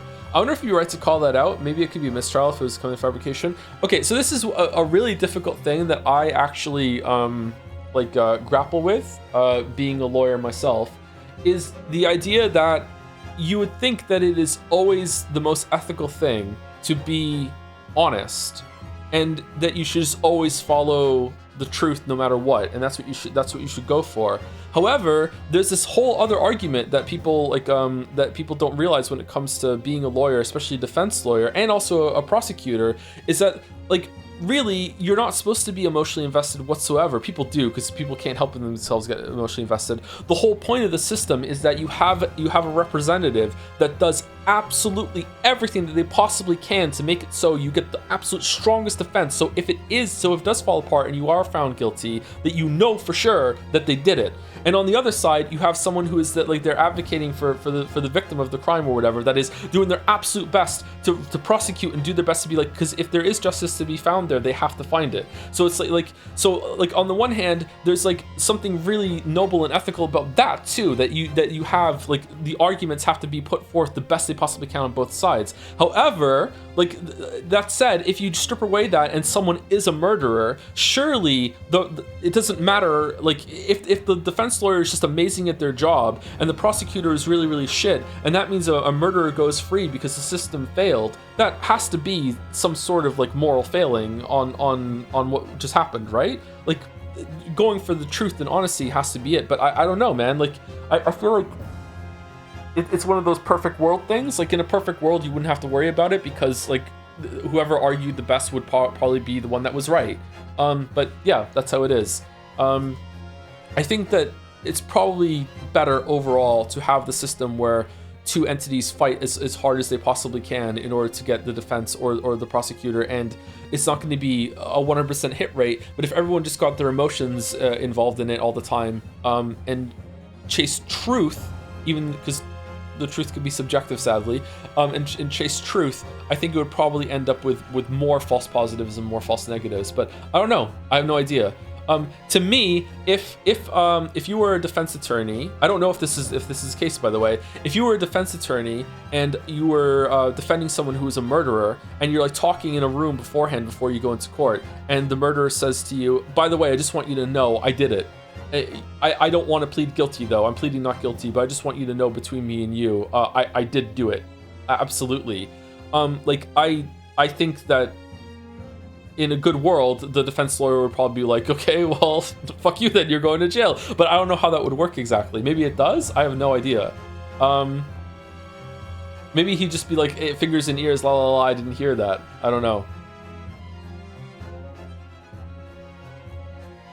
There's also the problem when it comes to this. When I was a lot younger, I was a strong supporter of the death penalty. I thought the death penalty was good. And one of the things I had to get over when it came to viewing the death penalty, we're not gonna have the death penalty conversation, by the way, is that even if the problem with the death penalty is that you can never prove it enough to a high enough standard in order to warrant it. I also don't think that the government should be in the business of executing their own people, their own populace, but never mind that for now, it's another argument. I don't think that there's ever like a level of evidence that you could prove it to. Even back then, even when I was a teenager and I had like, you know, the death penalty might be appropriate in certain cases, even then I was like, but you can't prove it. But then I was like, but if you could prove it, would it be fine? Like, what if the person confessed? And then it took me a lot longer than it should have. Like, instead of it being like hours or days, it took like weeks or months for me to come to the conclusion. Yeah, but just because someone's admitting to it doesn't actually mean that they did it. Like, they might be confused, or they might have been put up to it. You know what I mean? Like, even then, even with the person saying, "Hey, I did it," even that isn't enough of a standard of evidence in order to justify using the death penalty. You know what I mean? Yeah. So I don't know. Even if someone did confess to the murder, maybe they should still get the best representation possible, because maybe they're confused. Maybe they think that they did it, but they didn't. Right?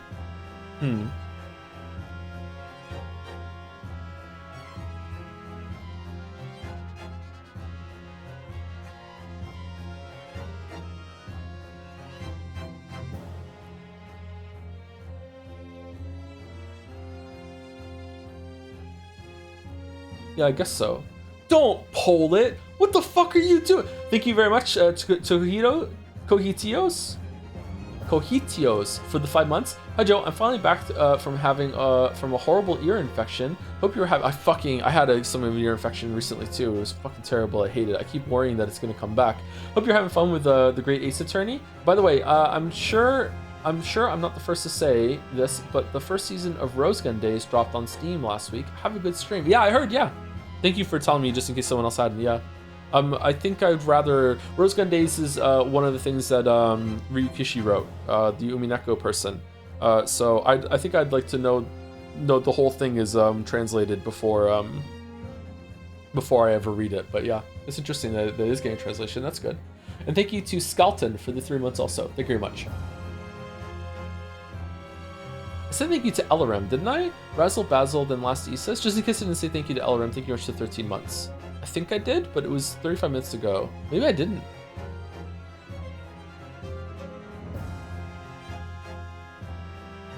Wow, most of chat agrees with the death penalty? Because Van Seeks is slaying? Holy shit. This trial is over. Mr. McGilded? Mr. McGriddle? I've done everything I possibly can to cooperate with the court, but it is all over now. But you're the defendant. It is over, I tell you. Memory, recollection, what people think they saw. It is all nonsense. Facts are what counts, and the fact is that bloodstain is there, now. Ah, well... And over the course of this desperate trial, long and extremely drawn out as it has been, that good-for-nothing Reaper of the Bailey has failed to present any decisive evidence at all. Okay. Zeke, are you gonna, take some accountability for bringing such important evidence into the courtroom so that this would have... How did you know? How did you know that it was gonna be there, that you could do something like that? I'm scandalized, so I am. I thought better of Lord Van Zykes. Well, my lord?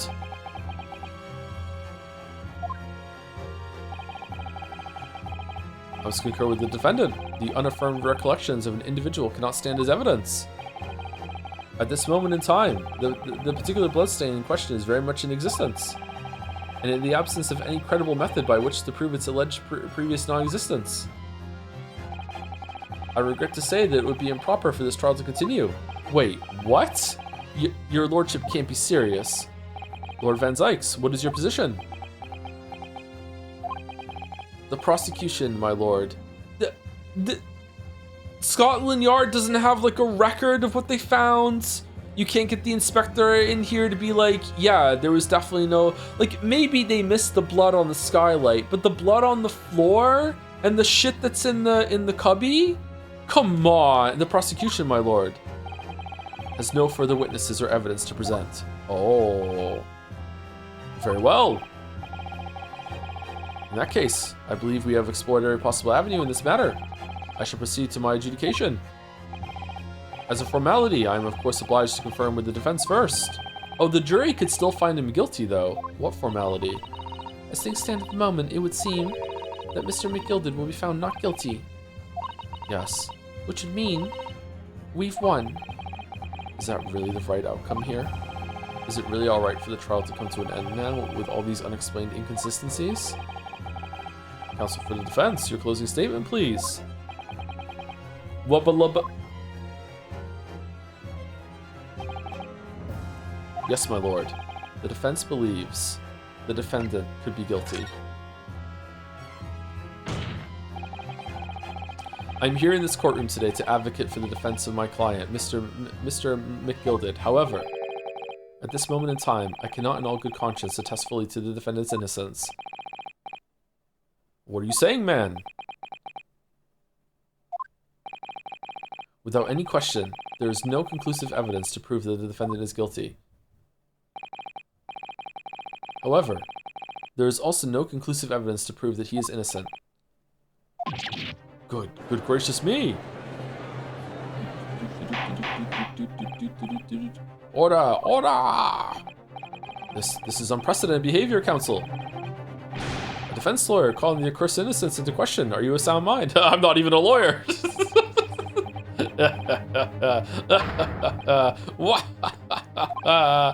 Oh, 'twas a grand decision to appoint you as my lawyer, so it was. A grand decision.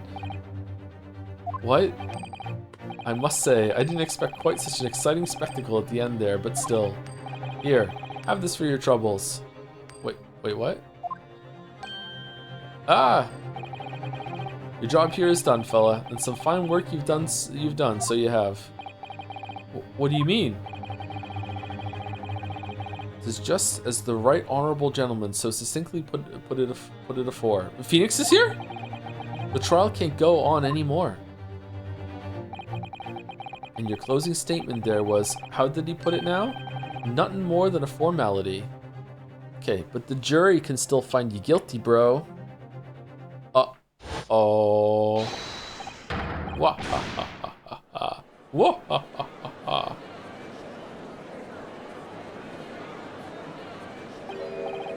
I really don't know what to make of all this. Was the evidence we've seen genuine, or was it fake? His lordship would be fuming.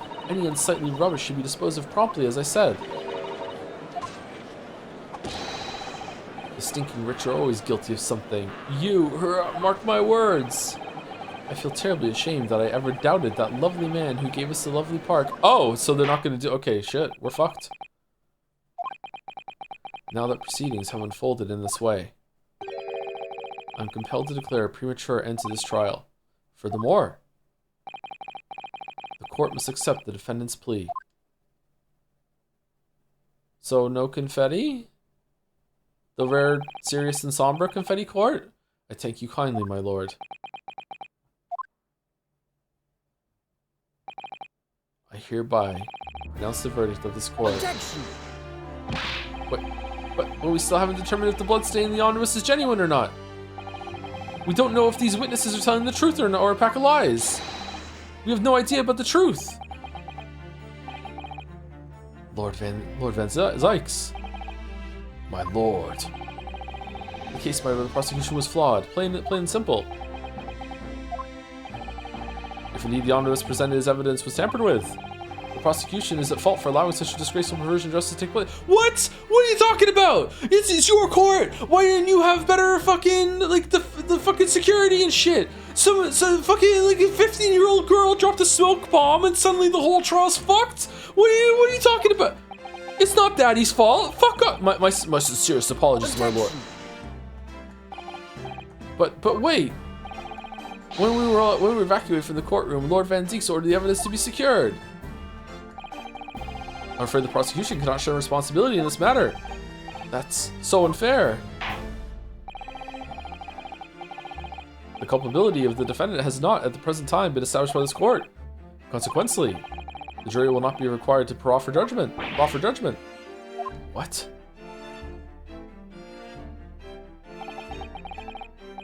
Well, Lord Van Zieks, it's been a pleasure, so it has.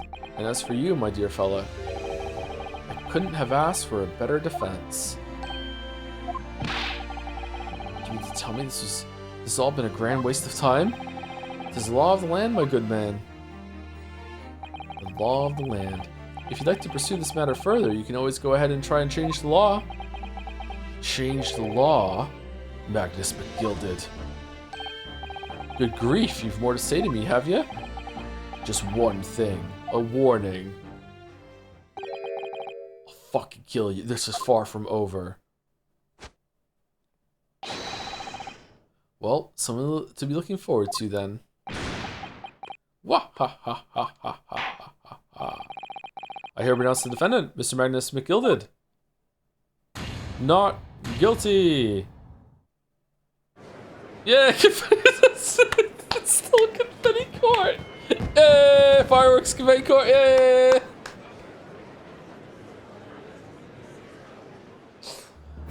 Oh.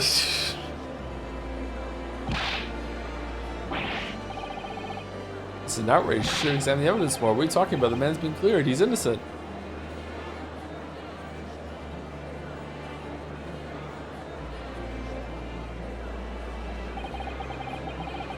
The courtroom in pandemonium for the second time that day. The judge delivered his verdict. Pandemonium. Thank you, Bane posted 2,000 for the 19 months. Hey Joe, thank you for finishing Pathologic because my Zoomer brain couldn't get through it on my own. I'm very excited for Patho 2 and 3 streams. Are you gonna play those ones or those ones you can't stomach either? I'm excited for Patho 2. Not sure about Patho 3. It will be nice to be Bachelor again though, yeah. Thank you, Bane Poster, and thank you, Siggy Fido for the 13 months, with Herlock hanging out with Joms apparently. And my first ever trial in Great Britain came to an abrupt end. Your only trial, bud, with the defendant being found not guilty. Ostensibly a victory for us. Oh, we did win, yeah, okay.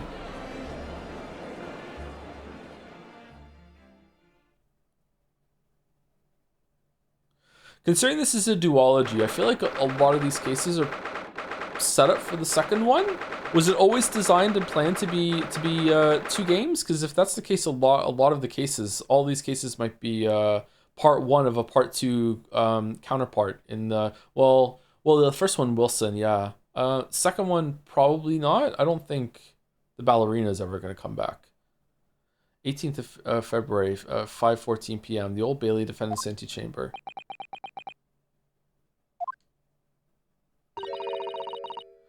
That was certainly a long trial. Yes, it was. I think it was shorter than the tutorial trial, Susie. Your first ever trial on foreign soil and your first victory. It was a wonderful performance. It was meant to be one big game, but it was just too long. Ah, okay. My heartfelt congratulations. And to you too, Miss Susie. Thank you for your assistance. Susato. I suppose we should be happy. The trouble is, we're still completely in the dark about what actually happened.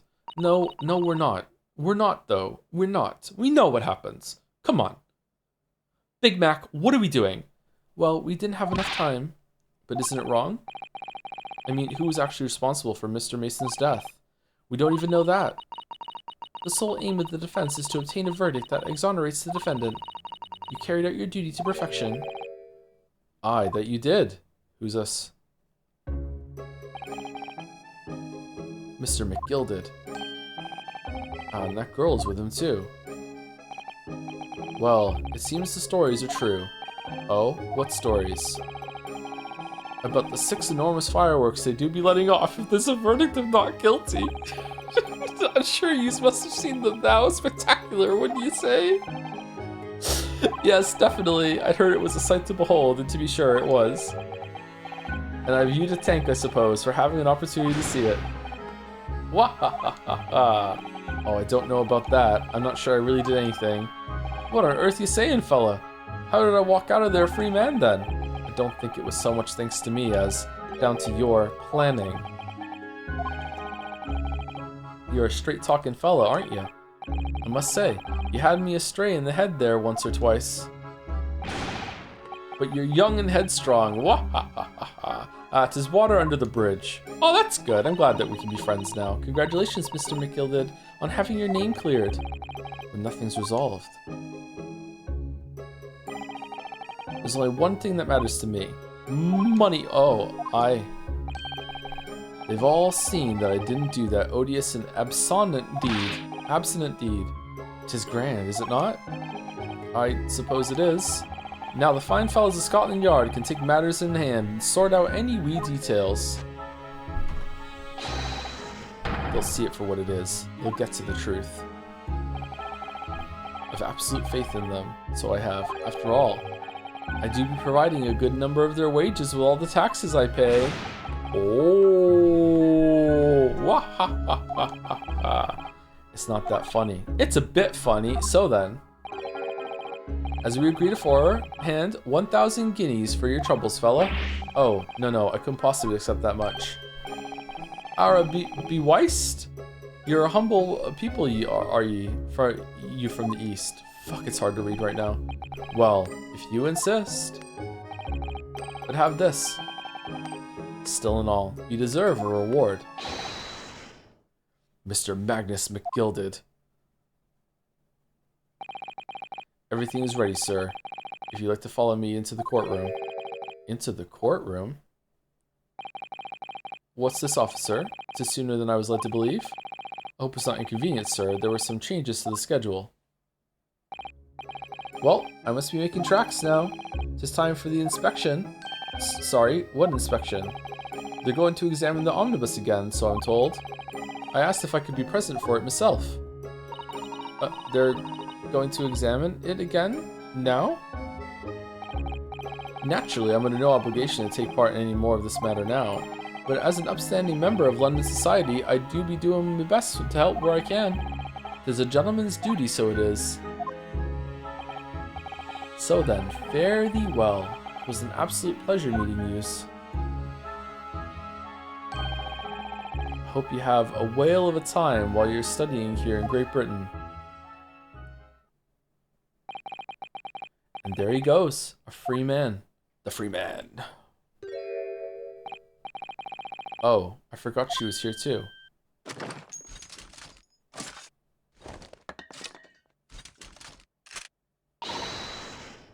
Don't move!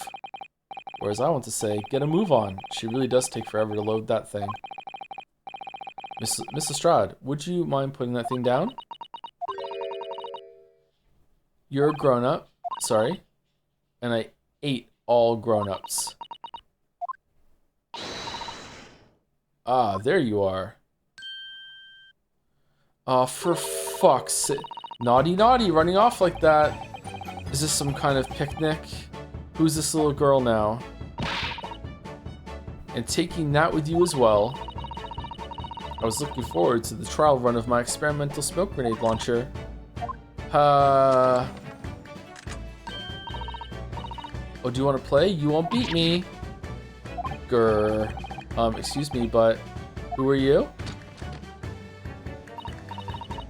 Oh, good day to you. I'm, well, the inventor, I suppose, of that machine. The inventor? Well, normal smoke grenades are so dull, don't you agree? White, and more white. If you have to be shrouded in smoke, it could at least be a pretty color, I thought to myself. Do we have to be shrouded in smoke, though, at all? I just took my eyes off it for a moment whilst I was changing it onto a different omnibus, and she pinched it. Luckily, I fitted it with a telegraphic beacon. A what's it now? A what's it what? I have no idea what this girl is talking about. Anyway, you're coming with me now, back to my laboratory. What for? To apologize, of course, silly, to my technician. What? You mean say sorry? You must say sorry when you've done something wrong. Surely an adult has told you that before. An adult? Hump. I don't listen to no adults. Come along then, follow me. Fine, have it your way. Oh good, you see, I knew you'd want to do the right thing in the end.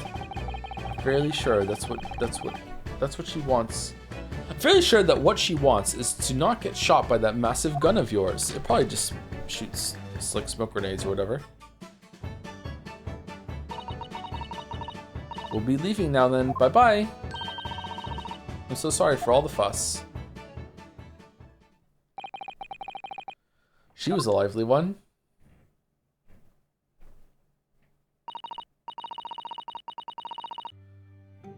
Well, I hate whatever that was. Well, do you think perhaps we ought to be on our way now too? Yes, you're right. But where to? Oh. We haven't had time to find a place to stay. No sooner had we arrived in London than we had to rush here. All of our traveling cases are still with the bailiff. I was originally planning to spend today in search of lodgings. But at this late hour in the day, I'm afraid we may be out of luck. Don't worry though, I have a plan. If the worst comes to worst, I've heard of a lovely park where we could spend the night. Please tell me you're not thinking of McGilded Park. I know it would be a little chilly at this time of year, but our youthfulness will see us through. I'm not so sure about that. I think a midwinter London night will freeze a young person solid just as easily as an elderly one. Oh dear, that doesn't sound agreeable. Aww, now I'm starting to regret turning Mr. McGilded down. That 1,000 guineas would have paid for a lovely warm room or mansion. And so, the trial to determine my worthiness for the study tour was over by the end of our first day in London. However, as we were soon to learn, there were more trying times ahead. Just as the Reaper of the Bailey had warned, the case was far from over.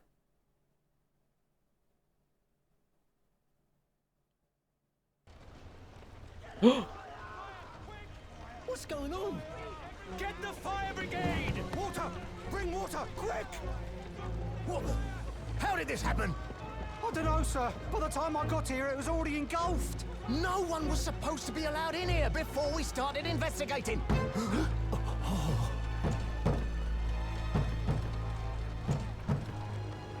No. Oh, good God. There's someone in there. Man, how did Von Zief let this happen? Oh, this can't be.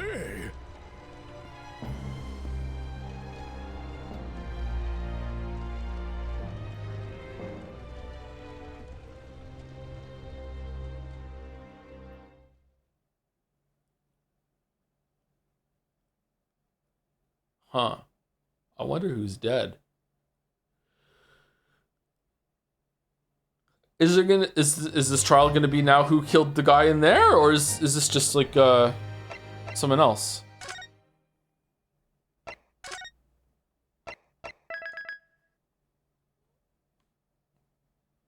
The Adventure of the Clouded Kokoro.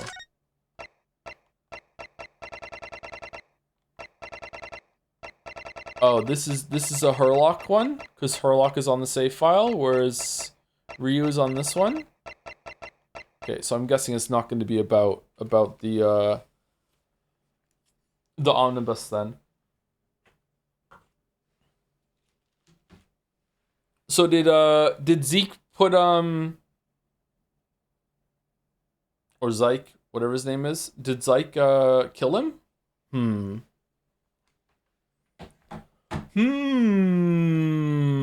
That would be interesting. All right. So I feel like that was a pretty good trial. I feel like the mystery was actually fairly mundane for this series. It stands out to me as just being like with all the wackiness and the craziness that it did, it seemed to be very much just an exercise in looking at evidence and actually like responding to the testimony of the characters instead of trying to figure out what crazy absurd fucking horseshit went down here for someone to die. You know what I mean? And I like that. I don't think I would like that every time. I think I would I like the wacky bullshit that can happen in this series.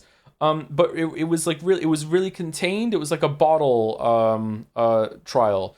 I'm actually really liking that there wasn't any crime scene investigation and this long, boring introduction to all the characters that you have to talk to, and then meet them a second time when you get to the case. I hope that they continue, because so far continue with that trend, because so far they split it out. So far, like the second case was just all investigation, and you figured out who it was without having to go to trial. And then the other trials have been no investigating shit and everything like that, and it's just been like do the trial and just do that part. So I quite like that. It's been good so far. If they do go back to the old format, I hope they do it sparingly, and I hope that they do it with a really good reason and it's implemented well, because having to do a huge fucking crime scene investigation, meeting of all the witnesses, and then doing a trial afterwards is going to be a lot of work, and a lot of pacing pitfalls will be present. Yeah, but I really liked how much back and forth there was in that trial of being like, oh, it must have been someone else, and we're defending someone that was innocent. Oh no, actually it turns out that he's kind of sus and he must have done something. It's like, hold on, something's going on here. Oh, it wasn't him, and then oh, it was him, and then it just kept going back and forth. And then the introduction of Von Karma 2.0 was interesting too. But I feel like he has a bit less character than Von Karma and Von Karma. Oh, he's Von Karma 3 pretty much, right? I think he is a bit he's less flamboyant, but yeah. But that was pretty good. I crashed out so hard at the part where you press the statement twice, so congrats on looking through. I just luckily just remembered that happened, and I couldn't see any way to present evidence. There was like no statement there that had any link to any evidence that, like, even if one of them could counter it, there was nothing there. So it was just like, okay, I guess we have to do this then. Yeah, extremely lucky that I remembered. If they had put any red herrings there that there were links that you could have presented evidence, then I would have been pretty fucking salty. Yeah.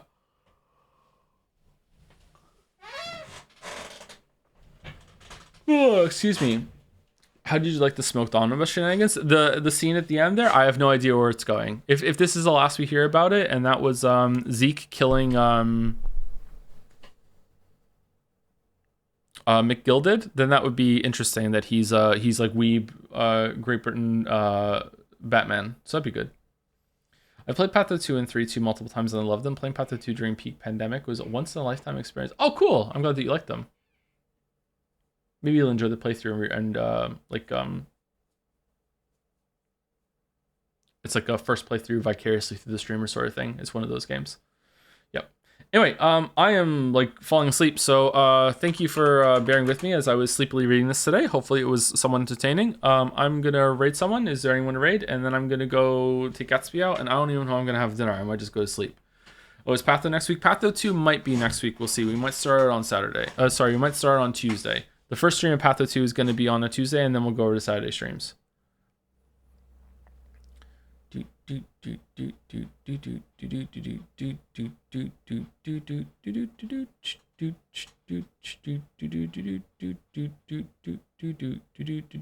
Slay Aspire 2 streamer Jorbs?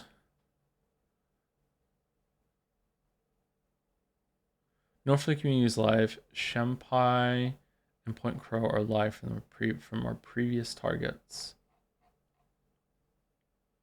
Raid Grubby? I don't know who Grubby is. We can go Shempai, I guess.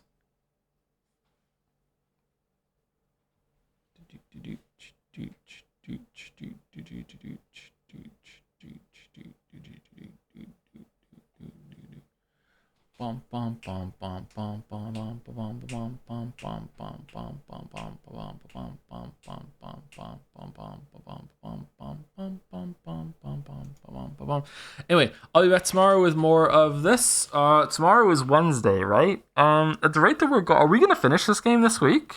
It feels like we might. Unless like is the length like backloaded? Like does the usually Weeb games don't have a butt. No way. What do you mean no way? There's only 2 episodes left.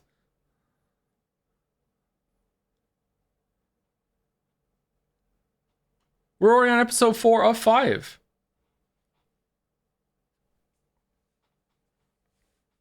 No? Okay. All right. Fair enough. I did ask. Okay. Anyway, send it right through. See you tomorrow, everyone. Hope you have a good rest of your night.